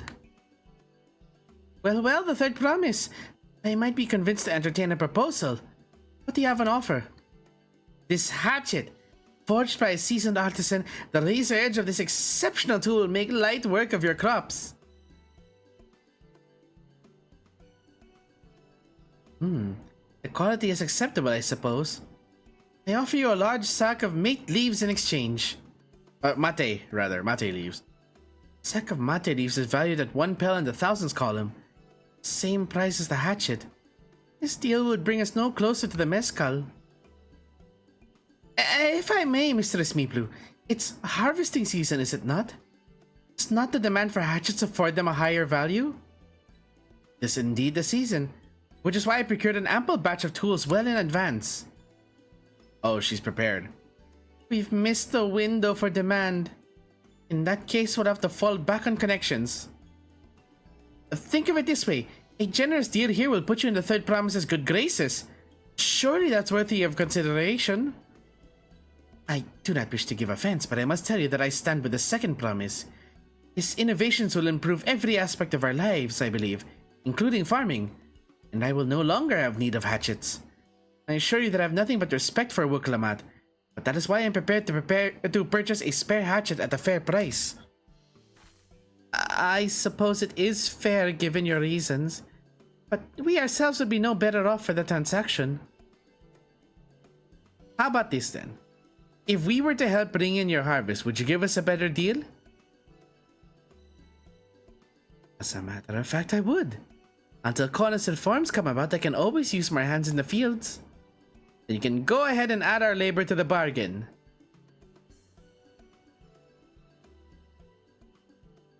Good value to tip the scales. Could I have forgotten one of the most basic rules of trading? Oh, don't doubt yourself now, Mablu. You can rest here if you like, Mablu. Sapphire and I have mate together. Oh no, I'm helping too. Off to the fields then. Why don't you pick the healthy leaves? I'll take 5 good bundles from each of you. So it's 15 bundles.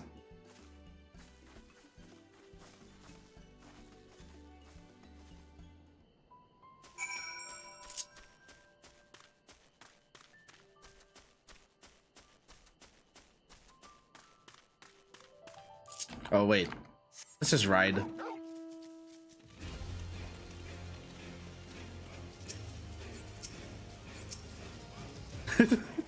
This is where like the very epic chanting music on the way to pick mate leaves.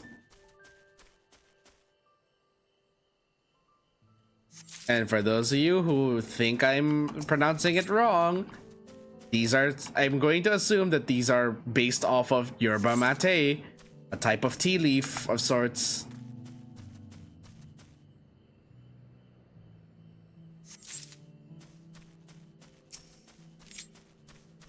Yerba mate.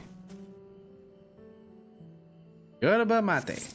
I'm guessing at what the actual pronunciation, like with the intonation, is. Yerba mate. Because the only way I've ever heard it said is by, like, you know, in a typical American accent, but never actual, like, South American or whatever the original language of mate is. You've brought me some leaves then? Acceptable harvest. We'll see how your companions fared before I make any decisions, though.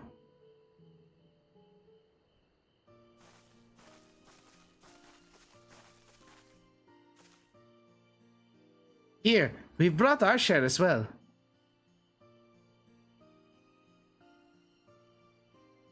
Thank you, Third Promise. This is more than enough to hold up your end of the bargain. Now it's time to honor mine. After adding the value of your labor to the price of the hatchet, I'm prepared to offer you a full sack of our highest grade mate leaves. Premium mate! Bought at the shop, 1 sack of those leaves would cost no less than 5 pel in the thousands column. then we can bid farewell to this hatchet.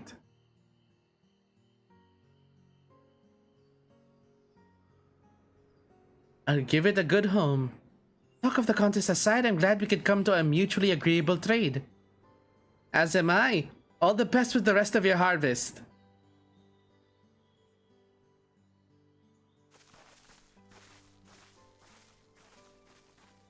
This is nice, actually.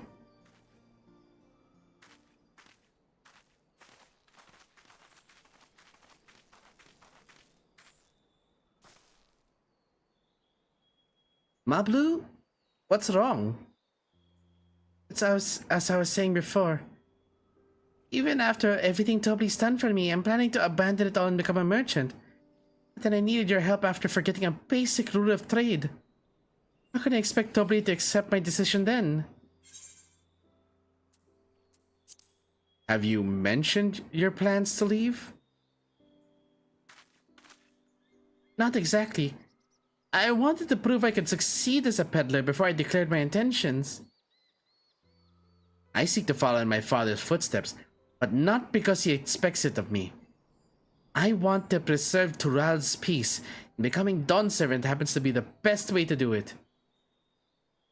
You should live a life of your own choosing. I wouldn't be surprised if Tobli had the same opinion, so talk to him. You're right! It's better to find out for sure than worry over what he might say. Thank you for your advice.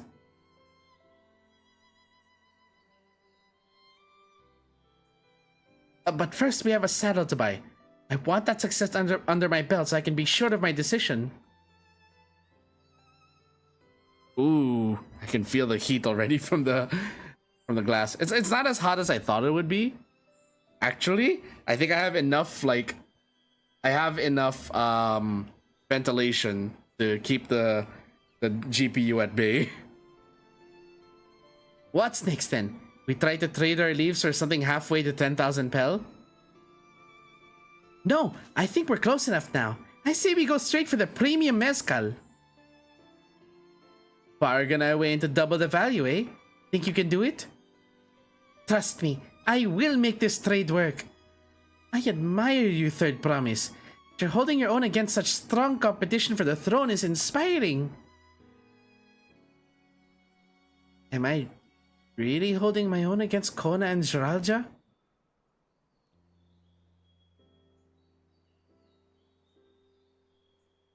I mean, of course I am. I am Wook Lamat of the Dawn's Promise, after all.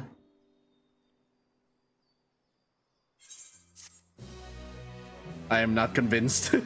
Sapphire is not convinced.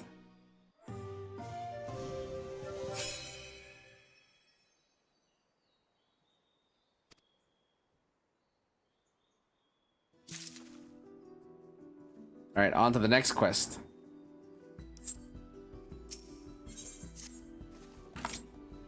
Before we go, let me give you the mate leaves. I don't need to risk proving Erenville's point.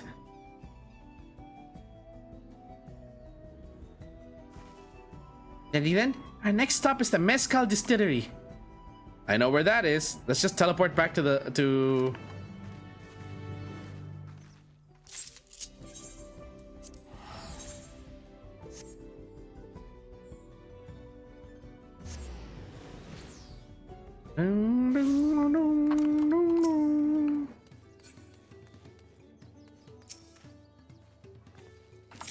I want to speak with a man by the name of Gobli. Even among his fellow distillers, he's regarded as a master of the craft. He knows the value of his product, so if we're to convince him to trade for twice what the leaves are worth, we're going to need targeted information. That means asking around and taking in the gossip. If you could talk to people here in the distillery, Sapphire, perhaps Wook Lamat could do the same at the village entrance. Meanwhile, I'll head to the north side and see what I can learn.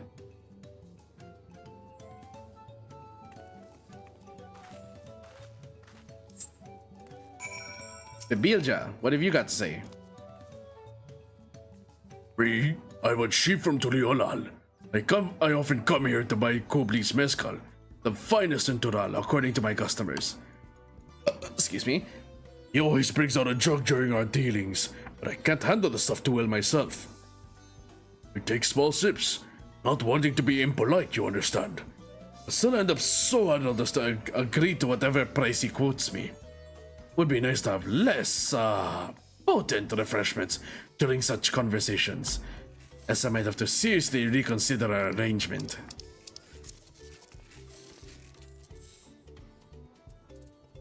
Let's see.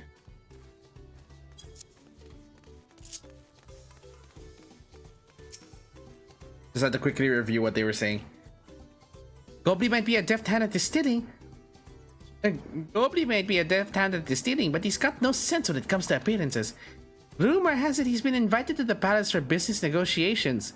If he presents himself to the court wearing his usual rumpled attire, though, he'll be left out of sun perch.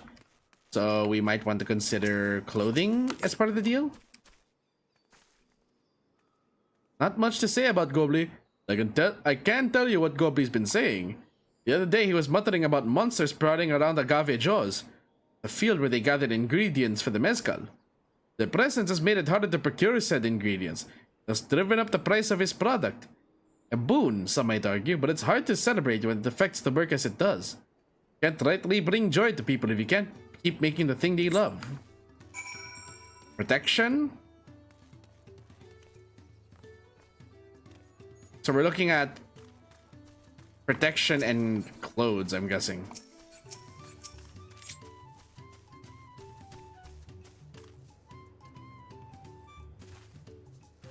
So what did you find out? Oh, we can make use of all of those tidbits. The deal is as good as sealed. As for me, I found out where Gobley is working. There's a millstone at the top of the slope behind the distillery. You go on ahead, I'll bring Wuklamat. Okay. Ah, up there. Okay.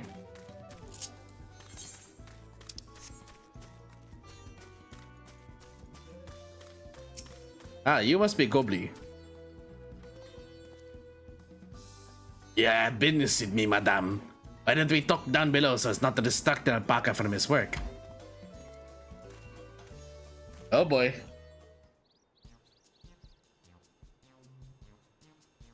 Ding, dong, ding, ding, ding.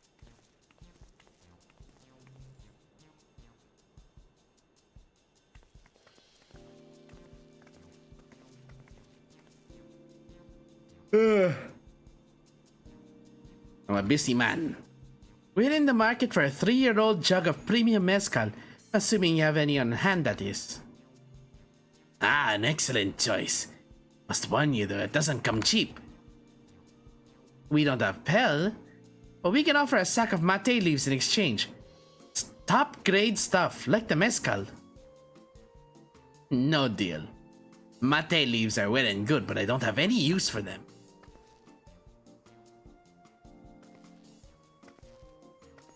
No deal? Just like that? Still, I'd hate to send you away empty-handed. Why don't we sit and chat a while over a cup of mezcal? Ah. Now the real bargaining begins. Which of our cards do you want to play first?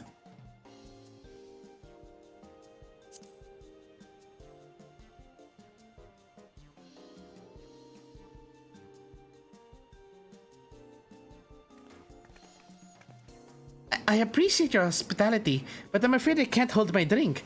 I've heard one of your regular customers, a Hubigo chef, is the same. Seeing as not everyone can enjoy mezcal, I wonder if you might benefit from having other refreshments to offer. Something like mate tea, for instance, and brewed from the finest leaves, of course. Ah, you're right, you're absolutely right.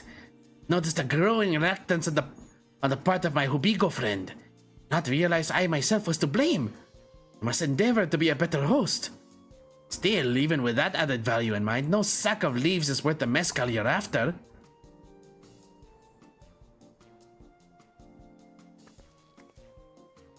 Should we offer to cull the monsters causing them trouble? Not yet. We'll keep that card up our sleeve until we need it.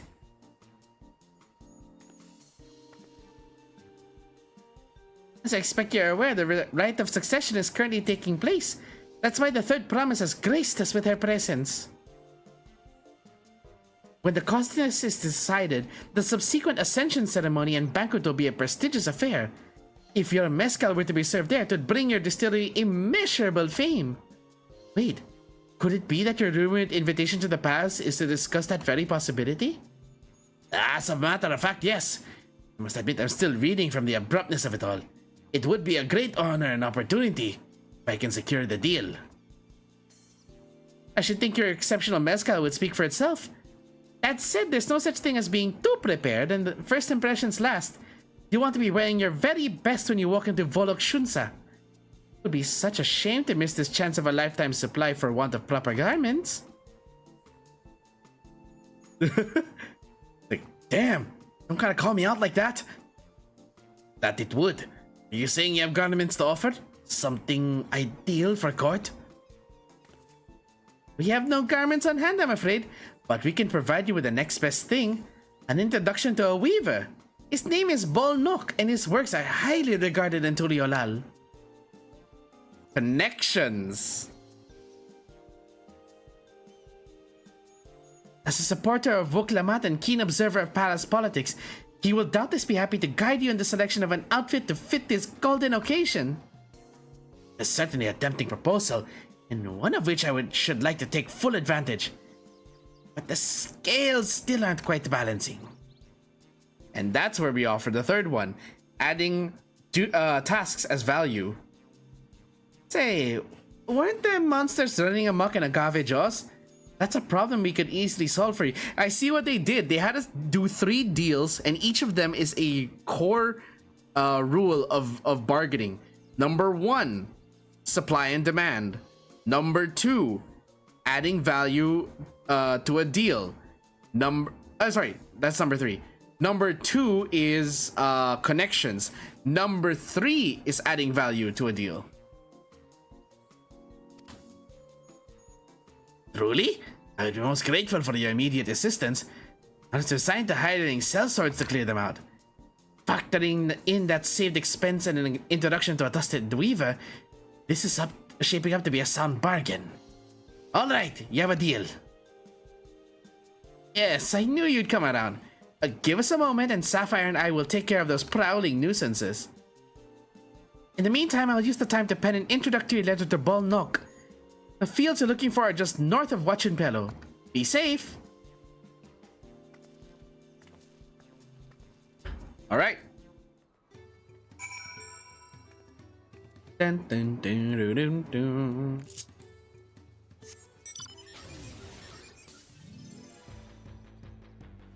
Yeah, I saw the fields earlier. I remember that.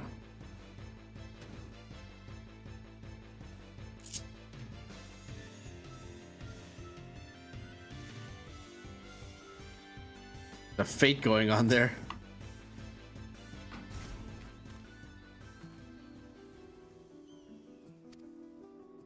Okay, split up and kill everything. Got it. Easy to do with my Magitech weapons.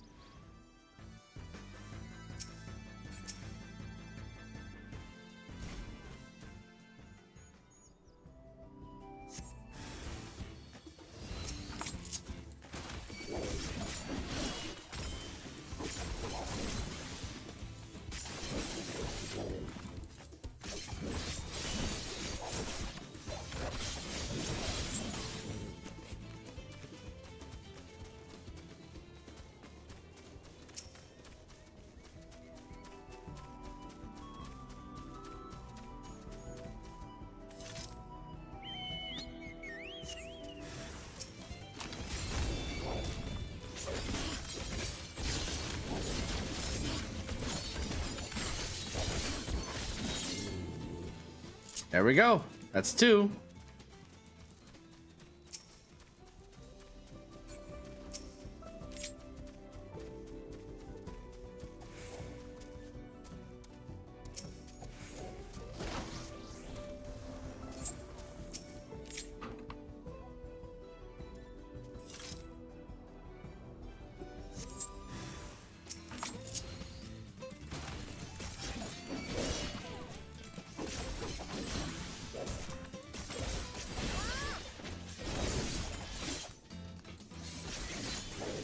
And slash.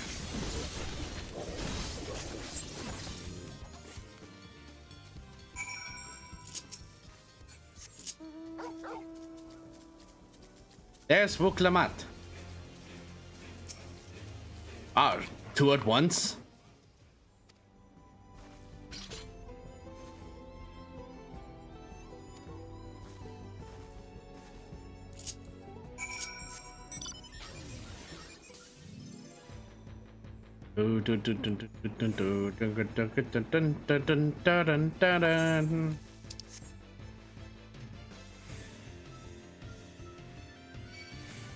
No! Leave me alone!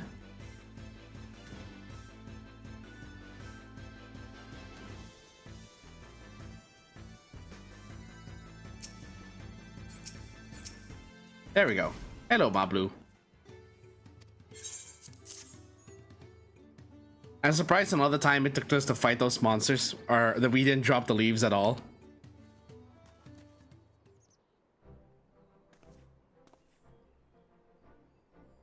Your monster problem has been resolved, Master Gobbly. Here are the mate leaves and a written introduction to Bolnok, as agreed.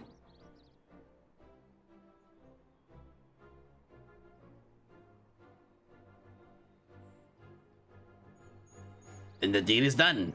Here, your jug of premium mezcal aged 3 years. Please, accept it with my compliments.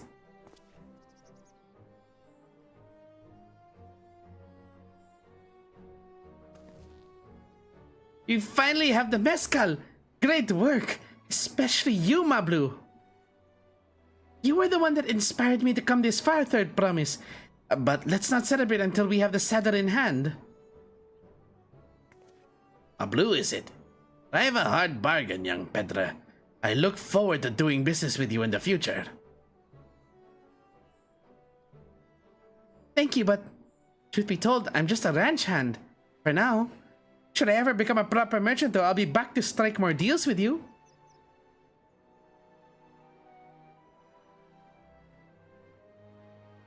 Very good.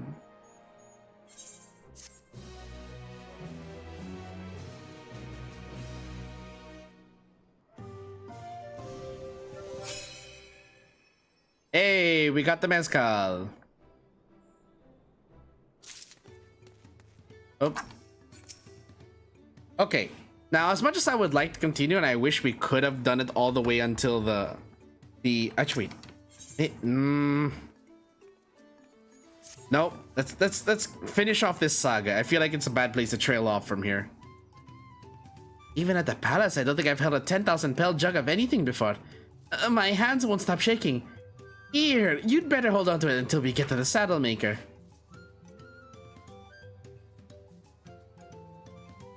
Can you imagine if we dropped it and had to start all over again? Luckily, Havli's place is not far. We just need to head across the plaza.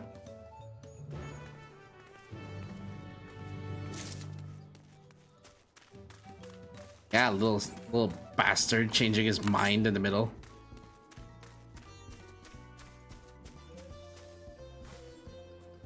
This is it, the trade we've been working towards. Whew, still in one piece. Right, time to make our deal.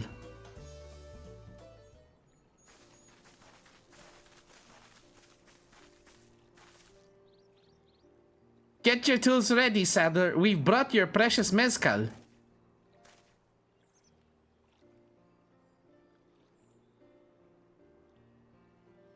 Wait, you actually got your hands on a jug?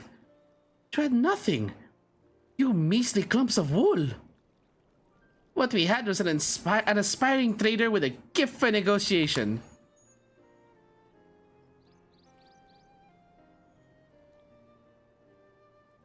How sweet.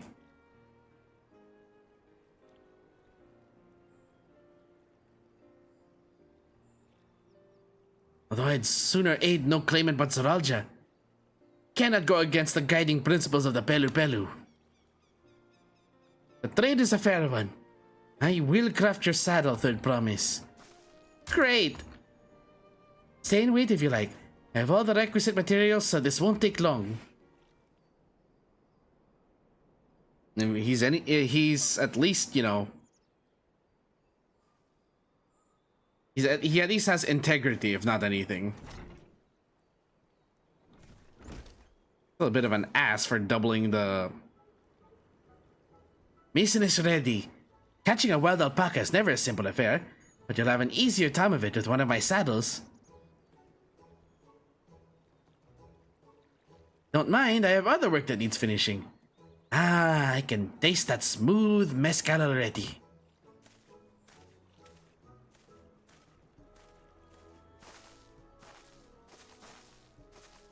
We did it! The saddle is ours! To think we started out with only 100 pel basket of alpaca wool. Ma Blue, you're going to be an incredible merchant. Thank you. It makes me so glad to hear you say that, third promise. We got what we came for, so let's return to the ranch. The others will be waiting.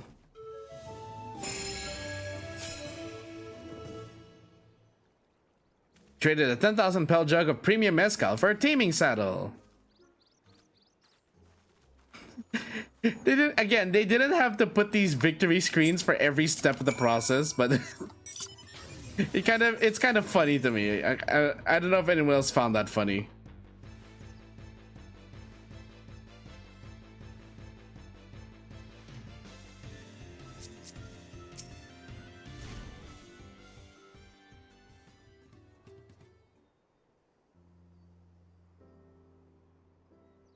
Acquired the saddle then? Yes, and thanks in no small part to Ma Blue. Before you rush off to catch an alpaca though, let me teach you how to saddle one. I'll bring out one of our wild-born friends so you can practice. She does not look amused.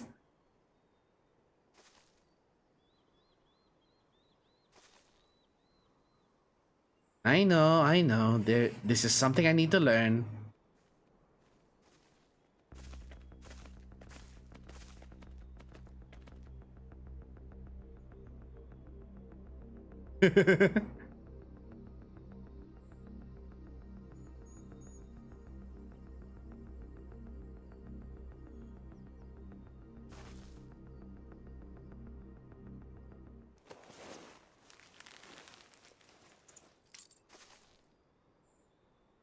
Great sunken gods, I did it!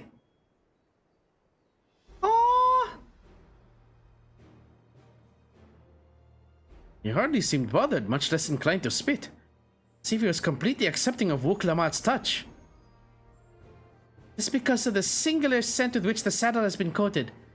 Alpacas find it very soothing.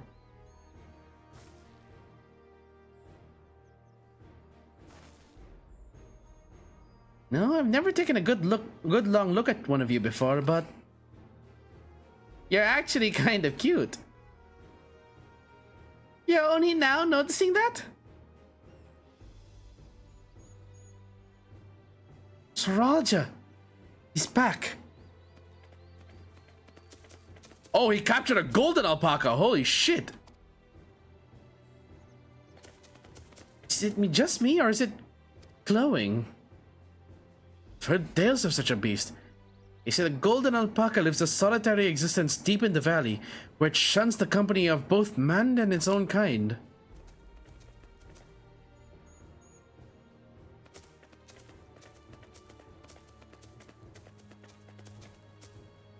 How did he manage to snare a prize like that?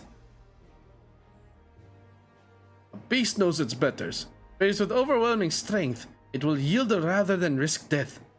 An apt illustration of how greatly the power of the first promise exceeds yours, Wuklamat. Strength alone won't win him our father's throne. I'll be the one to find the Golden City, and then Toral can remain at peace. An everlasting desire for peace can only be forged in the fires of war. To unite as one, the people must be taught. They must suffer the horror and the hopelessness firsthand. Exhaustion from prolonged conflict, the wages of war's merciless nature. These are what moved the clans to join in the founding of Tuliolal all those years ago. Consider the younger generation of this village. Since birth have they basked in unbroken harmony, and behold, They regard war not as tragedy, but opportunity. Thus does the resilient son seek to provide education. He offers much needed lessons in the realities of conquest and a renewed appreciation for peacetime. 'Tis true that war's misery breeds a longing for peace. I've seen with my own eyes what becomes of an empire forged through the violence you propose, the rebellions it spawned and the ruins it left behind. We all have, actually. The Garlean Empire was a congregation of simpletons.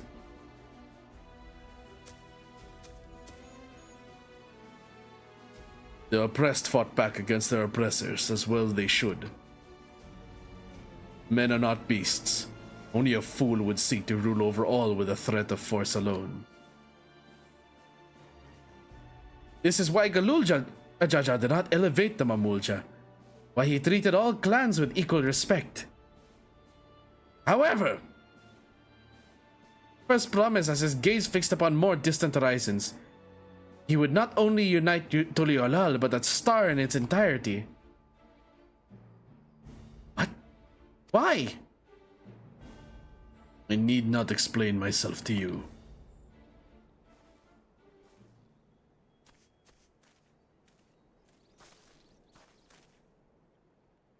Oh, well done indeed. The First Promise has completed the feat of gold with an appropriately golden flourish. May I present to you your much-deserved keystone. It looks like gum. What is with this game and making delicious-looking rocks? He's always been like that, never sharing his innermost thoughts with me or even with Kona. It's like we're not even family.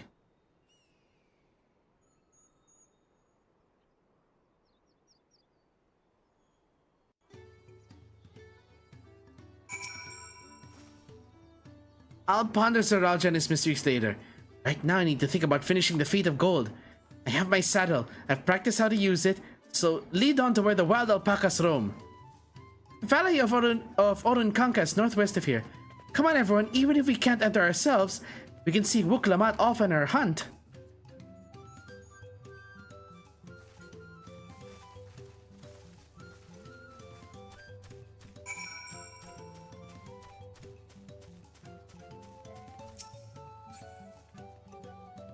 Oh, it's sleeping. Okay. I was wondering what that alpaca was doing on the floor.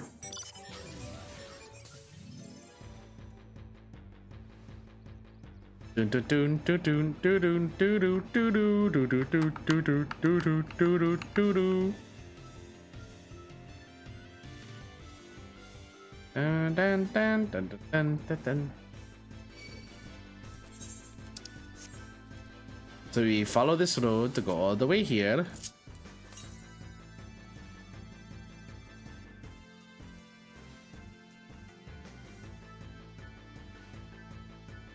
Are we sure that there's no, like... Oh, no, we already checked here for, Yeah, it's really... That's the coast. I can do this! I know I can! Yeah! Very useful feature.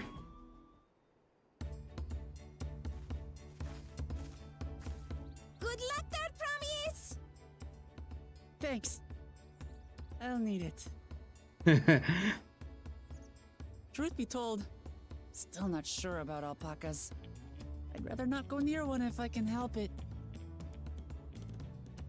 But if I'm to rule this nation, then I'll need to learn how to live with them. Tural is their home too.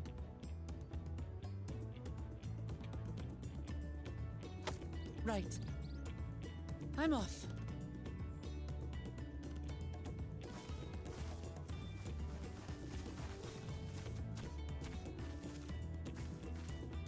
Is that the right way? So shall we head back to the ranch, or...? I'm staying here. As will I. Wuklamat is alone in this. The least we can do is stand watch and await her return. Nice way to put it.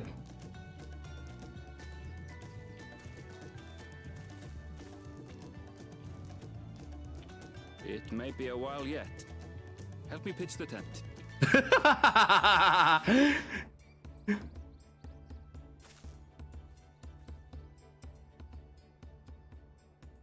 I love again, it's freaking Ironville, always willing to just roast.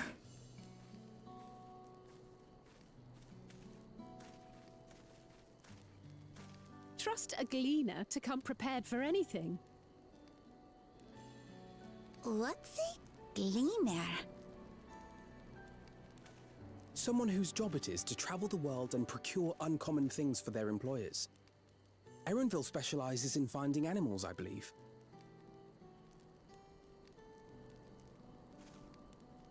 But aren't you a Shitona from Shaktural? Why did you cross the salt?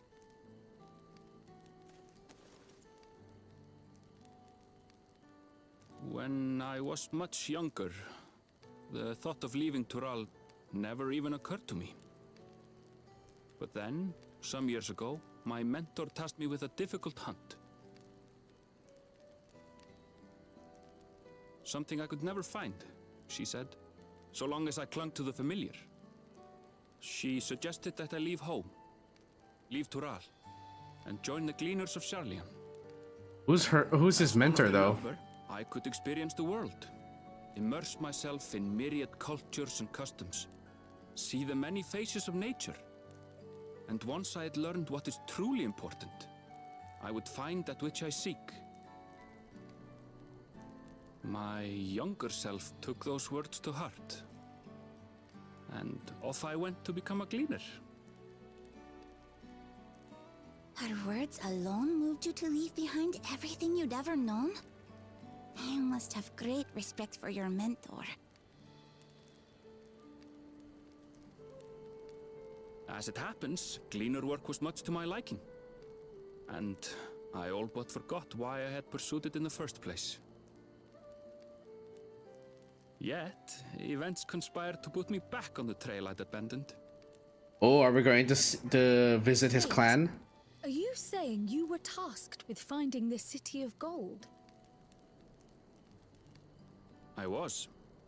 And though my hunt is now entangled with the right of succession, I mean to see it through. Interesting. Well then, I understand completely. We all have our reasons for seeking the Golden City. Look at that that shading, though. Which is all the more the way that reason like for bends us to around work her together. face. Just so. Definitely so much more impressive now.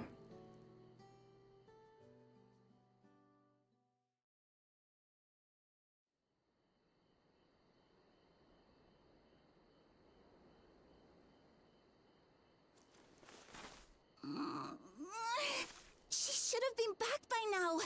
What if something's happened to her? We need to tell Tobli and arrange a search party. Uh-oh. Wait. Do you hear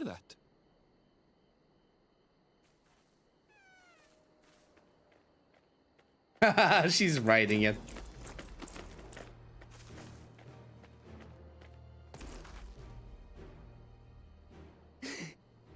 I did it. She sounds exhausted.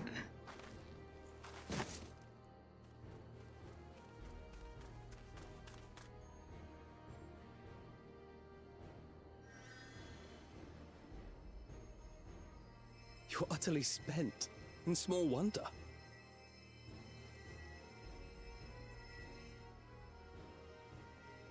Well done, third promise. The ranch isn't going anywhere. Take a rest in the tent.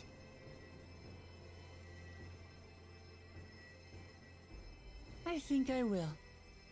Thank you all for believing in me.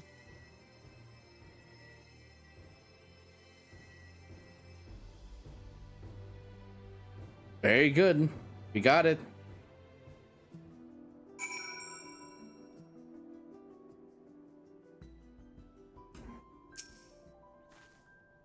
I'm so relieved the third promise came back to us safely.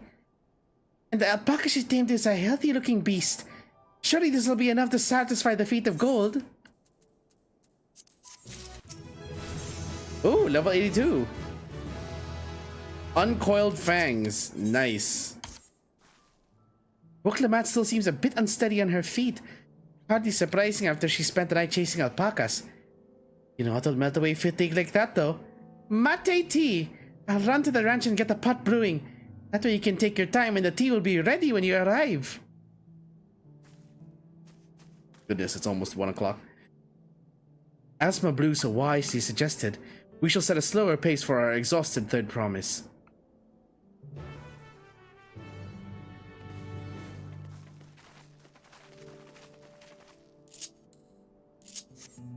Speak with Mablu.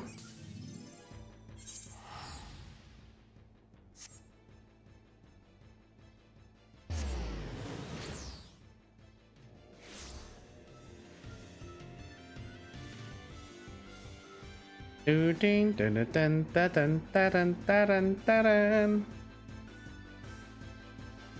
wonder how Bakul Jaja is gonna fare with this quest.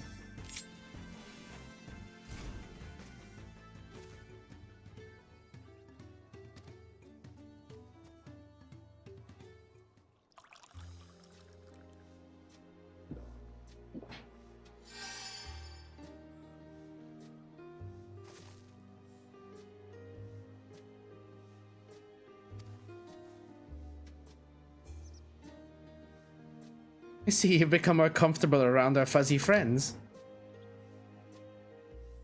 Watching this one taught me a lot about alpacas. Grasses and fruits they eat, what sounds they react to, their adorable little quirks. Guess I've grown kind of fond of them. Welcome back, third promise. Accomplished the feat of gold, have you?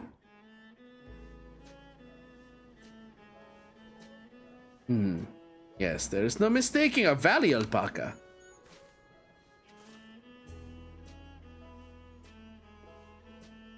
Commend you on your success. Well done. Nice.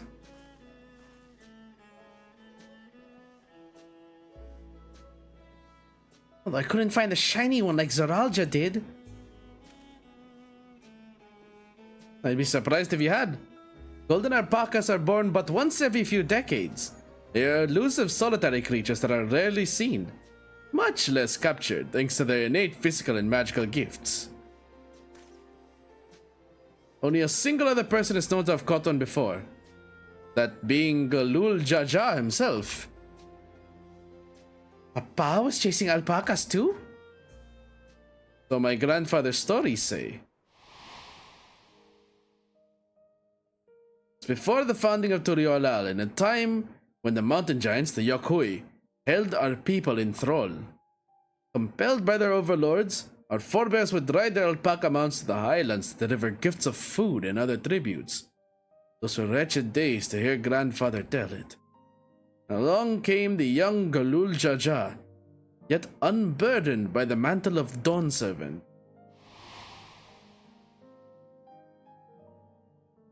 For people were amazed by this imposing two-headed figure, equal to the Yokhui in stature, puzzled by his entourage of mismatched companions.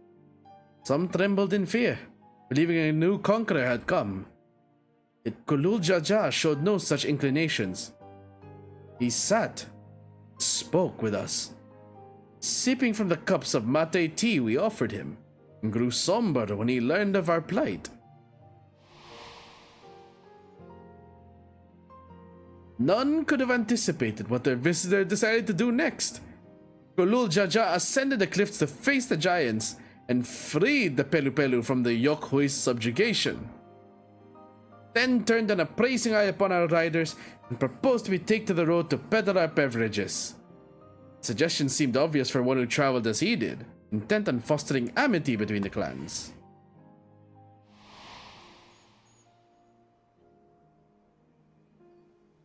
It was that a few words from Galul Jaja transformed us into a clan of itinerant merchants.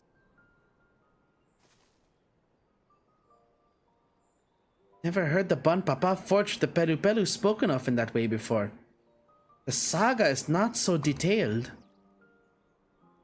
May not know that Gulul Jaja sought a sure-footed guide for his trek up into the highlands. Thus did he capture a golden alpaca. Both my brother and my father caught the rarest of creatures, while an ordinary one was the best I could manage. The feat required no more than that, Third Promise, and you brought back a perfectly wonderful beast. Mablu's right. You're a perfectly wonderful beast. If anyone's ordinary, it's me.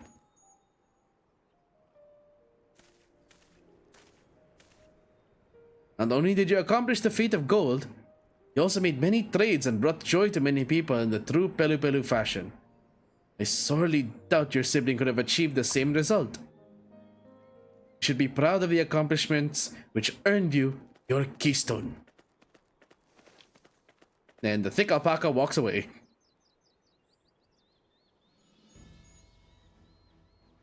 You earned it, Wuklamat. Come on.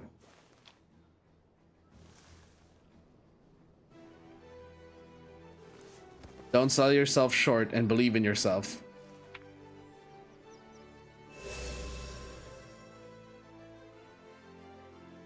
Five more to go. You're well on your way, Third Promise. We'd have been lost without you, Mablu. Thanks to you, I learned so much about the Pelu people and your customs. It might seem obvious, but I've come to realize the importance of properly knowing something. It was because I didn't understand alpacas that I was uncomfortable around them. Thankful to you as well, Wuklamat. You've given me the courage to say what I wasn't sure I could ever say. Oh, here it comes. Tobli, I want to leave the ranch and become a merchant. Excuse me. I appreciate everything you've done for me, and I've loved every moment caring for the alpacas. This is something I need to do. I need to walk my own path and make my own trades.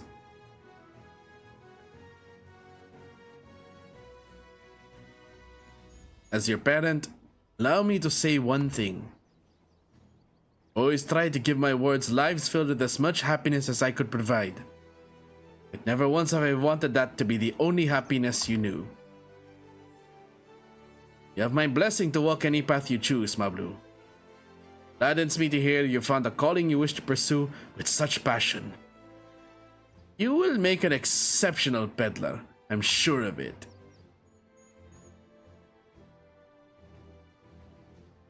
Thank you, Tobli. What did I tell you, Mablu? There's one last thing I can help you with, Third Promise. You need to find the Golden City, right? That's the end goal.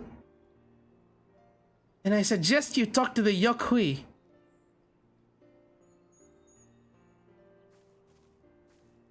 They once ruled over far more than just Urkopacha and the Pelu Pelu.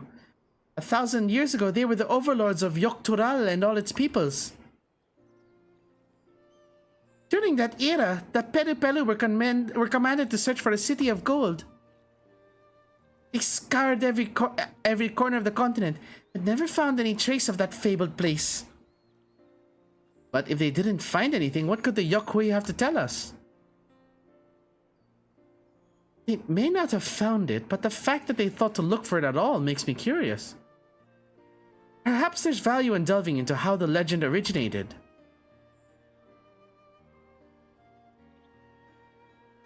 We lose nothing from asking the question. Besides, if we're determined to follow the path of the saga, we'll be visiting the giants eventually. You mean on top of the giant mountain?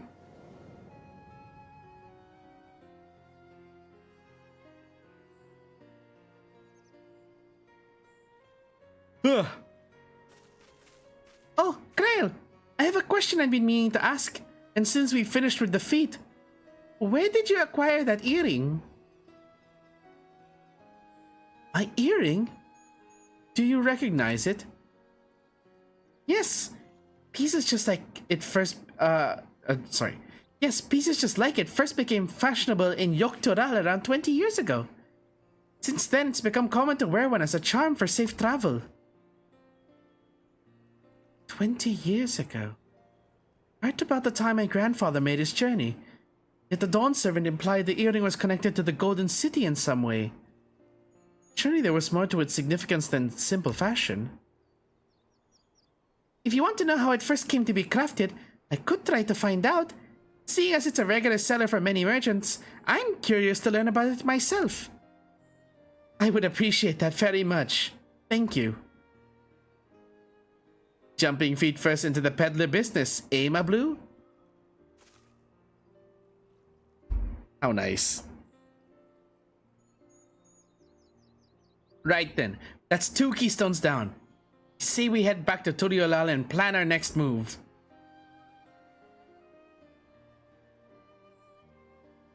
Very well for now, and thanks for all your help. I will become Dawn Servant, so make sure you set aside your best mezcal for the occasion. I think you should be talking to Gobli instead of Tobli. She has a fearsome opponent in that brother of hers. Even brought a golden alpaca to heal. But you've heard Soralja's supporters talk. Might see opportunity in his expansionist ambitions. They find the man himself intimidating. Terrifying even. Whereas I've grown to love Wuklamat.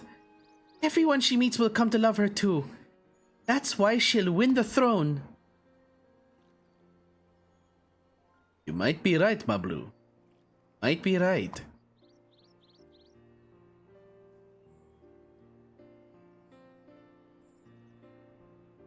Will we ever see I wonder if we're gonna ever see a Pelu Pelu without their hood and goggles. Feels good to have the feet of gold safely under our belt, even if my victory pales beside Zoralja and his shiny golden alpaca. I know I shouldn't let it bother me, and gods know you've all been so supportive, but I want to be strong or wise, like my brothers.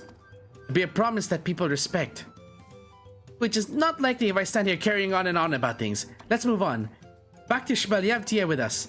The contest has hardly begun. Alright, back to Turiolal we go.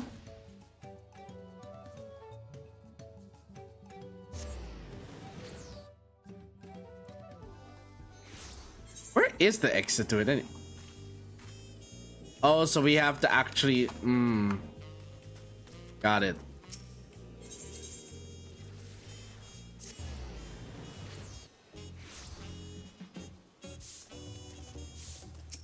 There they are. Look at us! The contest has barely begun and we already have 2 keystones. Surely even my talented brothers aren't doing this well. We can only hope.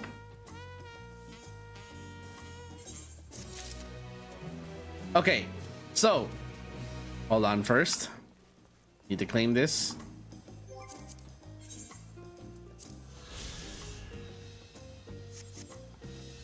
Okay. Much as I would like to continue until we unlock the first dungeon, unfortunately, that's not what's... we won't be able to do that today because it is quite late. I actually ended an hour later than I had planned.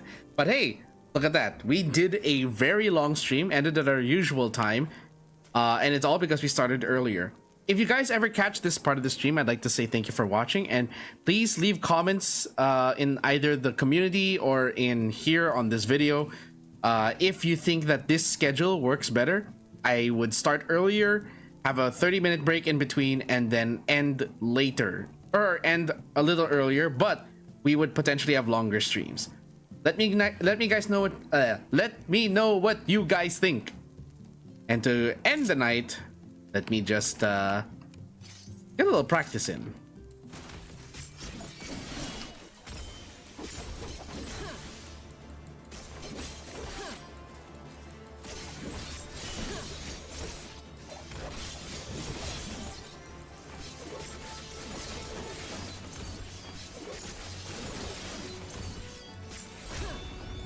Okay, and then first, second generation, third generation, fourth generation. Finish off.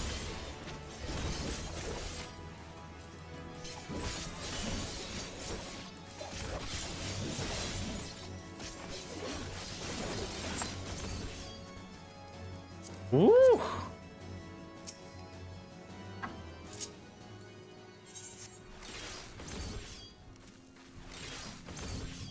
So it's ranged.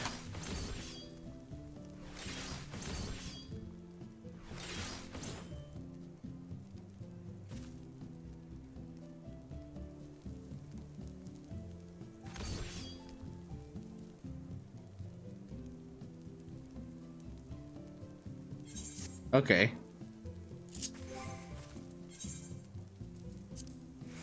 So that's new. Range of 20 yards and a radius of 5.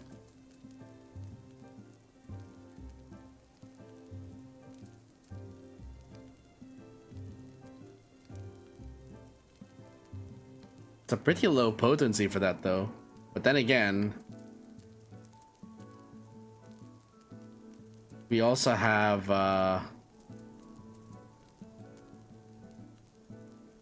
it's the same with the twin fang twin bloods. Let me do that one more time. Just wait for Serpent's Ire to go off cooldown and whoosh.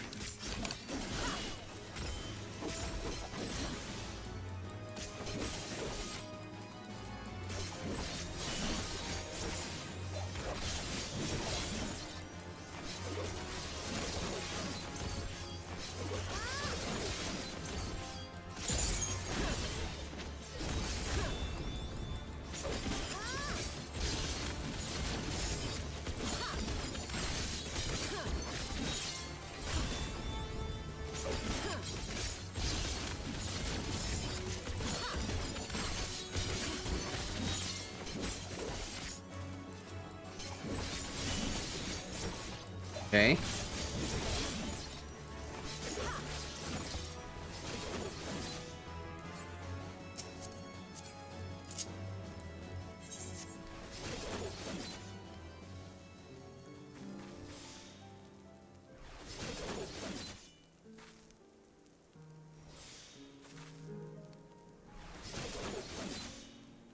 Okay.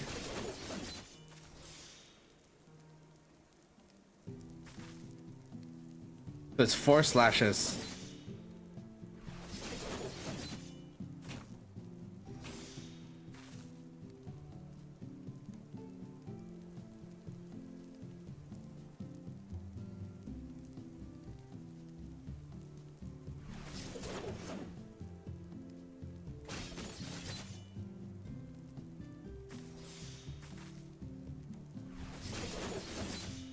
I have been misunderstanding the animation a bit.